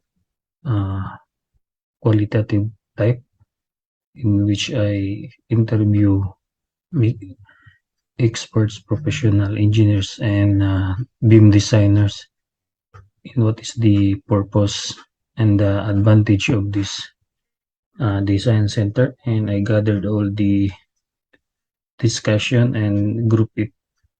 So majority of questions for the interview is less than an hour. Some is 1 hour to discuss all the things. What is the purpose of this BIM optimization and design of mechanical system? And the results of the design will provide a wide range of information based on the interviews and questions gathered in the surveys. The data collected are demonstrated in a clear and factual report, analyzed and subsequently interpreted to acquire results and the finding of this research. As you can see in the 3D model which I designed, you can see the proper section, the materials routing of the system. And the chapter provides objective research which improve the process, system of design, information analysis, interpretation have been summarized, and demonstrated the profile of the respondents. And checking the results, the researcher has extensively analyzed the answer of the mechanical engineers, designers. The collected information is subsequently analyzed in accordance to the respondents of the research instrument.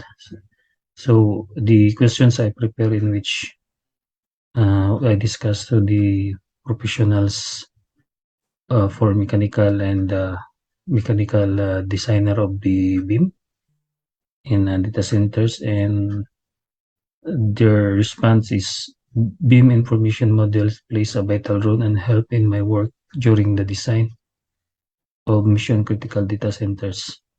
It can easily check the layouts of the 3D model, can verify that the routing is working or not, and the system of heating, ventilating, firefighting, plumbing, building, and automation system and fuel plays a big cost saving when you check that design is optimized and save the materials.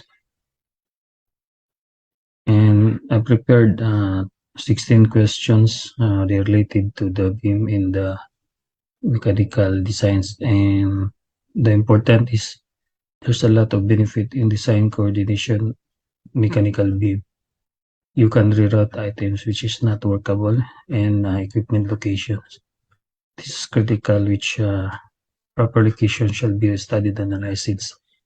This is working for 24/7.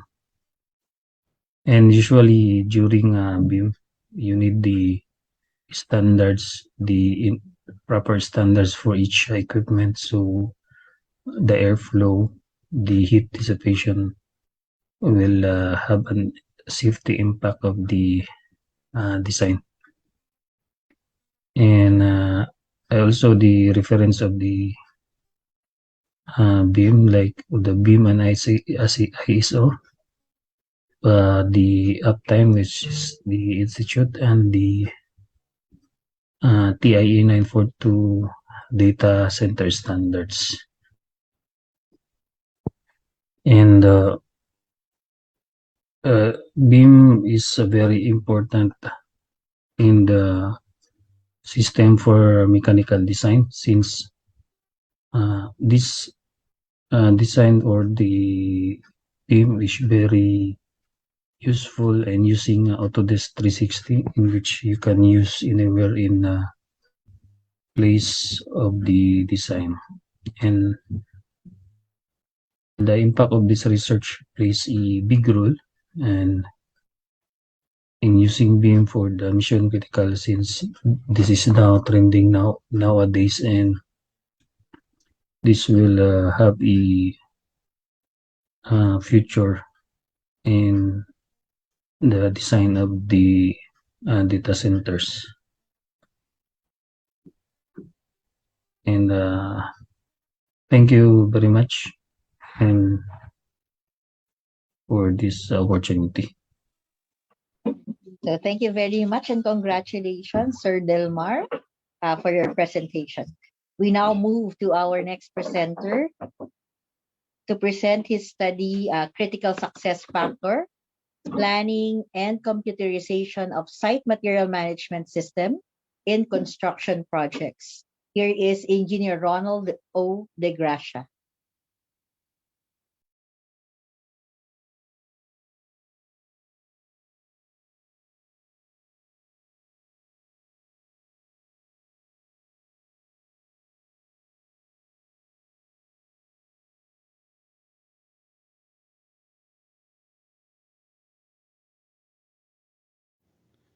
Greetings, I am Engineer Ronald O. De Gracia, and today I am going to present to you my thesis paper entitled Critical Success Factor, Planning and Computerization of Site Material Management System in Construction Projects. Introduction. Properly managed site procurement is important to the success of the construction effort. Receiving, storage, control, and distribution of materials at the job site are functions which appear routine on the surface, but can significantly affect project cost and schedule. In our sites, most of the delay and productivity disruptions are due to contractors' poor planning and manual monitoring of materials needed at site. Site-needed construction material are poorly planned, which causes delays in delivery, frequent labor and equipment standby. This study was conducted to research the best practices and establish criteria for a good construction site material management. Let me run you through the methodology used on this study. This study employed an applied research, quantitative methodology, descriptive research. This approach will result to a more effective data gathering, analysis, and validity of study. Target respondents are SAPMT, JS Plus design engineers, Filipino engineers, and architects working in KSA. The study used Google Form survey questionnaires, which was administered online to respondents. After gathering of data, the collected data were classified, tallied, and tabulated for better analysis. In order to determine the significant relationships in awareness of best practices and established criteria, the frequency distribution test, cost-tab test, and chi-square test were performed. Analysis is being conducted based on the results. Conclusion and recommendation are then provided. Statement of the problem number 1. What are the established criteria for good construction site material management? Findings. Most of the respondents are aware in site material management and its criteria. Conclusion. With the results, it can be said that there is a significant relationship between the demographic profile of the respondents and the level of awareness with regards to the established criteria in site material management. It can be seen on the table that most of the respondents are aware in site material management and its criteria. In terms of the number of those who answered that they are aware, the top is long lead material identification. The lowest in terms of awareness is the awareness of non-material requirement, NMR 601. Approval duration wherein only 79.4% responded that they are aware and 20.6% answered that they are not aware of it. In terms of the length of experience, there is also a linear relationship with the awareness in the impact of site material management on site.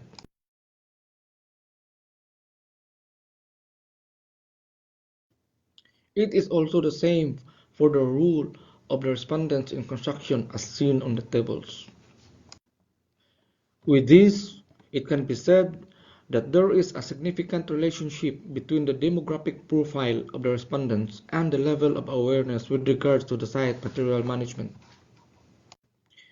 Statement of the problem number 2. What are the best practices for good construction site material management?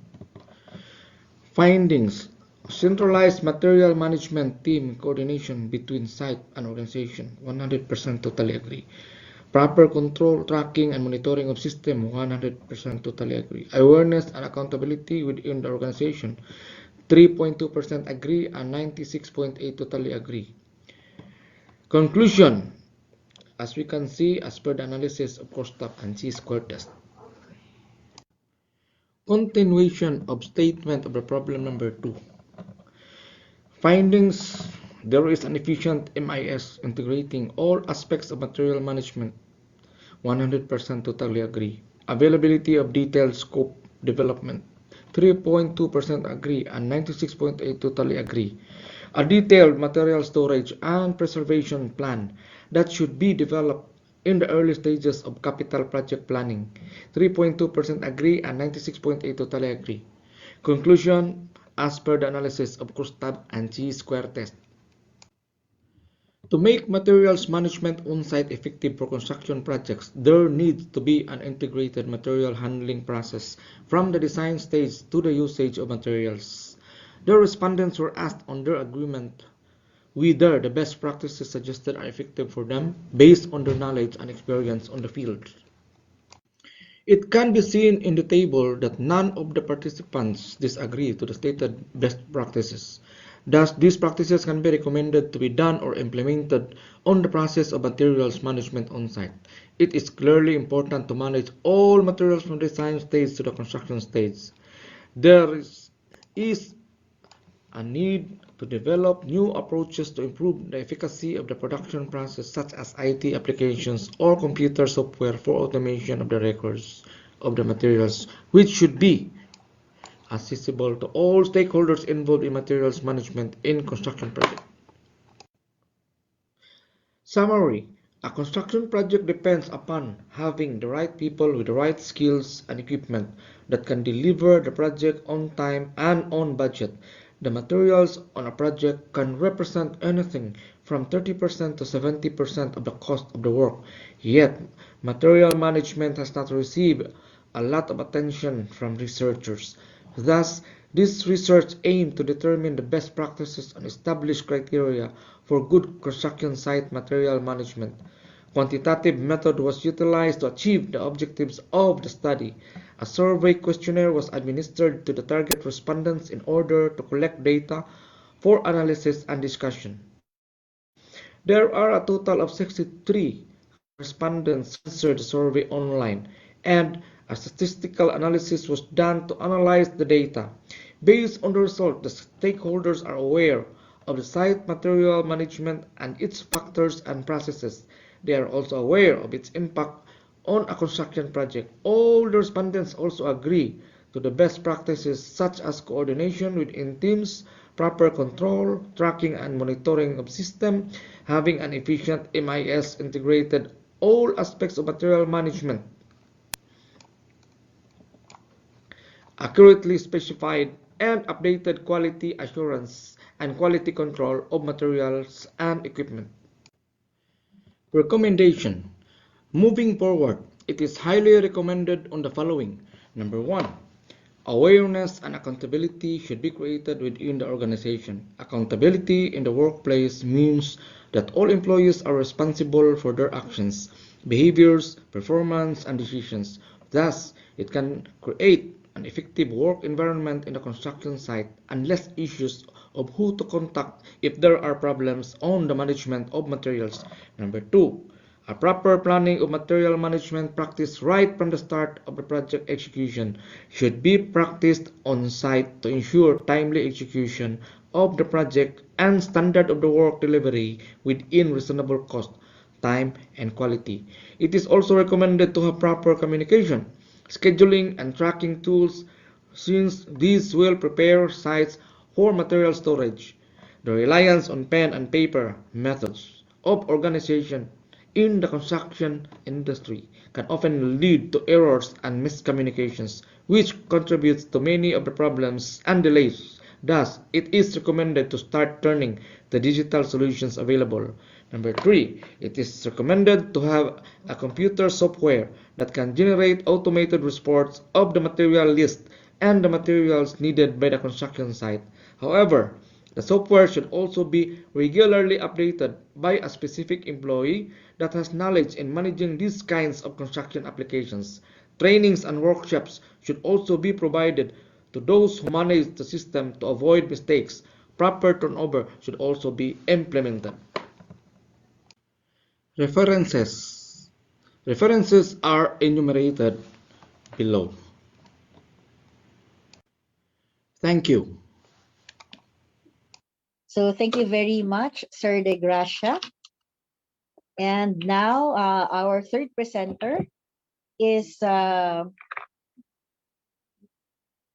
Engineer Brian Dabwet, and his study is entitled An Analysis of the Factors of Non-Industrial Project Design Errors in Saudi Arabian Construction Documents.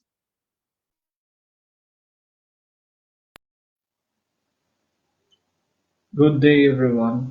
It is my pleasure to be one of the presenters in this event. Before proceeding to my presentation, let me introduce myself. I am Brian Dabwet, civil engineer by profession, and currently working in Saudi Aramco, Kingdom of Saudi Arabia. Today, I will be presenting my thesis titled An Analysis of the Factors of Non-Industrial Project Design Errors in Saudi Arabian Construction Documents. My thesis advisor is Dr. 𝐿𝐿𝐴𝐵.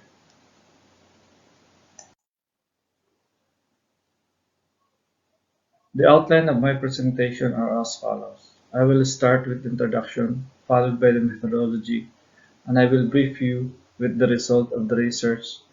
Next, I will discuss the conclusion and recommendation, and lastly, I will share the references of this research.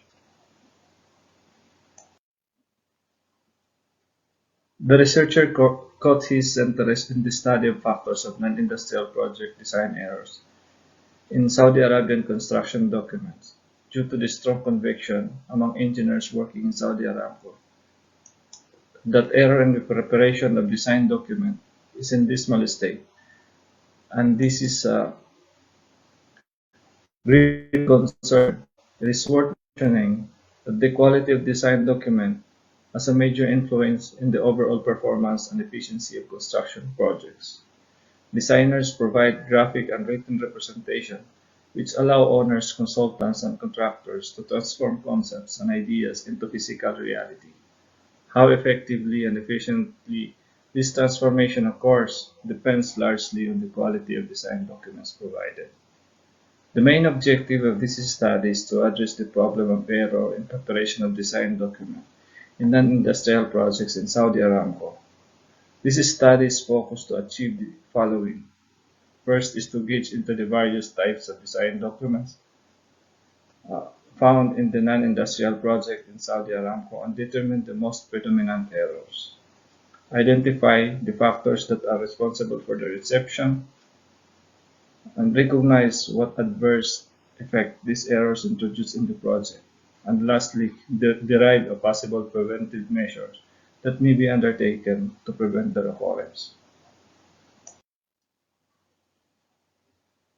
The importance of performing this research comes from many of the real-world problems in the construction industry.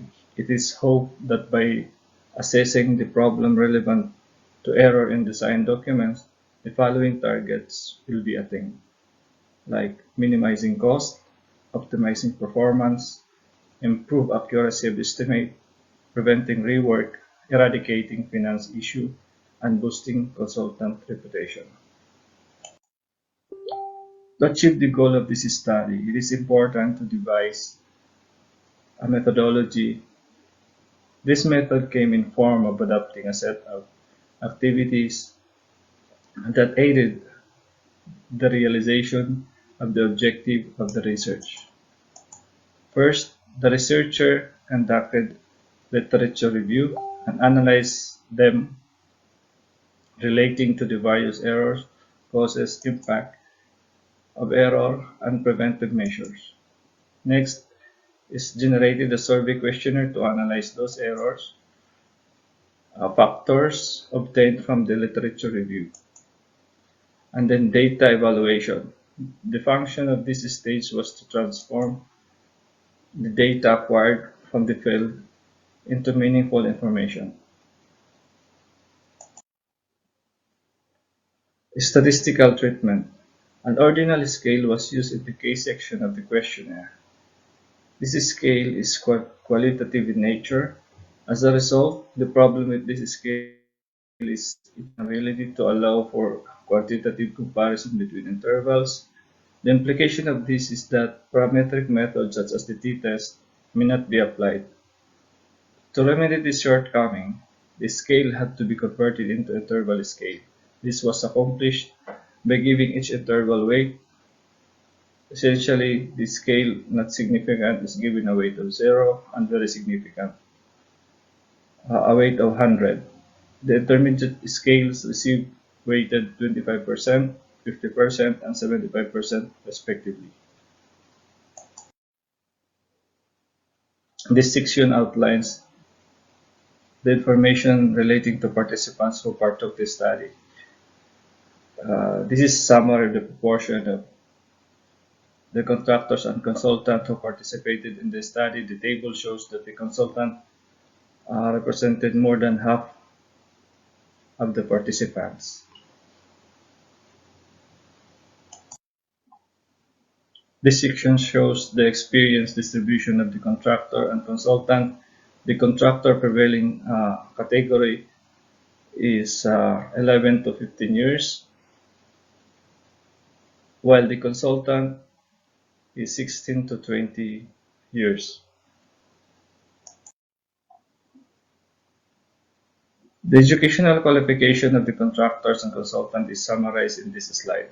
Majority of the contractor and consultant had acquired a bachelor's degree. Appraisal of the pie chart shows that more than half of the respondents attained a bachelor's degree.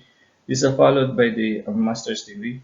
The statistics demonstrate the high educational qualification of the participants. As a result, this ensures that the answers of more technical questions provided by the participants will be more credible. It was observed that few participants, through lacking of educational qualification, had superior experience that compensated for this lack of education as shown in the previous slide.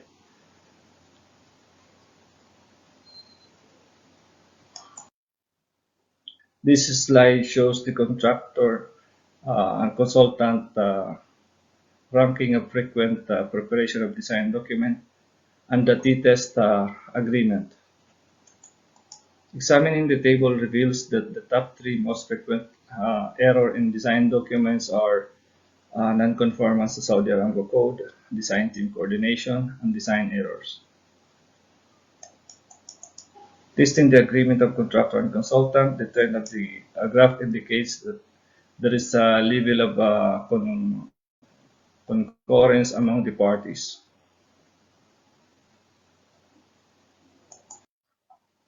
This slide shows the contractor and consultant mean ranking of causes of error in preparation of design document and T-test agreement. The combined mean ranking of both the consultant and contractor are portrayed in the table. Notably, 8 out of 28 factors appeared in the highly significant category. Findings reveal that the designer experience and coordination of design team in the opinion of both parties had the greatest influence in the quality of design documents. Testing the agreement of contractor and consultant, the trend of the graph indicates that there is a level of concurrence among the parties. The combined mean ranking of both the consultant and contractor in terms of consequences of error in design document is portrayed in the table. The table reveals that it was jointly recognized that the errors of preparation of design documents had the biggest impact in the contractor and change order. You will also observe that the T-test agreement, there is a concurrence also between the contractor and consultant. The combined mean ranking of both the consultant and contractor in terms of approach in combating the error in design document is portrayed in this table. Of these top selected approaches, quality management was nominated as the best approach, and followed by learning from mistakes. Testing the agreement of contractor and consultant, again there is a concurrence between the contractor and consultant with regards combating errors in design documents. Discussion. In order to mitigate the problem of non-conformance to building code by the all participants as the most frequent error in design document, regulation that penalizes organizations that fail to adhere to this code should be enacted. To alleviate coordination issues, it is suggested that management conduct design team workshop that features various disciplines on a regular basis. Also, incorporating design reviews to ensure the coherence of the design documents is highly recommended. Design errors can be prevented by ensuring whenever possible that the technical aspects of design are performed, or at least supervised by experienced personnel, and by periodically conducting design reviews. Training that focuses on frequent design error should also be provided. Applying constant constructability analysis during the design stage should be reduce constructability issues. To accomplish this, personnel with extensive construction knowledge should be commissioned at the design stage. In addition, contractors may be enlisted to provide their construction experience rather. An organization should adopt the method in which the organization delegates an individual to log all the deficiency encountered in a project. Next, this data is transferred into meaningful information. Once the manager are armed with this knowledge, they can approximately devise and improve the program. These are the references of my research. That ends my presentation. Thank you. Thank you very much, sir. And now our next presenter is Sir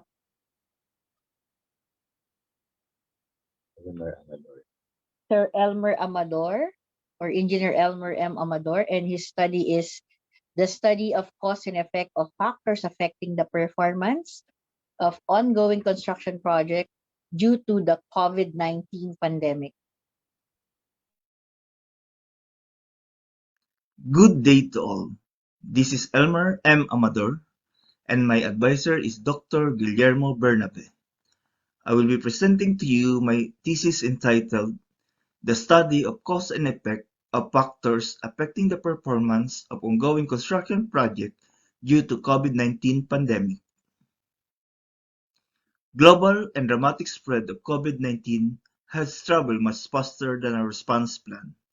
This global spread of COVID-19 is generating unprecedented delays, disruption, and uncertainty on construction projects.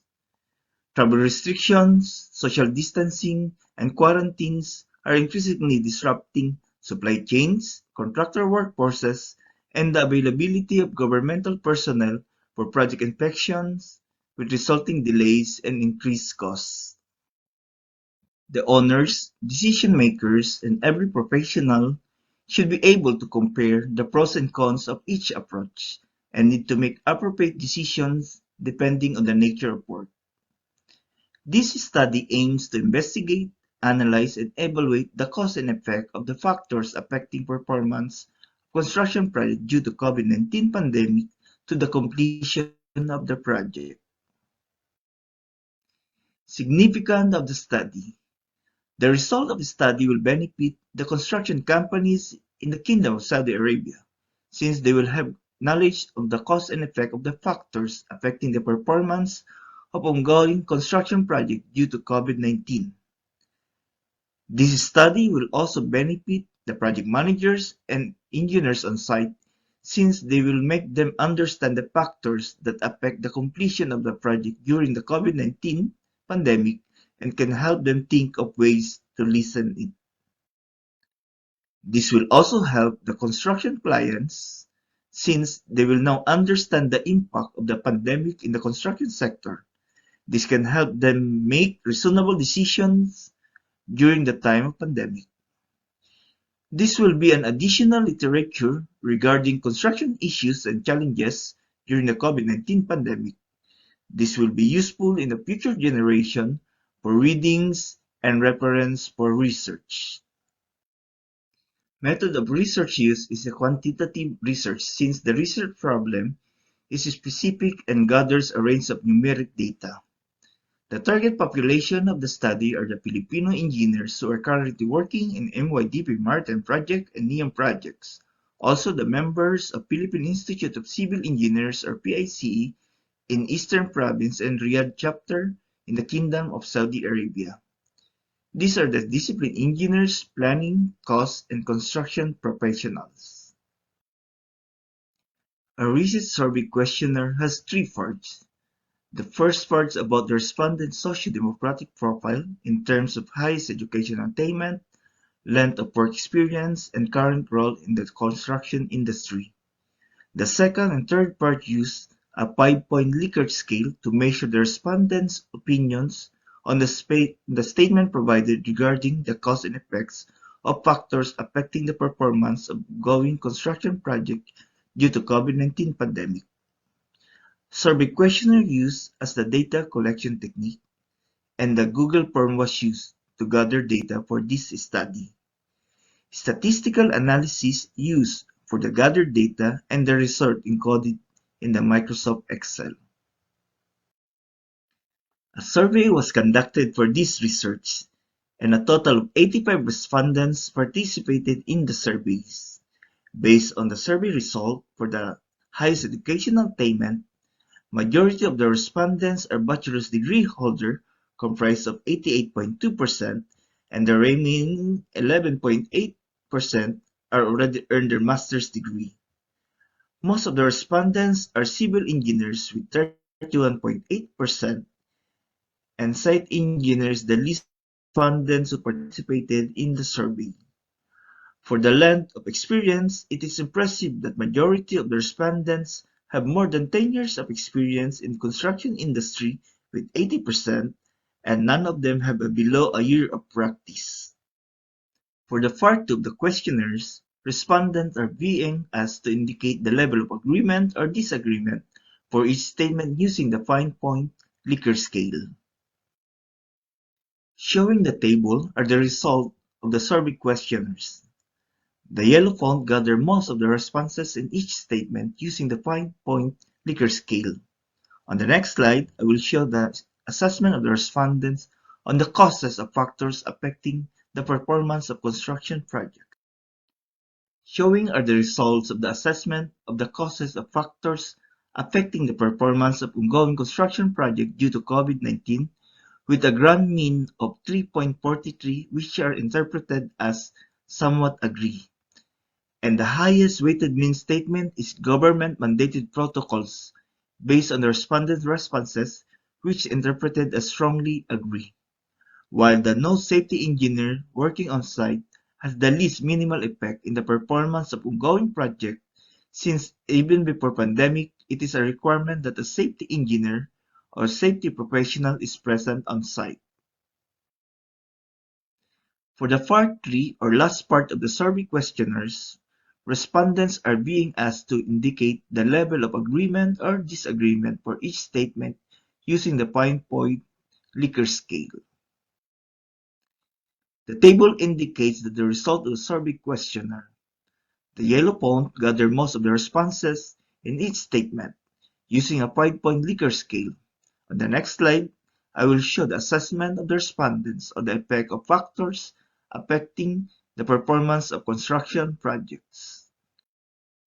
Showing are the results of the assessment of effects of factors affecting the performance of ongoing construction project due to COVID-19, with a grand mean of 3.63, which are interpreted as agree. And the highest weighted mean statement is the job loss, based on the respondents' responses, while the lowest weighted mean is the misunderstanding between clients and contractor. But we all know that even before the pandemic, misunderstandings are common between parties. It might have worsened during the pandemic due to poor communication, which the respondents in an agreement. Based on the results and findings, the researcher concluded the following. Majority of the respondents earned bachelor's degree with 10 years and above working experience, and enrolled are civil engineer. Remaining respondents who participated in the survey are master's degree holder and lowest respondents working as a site engineer and between 1 to 3 years work experience. The effect of COVID-19 pandemic posed both positive and negative impacts in the construction industry. Positive in a way, it has brought innovation and diversity on the use of technology in a manner which may change the course of construction even after the virus is gone. Negative in a way, it has job loss, time and cost overrun, and material shortages. It is also concluded that the construction industry has experienced reduced labor productivity during pandemic caused by several factors such as increased employee absenteeism triggered by illness, quarantine, issue with public transportation, and the necessity of reduced on-site staffing. The identified causes and effects resulted for the construction industry stakeholder to address both short-term and long-term challenges as the industry continues to face new national, international regulation and laws, thus affecting all the provision and all processes in the construction industry. The researcher recommended that all concerned shareholders should provide guidelines, regulation, quarantine procedure, and protocols mandated by the government and medical expertise to avoid the following effects in the construction industry, such as cause financial recession to the stakeholders, disturbance in the employment rate and job losses, health risks to all construction workers and professionals, impacted completion of project, and cause economic disruption in the country. It is imperative and recommended that parties to a construction agreement to review the notice and contract provisions for impact relating to COVID-19 and to always consider the possibility of experiencing another pandemic in the future. The effect of COVID-19 pandemic posed both positive and negative impacts in the construction industry. It is also recommended that companies and organizations should embrace the current challenges to develop and adapt new processes and capabilities to protect their workers, minimize future project disruption, comply with government regulation and restriction, while managing clients and suppliers. This will be best suited to rise above the challenges and emerge stronger industry. For future research, it is recommended to investigate the impact of COVID-19 in construction professional performance in the completion of the project, as their well-being and mental health could affect their work performance and could affect the process of construction. These are the references used in this research.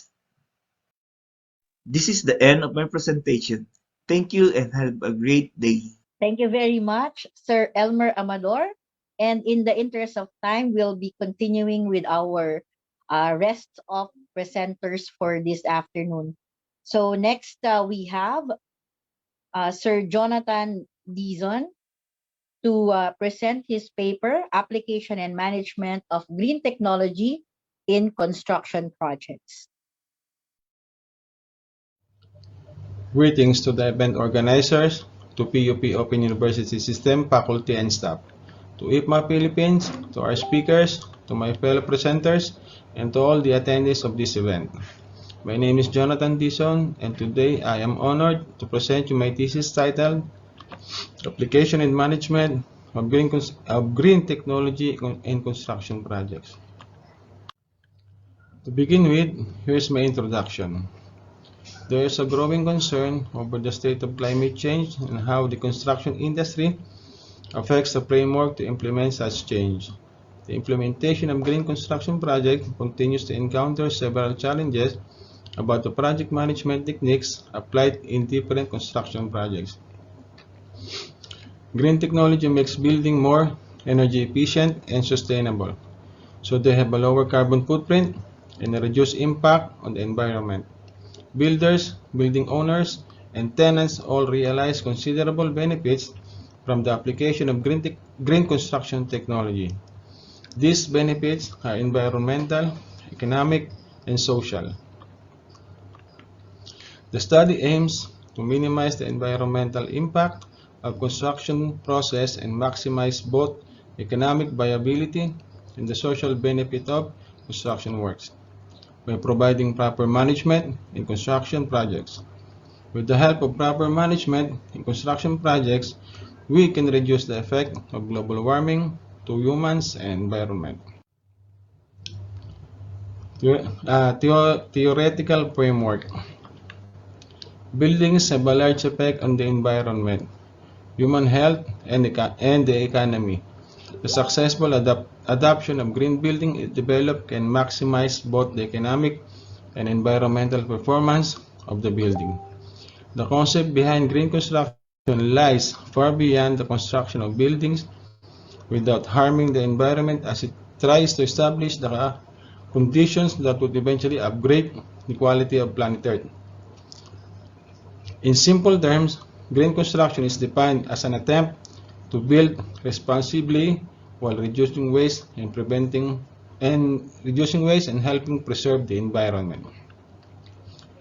Research has highlighted the core processes involved in green construction as planning, construction, designing, and conducting building operations with some critical foremost considerations. The persons involved should consider the use of water and energy, the quality of indoor environment, material section, and the effect building has on its site. It is important to note that green construction technology is currently at the most advanced level than ever before. And as the supply of non-renewable sources in the world becomes rare and expensive, green technology continues to increase its significance. Construction management is the advance of sustainable development through responsible management of portfolios, programs, and projects with the aim of achieving environment-friendly structures. Green construction management is taking control of the processes involved in green construction, namely planning, construction, designing, and conducting building operations with critical as well as priority consideration. Green construction management involves the development of strategies that may help in planning, directing, coordinating, and budgeting activities on the project site. And these are the sample of the project life cycles. There is a need to develop material that focuses on the techniques to overcome barriers in a project management framework, thus fortifying the base for future green building projects in highway engineering. Hence, there is a need to practice the creation of structures and using processes that are environmentally friendly through the process of green building. Green building refers to both a structure and the application of processes that are environmentally friendly as well as resource efficient throughout the building process. Significance of the study. The study is significant since it will not just benefit the construction industry, but the environment and the community as well.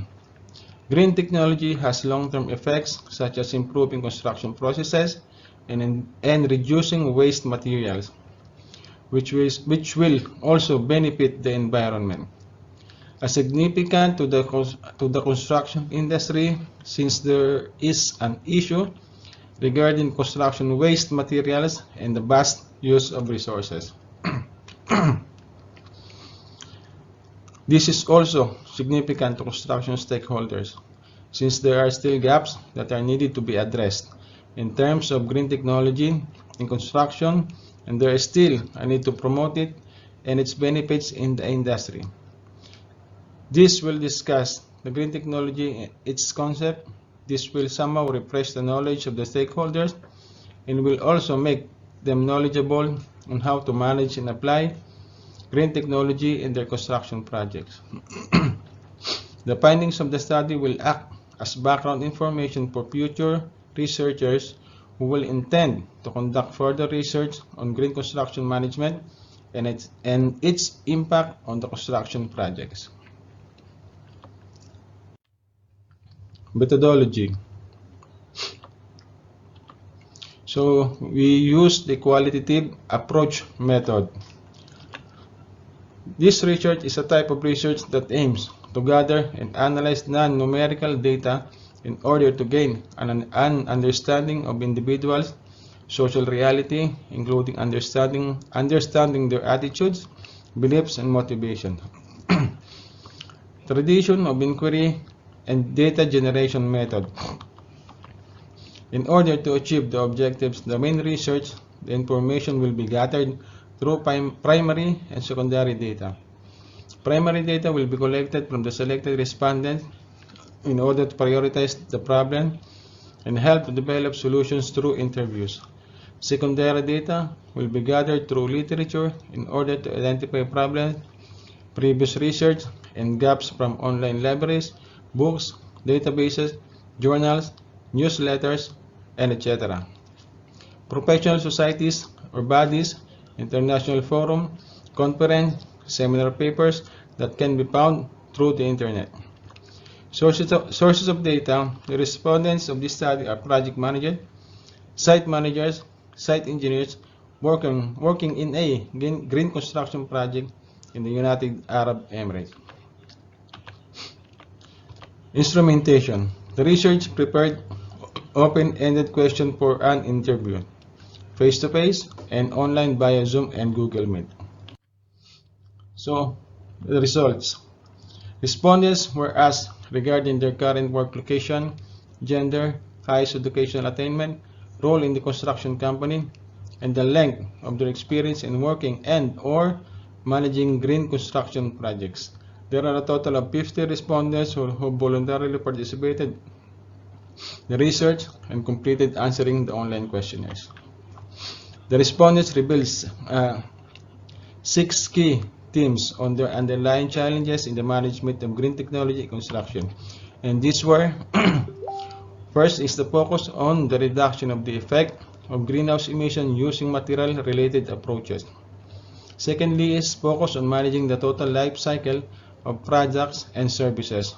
Third, focus on the innovative thinking through infrastructure design, project partnership, construction approaches, financing techniques, methodologies for evaluation, future maintenance, and delivery process. Fourth one is common management practice, initiates diminishing marginal returns, problems in all direction of effort, indicating diminishing prospect. Fifth one is focus in developing sustainable design, and lastly, focus on the prevention of waste. And some of the respondents revealed several key themes on the use of green technology materials. And these were 1. Radiant cooling slab. 2nd, chilled beam system. 3rd, solar panel. 4th, waste management process. 5. Low organic compounds paint. 6. Fly ash bricks. 7. Sewage treatment plant. 8. Natural light and air. 9. Green paver tiles. 10. Gypsum plaster. And 11 is rainwater harvesting. So, the conclusions are, it is essential that construction businesses install systems that help the sustainability of the building early on so they can reap the saving benefits during the construction. It is imperative for construction companies to educate the end user on the importance of maintaining such system. They have invested in a sustainable building which is fit for the future, but only if regular maintenance is carried out to keep the system operating efficiently. So these are some of the recommendations. Waste management plan developed during the early phase must be adopted on site. Policies related to waste management on site include monitoring and record keeping of waste leaving the site, which must be formulated and reviewed periodically considering the developments during construction. To reduce the environmental impact, it is necessary to use recycled material obtained from the agricultural waste or industrial waste. So here are some of the references used on this research. And that's all for today. Hope you learned something from me. Thank you once again, and God bless us all. Thank you very much, Sir Dizon. So moving to our next presenter, Engineer Jesus C. Palincod Jr., to present his paper, A Comparative Study of Price-Based Selection and Qualification-Based Selection of Construction Contractors in the Kingdom of Bahrain.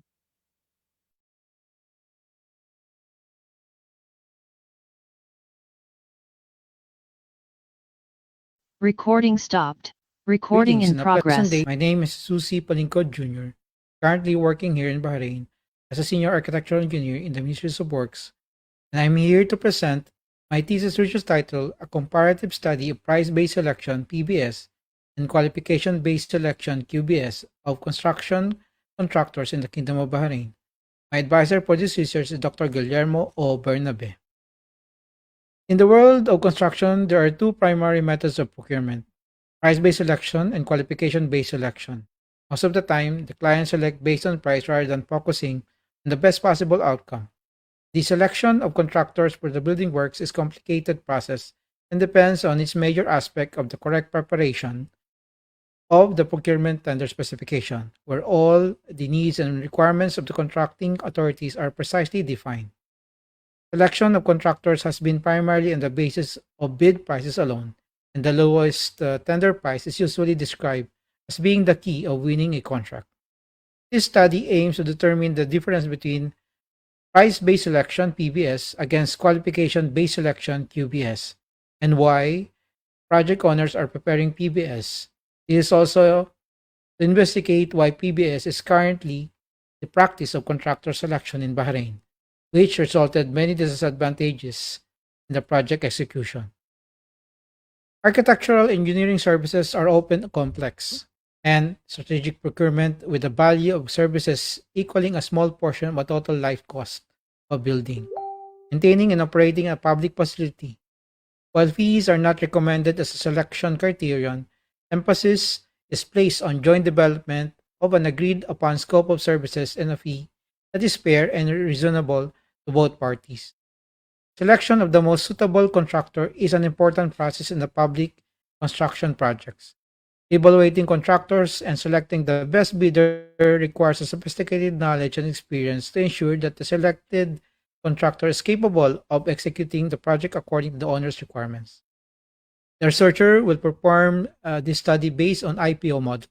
All gathered data from the sources will be carefully analyzed to produce the needed result or conclusion. This study aims to the difference between PBS and QBS of construction contractors in the Kingdom of Bahrain. Specifically, it seeks to answer the following question.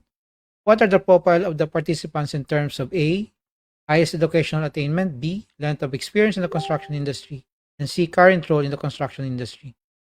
Why do project owners prepare PBS against QBS?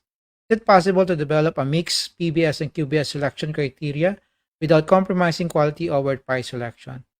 What are the recommendations to avoid the disadvantages of both contractor selection criteria during project execution? The study will utilize the quantitative method of research. The goal of the quantitative research method is to collect numerical data from a group of people, then generalize those results to a larger group of people to explain a phenomenon. Researchers generally use quantitative research when they want to get objective, conclusive answers. The respondents of the study will be the clients, evaluators, architects, engineers, and project managers who are working in the consulting firm, quantity surveyor firm, project management firm, and private and public sector in the Kingdom of Bahrain. The inclusion criteria for the respondents are: the respondent should be currently working in the firms in the Kingdom of Bahrain chosen by the researchers. Respondents should know how to read and comprehend the English language. The respondent should be willing to participate in the research study by answering the survey questionnaire manually or online through forms. Survey questionnaire. Survey questionnaires will be used as a data collection technique. These questionnaires will be administered online through Google Forms. This is to maximize the data collection period and to avoid disturbing the target respondents from their work. Using the online questionnaire, they can answer it anytime they want, but within the 2 weeks of data collection period. The respondents will inform about this data collection period, and they will also be given an informed consent form through email. This informed consent form will be the evidence that they are willing to participate in the study. This contains the objectives of the research as well as the ethical consideration. All those who sign will be given a link for the questionnaire. After answering, they will automatically receive a copy of their answers. And these are some of my reference. Thank you. Thank you very much, Sir Palingkod. And now we moving to the last presenter for this day. We have Engineer Wilan A. Rubio to present his paper, A Qualitative Study of Managing Projects in a Weak Matrix Organizational Structure, Challenges and Recommendations. Sir? Good day, everybody. Today I will discuss my research paper regarding a qualitative study of managing projects in a weak matrix organizational structure, challenges and recommendation. My name is Wilan Rubio, and my advisor is Dr. Guillermo Bernabe. Challenges or delay to project is one of the foremost concerns of any organization in general.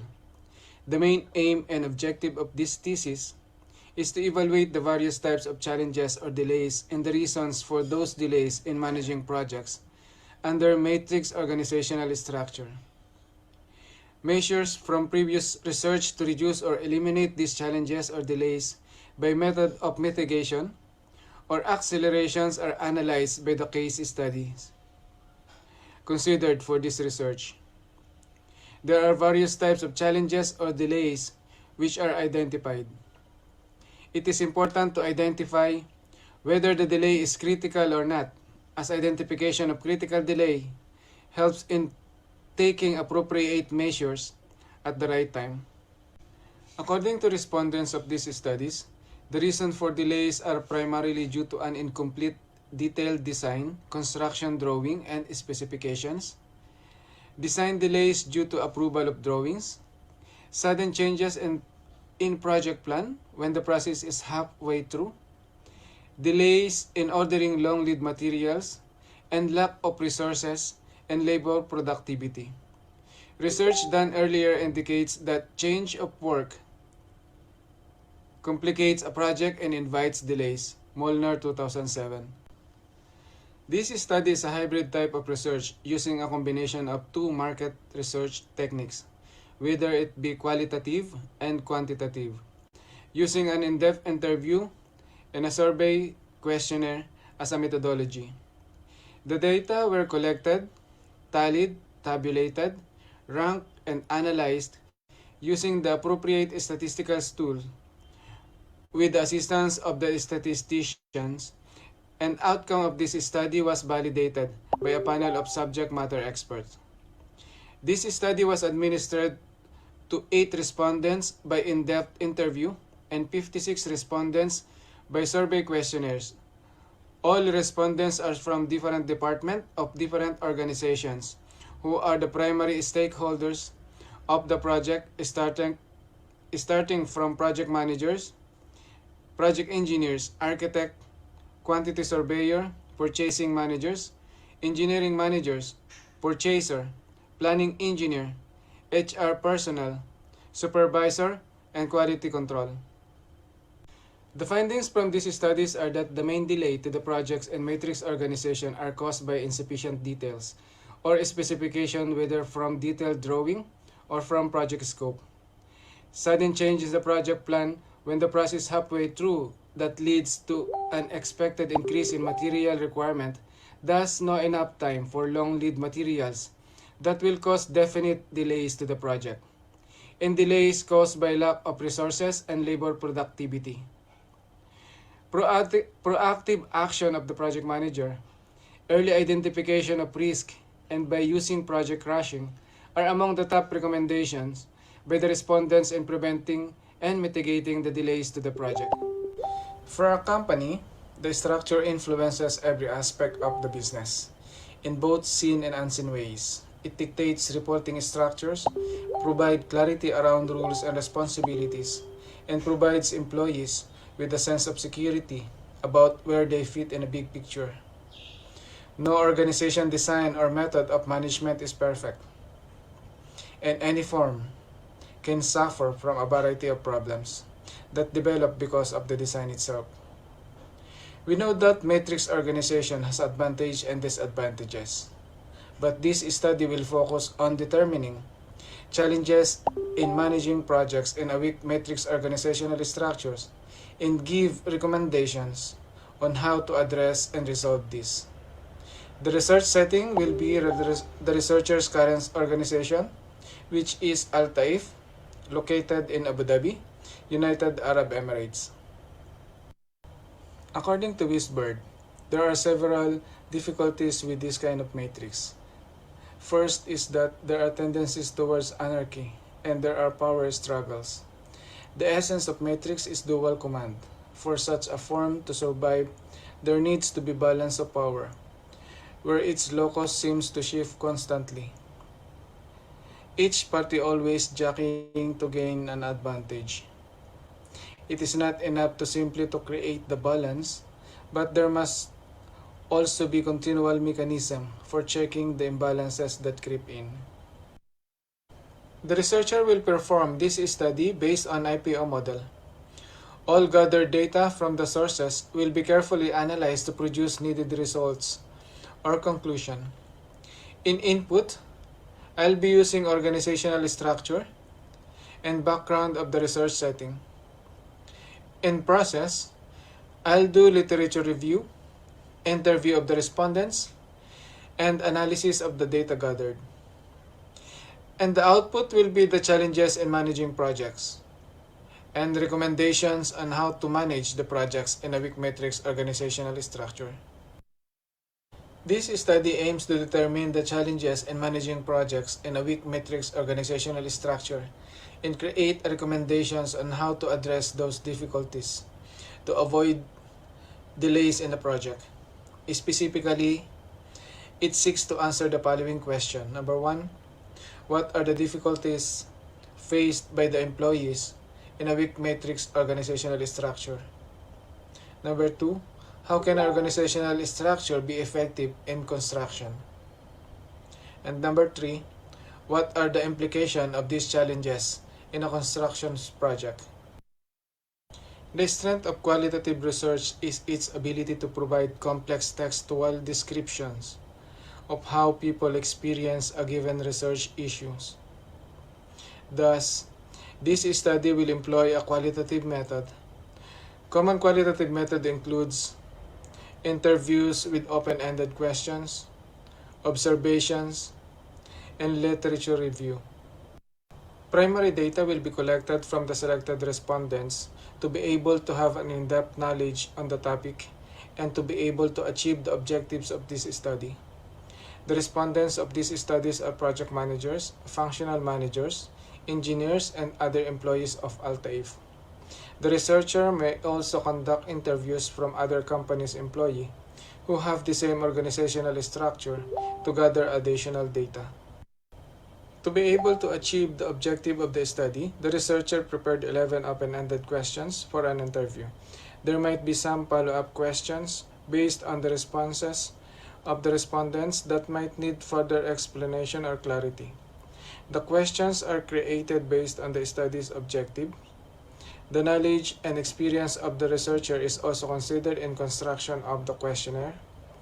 The interview will be recorded for transcription and analysis. References of this study are the following: 𝒐𝒕𝒄 website, literatures, online books, database, journals, newsletters, professional societies or bodies, international forum, conference or seminars, online research papers. Thank you for listening. Thank you very much, Engineer Rubio. Okay, so moving forward, we now are in the question and answer of our presenters of last batch. Sir Guillermo Del Mar Jr., may we request for you to open the camera. Also, Sir Ronald De Gracia, Sir Brian Dabuet, Sir Elmer Amador, Sir Jonathan Dizon, Sir Jesus C. Palingcod Jr., and Sir Willan Rubio. Kindly open your camera for the Q&A. So my question or the question on our chat box, this is addressed to Sir Amador from our chat box. Will your research still be relevant or applicable since today we are in the post-pandemic era or the endemic situation of the COVID-19? Hello. Good evening, ma'am. Good evening, sir. Thank you, Sir Anselmo, and thank you for being interactive today. Even though COVID-19 pandemic already ends here, especially here in Middle East and in the Saudi Arabia, but I guess some countries still experiencing this pandemic. Actually, our international contractor and some vendors still experiencing the effect of this pandemic. We can call it as like a domino effect. And because of this, there are some delays in production of materials and equipment. So this is likely due to the dispute in the increase of cost of raw material from their local supplier and vendor. And also there is also some unforeseen increase in labor costs and professional fees for both during production as well as the specialists for our project. So in this issue actually is still in dispute, still not resolved, and is still not settled. So there's actually we call it cost overrun or claims from the main contractor because of this increase of cost or like that. And also I believe this research can be a good reference from all the stakeholders and useful for the future generation. So I believe this research still my research still applicable. Thank you, ma'am. Thank you very much, sir. Then we also have one question here in our chat box. This is for architect Jonathan Dizon. So what do you think are the pros and cons of the green technology? And also, how do you encounter the application, or what are the mitigations for the application of management of the green technology in the construction where you practice it and its implications? Yes, ma'am. Good afternoon po. Actually, most of the issues we're facing in terms of the green management construction is mainly the waste management. And because most of the time, even though with human intervention, as long as there's a lack of proper supervision and materials segregation, that is the most mostly more of a where is management. Yeah, again, the waste management. It should be properly addressed to in terms of especially some materials that are hazardous and toxic to the environment should be properly managed and stored in an area which is more feasible prior to use of those materials. And again, the second one is the proper planning, especially in terms of the prior to start of the project. It should be properly planned and survey the area for any hazard, issues that might affect the environment and should be properly monitored throughout the whole project.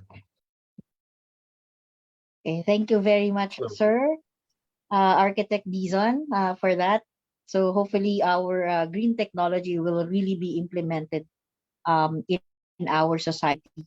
So for Sir Delmar, do you think would be the greatest or the output of your research or the societal impact it will give the construction industry? Hi, good evening. Good Thank you evening, for sir. asking that question. And the title of the thesis was Enhancing Data Centers through BIMA Building Management System, and it will enhance the cost savings of the project because you have a good presentation and layout during concept, detailed design, and issued for tender, and it will help impact for the design savings through your mechanical system, and it will allow the construction stage save and anticipate whatever variations it occur during the construction stage, and you can segregate and relieve from the contractor variation claims during the good planning and design of your mechanical system through beam modeling.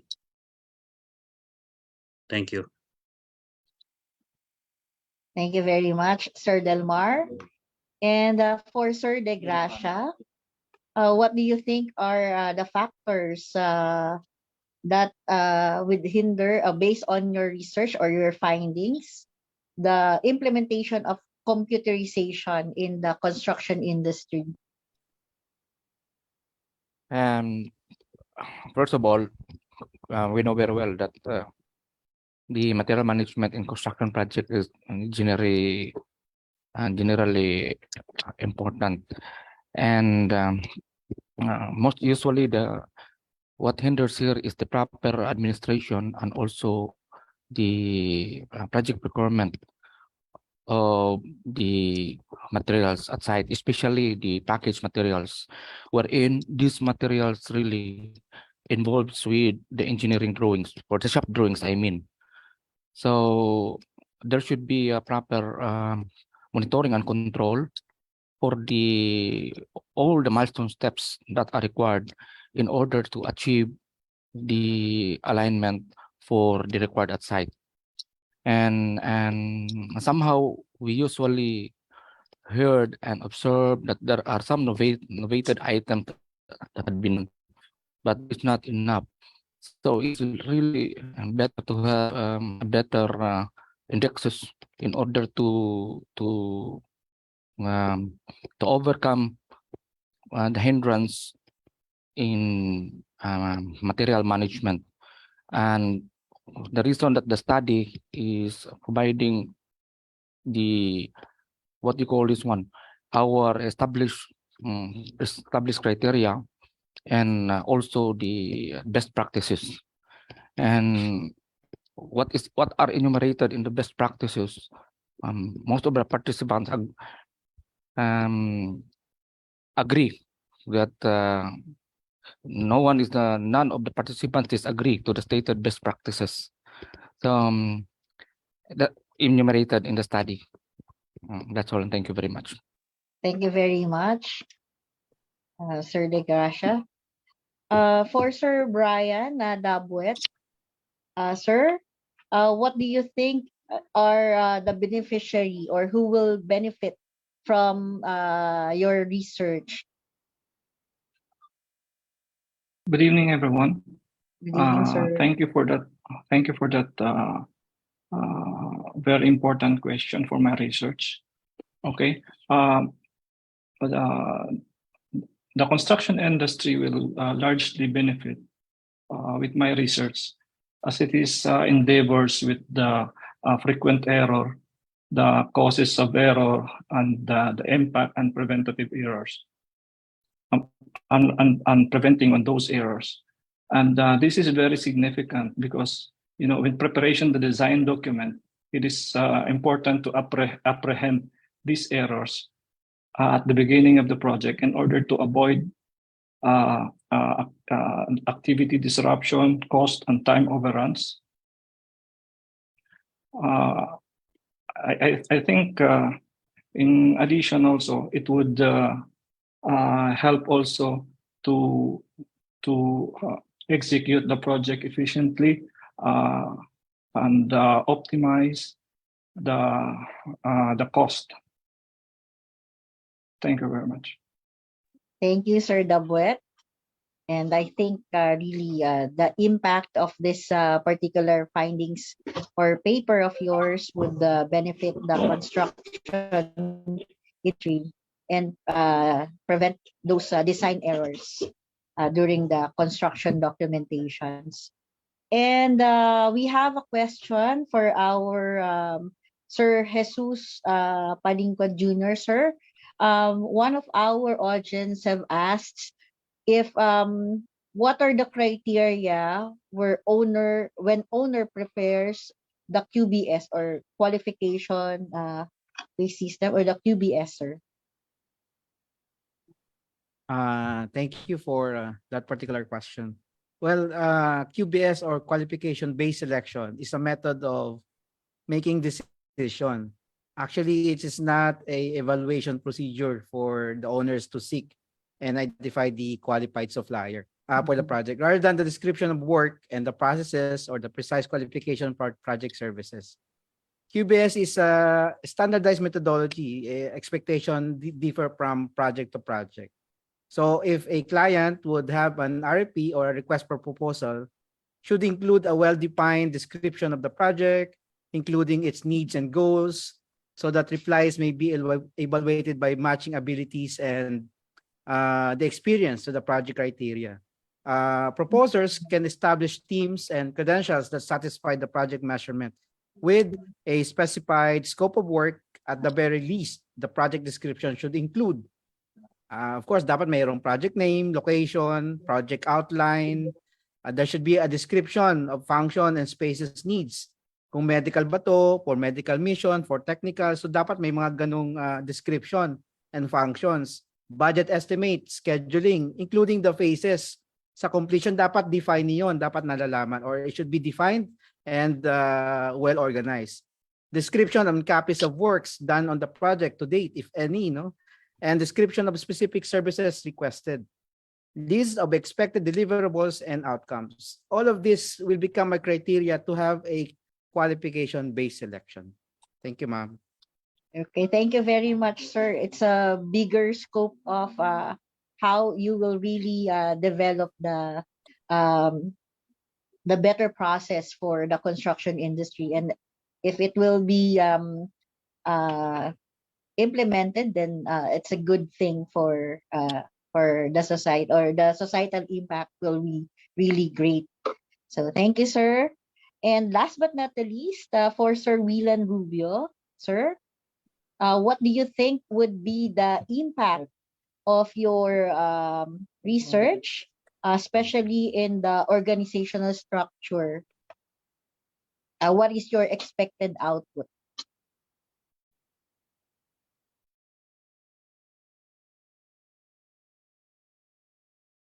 Hello, ma'am. Hello, sir. Good evening. Yes. The impact of this study is to give all recommendations to all the stakeholders, to the companies. This will help our companies to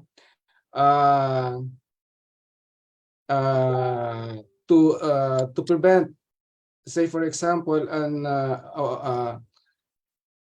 cost overrun, delays to the projects, and so on. Thank you, ma'am. Thank you very much, sir. So in the interest of time, we thank all our presenters, the last batch, Sir Guillermo Del Mar Jr., Sir Ronald De Gracia, Sir Brian Dabwet, Sir Elmer Amador, Architect Jonathan Dizon, Sir Engineer Jesus C. Palingcod Jr., and Engineer William A. Rubio. So, Ma'am, I'm an architect po, ah. Ay, architect, sir. Sorry po. Sir, sorry, sir. Okay. So, by the way, I'd like to answer yung dun sa ating chat box. They're asking if all of the presenters are students of the graduate school of the PUP or the Open University. Well, ma'am, our presenters or this particular platform is open for everyone who wish to present their papers in an international conference, which is a requirement actually of our graduating students in the graduate school. So everyone is welcome to participate. So again, thank you very much for attending our program, for our colloquium, and also our webinar in project management. So this is Engineer Joselinda M. Golpeo. I now give the floor to our MC, Sir Christopher Sasot. Sir? Thank you very much, Engineer Golpeo.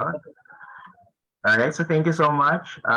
It has indeed been a very long but very meaningful learning experience for us this day.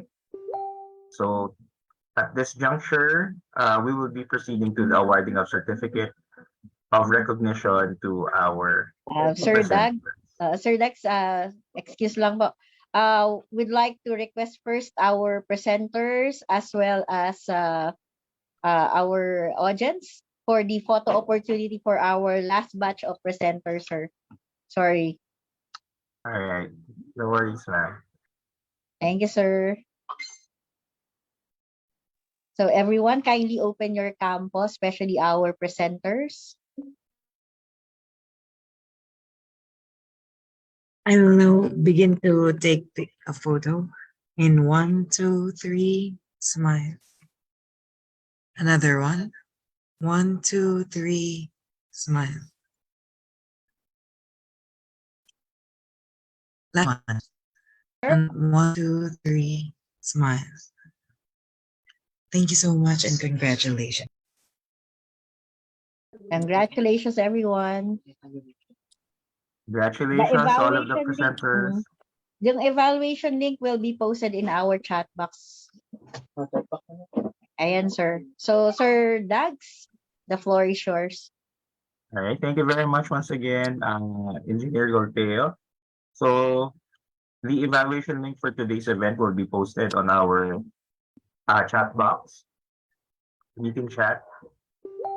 At this juncture, we would like to call in one of our course specialists and the chief of the graduate school research and extension office, Dr. Arvin R. De La Cruz, for the awarding of certificate of recognition to our presenters. We also have with us Engineer Rene A. Tanyasas, Mechanical Engineering Professor, and Engineer Josel S. Tamondo, Course Specialist in MSCM, for MSCM Middle East. Doc A? Thank you, Sir Dags. Okay.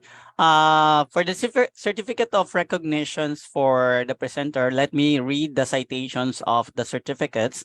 Polytechnic University of the Philippines, Open University, in partnership with the International Project Management Association of the Philippines and International Project Management Association Young Crew Philippines. This certificate of recognition is hereby awarded to the following. I will be reading it later. For the imparting invaluable passions on innovations, knowledge, and development through the research that I will be citing also later, which was presented in the second International Conference on Project Management with the team pursuing excellence by fostering best project management practices, held on February 3 to 4, 2023, given this 4th day of February 2023 via Zoom conferencing. It would be signed by Professor Mariano Roque S. Senga Jr., the chairman of the IPMA Philippines, and also the president of the University of the Polytechnic University of the Philippines, Dr. Manuel M. Muhi. So let me award this certificate of recognition first to Ariel O. Garcia, for presenting the cause and effect of client untimely decision in construction project. Second is to Michelle M. Macaraig, for presenting challenges in the adaptations of agile methodology in construction projects.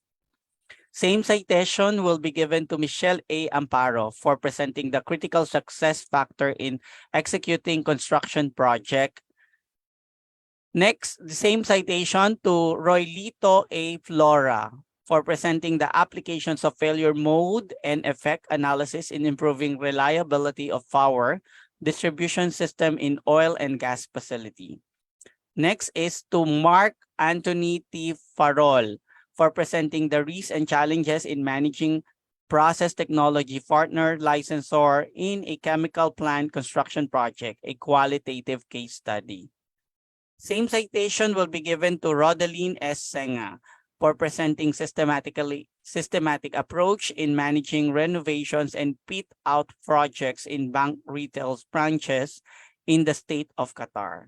Same citation would be given to George T. Balansag for presenting the strategic approach to writing a method statement for construction as the project management tools for reducing occupational health and safety risks.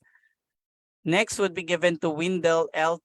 Teljudua for presenting determining the case and effect of late engineering deliverables on construction project, a strategic approach of determining the model and its implication.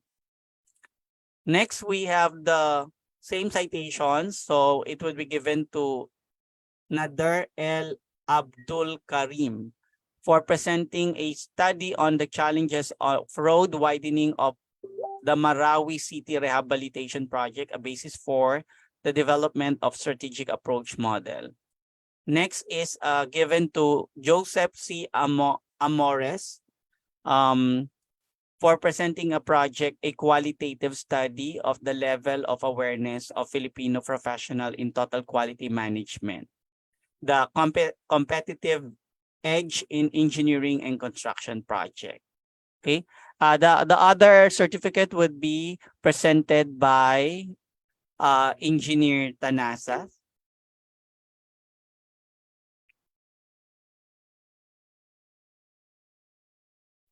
Hello, Engineer Tabandong po. Sorry sir, Engineer Tamondong pala. Sorry po. Thank you. Thank you. So, with the same citation, the certificate of recognition awarded to John Paulo P. Panopio with its title Influence of Filipino Engineers on the Adoption of Building Information Modeling, a case study in Bahrain construction industry. Next is Shermaine M. Salazar with her title Challenges in Identifying Project Scope in Construction Project, a basis for strategic management plan.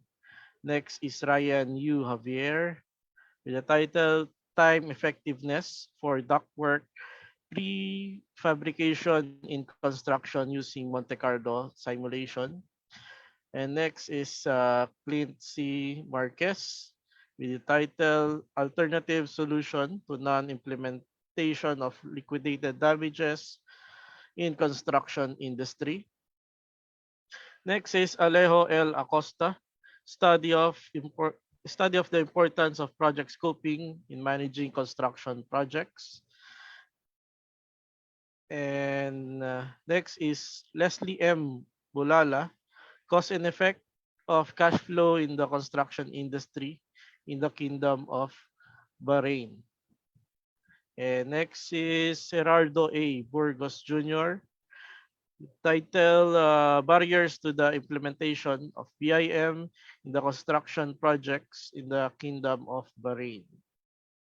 And next is Philip S. Sinlao with his title Challenges in Change Management Process on Selected Construction Consultancy in Middle East. And next is Jamar R. Pore with the title Assessing the Level of Awareness on Hybrid Project Management of Filipino Engineers in the United Arab Emirates. And last on my list would be Ricardo G. Espinosa with his title Analysis of Water Consumption in 5 cities to review desalination as source of sustainable water supply. And let me pass the awarding of certificates to Engineer Tanasas. Thank you.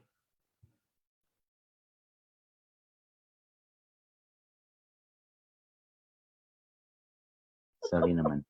Okay, same citation. The certificate of recognition is hereby awarded to the following.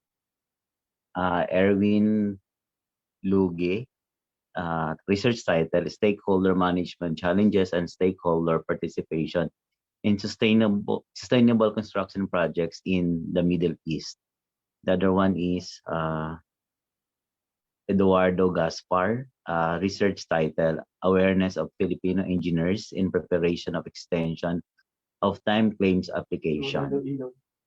Next one is Charmin Dolor, research title is The Study of Construction Waste, United Arab Emirates or UAE, Wasted Analysis and Causes. The next one is Guillermo Del Mar Jr., research title, Enhancing Mechanical Design and Design of Mission Critical Data Center through Building Information Modeling. The next one is Ronald De Gracia, research title, Critical Success Factor, Planning and Computerization of Site Material Management System in Construction Projects. Next one is Brian Dabuet.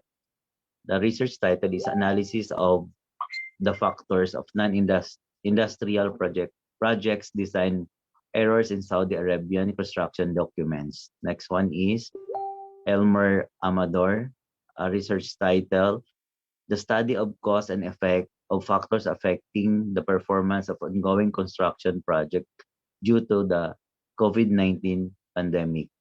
The other one is Jonathan Reason, research title, Application of Management of Green Technology in Construction Projects. And the other one is Jesus Palingcod Jr., a research title, The Comparative Study of Price-Based Selection, or the PBS, and Qualification-Based Selection, or QBS, of construction contractors in the Kingdom of Bahrain. And lastly, Willan Rubio, a research title, A Qualitative Study of Managing Projects in a Weak Matrix Organization Structure, Challenges and Recommendation. Congratulations. Okay, thank you so much to Engineer Tamundong, Engineer Tanasas, and Dr. Arvin de la Cruz. Once again, congratulations, and thank you very much to all of our participants and presenters for this year's second international conference. So, all right. Okay, so it has indeed been a very long day, and we've now come to the very much awaited part of our conference. We will now recognize the outstanding papers for the Second International Conference on Project Management. So at this juncture, may we request Dr. Jocelyn A. Rivera Lutap, the Dean of the College of Architecture, Design, and Built Environment, to award the certificate of recognition for the third, the second, and the best paper for this year's conference. Hello, good evening, everyone. Good evening, DAGs. It is with great privilege that I would be sharing with you the top paper for this conference. In fact, it was so tight that for the third place, we have five. Five of them landed third place. All right, if I may be yes, okay. I may be allowed to read the Polytechnic University of the Philippines Open University System in participation with the International Project Management Association of the Philippines and International Project Management Association, CRU, Philippines. This certificate of recognition is hereby awarded to Charmaine B. Dolor through the research titled The Study of Construction Waste in United Arab Emirates, UAE, wastage analysis and costs, for being the third best research paper during the second international conference for project management with the theme Pursuing Excellence by Fostering Best Project Management Practices, held on February 3 to 4, 2023, given on the third day of February via Zoom conferencing, which will be signed by Professor Mariano Roque Esenga Jr., Chairman of IPMA Philippines, and Dr. Manuel M. Muhi, President, PUP.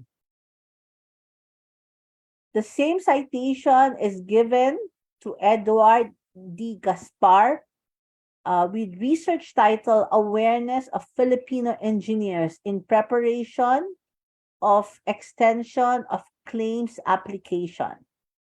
Congratulations, Mr. Gaspar. The same text is given to Philip S.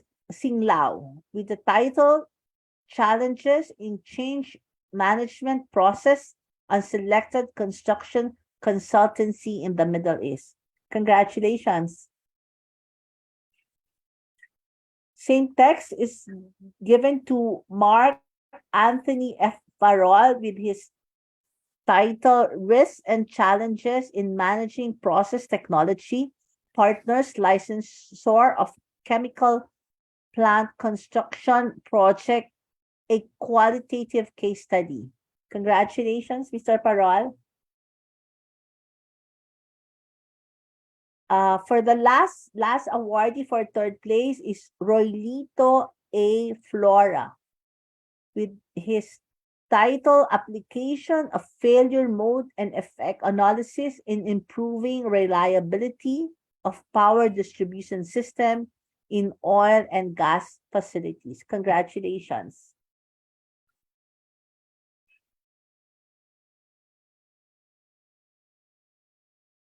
For our second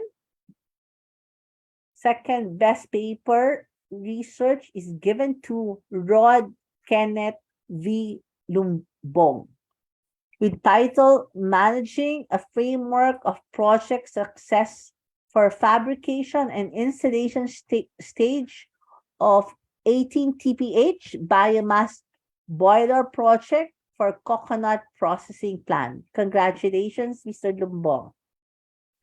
And finally, the best paper is given to Ricardo G. Espinosa with title Analysis of Water Consumption in 5 Cities to Review Desalination Source of a Sustainable Water Supply. Congratulations, Mr. Espinosa, and congratulations to all our participants and presenters. Thank you very much.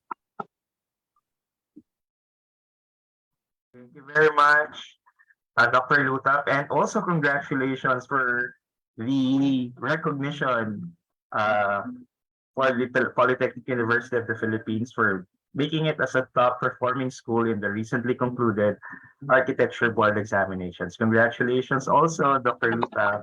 Thank you very much. And all right, so thank you so much. And congratulations also to our presenters. Indeed, this practice of sharing and producing knowledge through this international conference has really been a very fruitful endeavor for each and every one of us. All right, so our program has now come to a close, but before that, we would like to request Sir Dax, may we request for a photo opportunity with all our best paper best paper for the conference. Thank you, sir. All right, so once again, maybe you request the awardees to turn on their cameras so we can have a photo opportunity together with the organizing committee. So I will now begin to screenshot. For a while po, technicals, let us first wait for all the best papers to open their camera.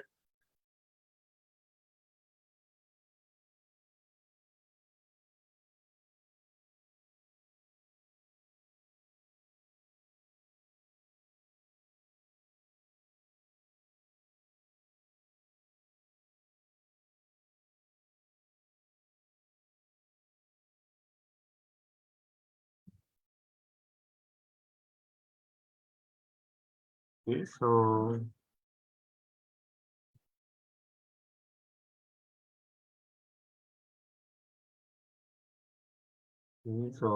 to the technical team, whenever we're ready.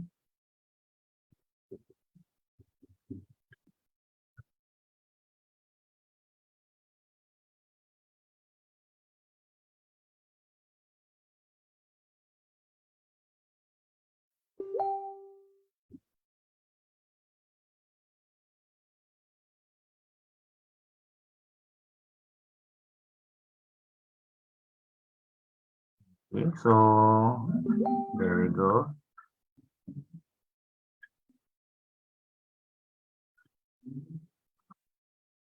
Okay, so are we ready to take the photo?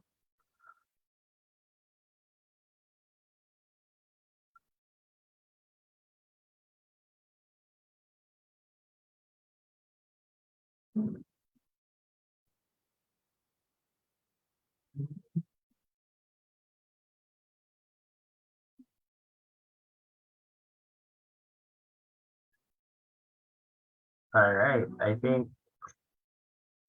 we're good to go. So let's take a photo. At the count of 3, ready? 1, 2, 3. Okay, so thank you so much. Once again, congratulations to all of our winners and awardees for this year's international conference.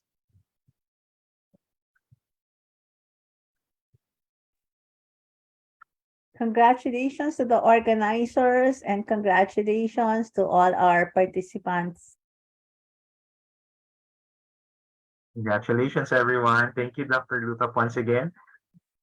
And at this point, we would like to end this international conference, with a message from and a closing remarks from the Director of the Intellectual Property Management Office. Ladies and gentlemen, let's give a virtual clap for Dr. Gino L. Andres.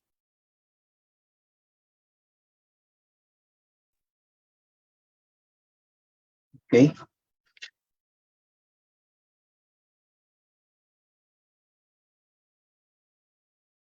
To Dr. Emmanuel de Guzman, the Vice President for Academic Affairs, Dr. Carmencita Castolo, the Executive Director of PUP Open University System,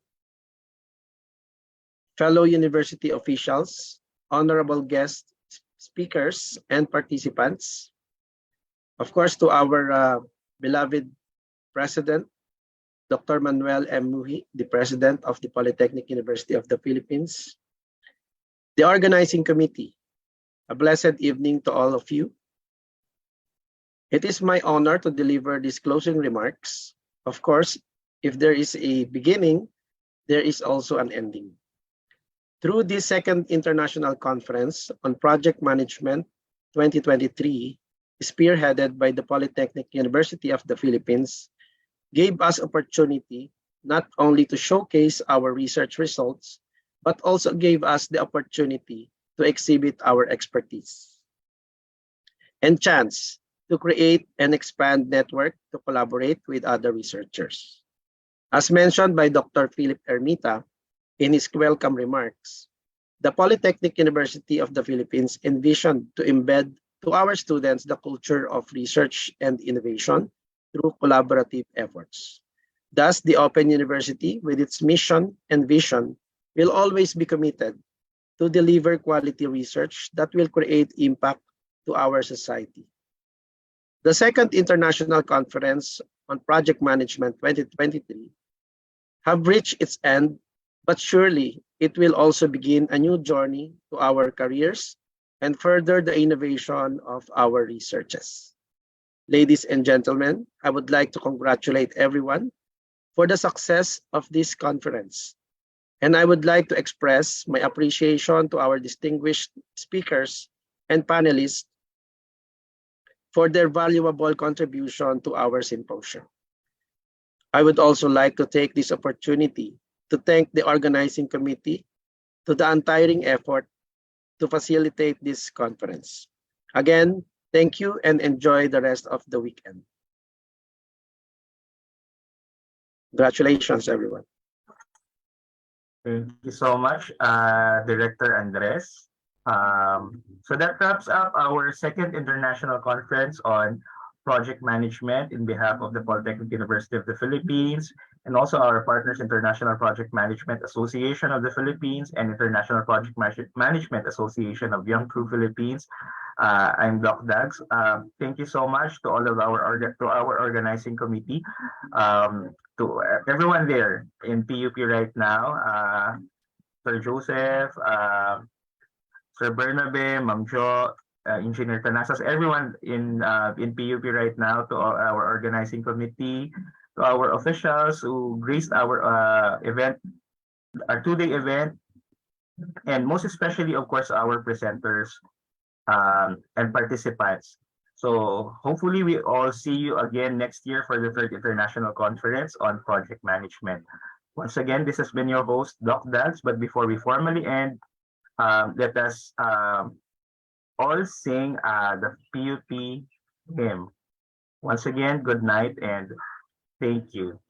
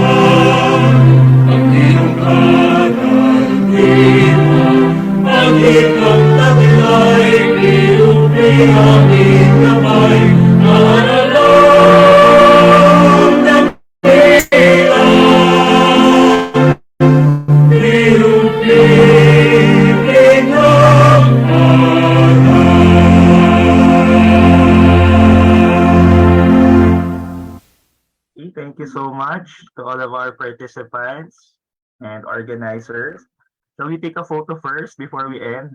Nakalimutan ko. Ayan.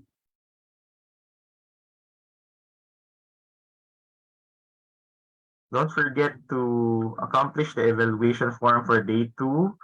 The link is posted on our chat box.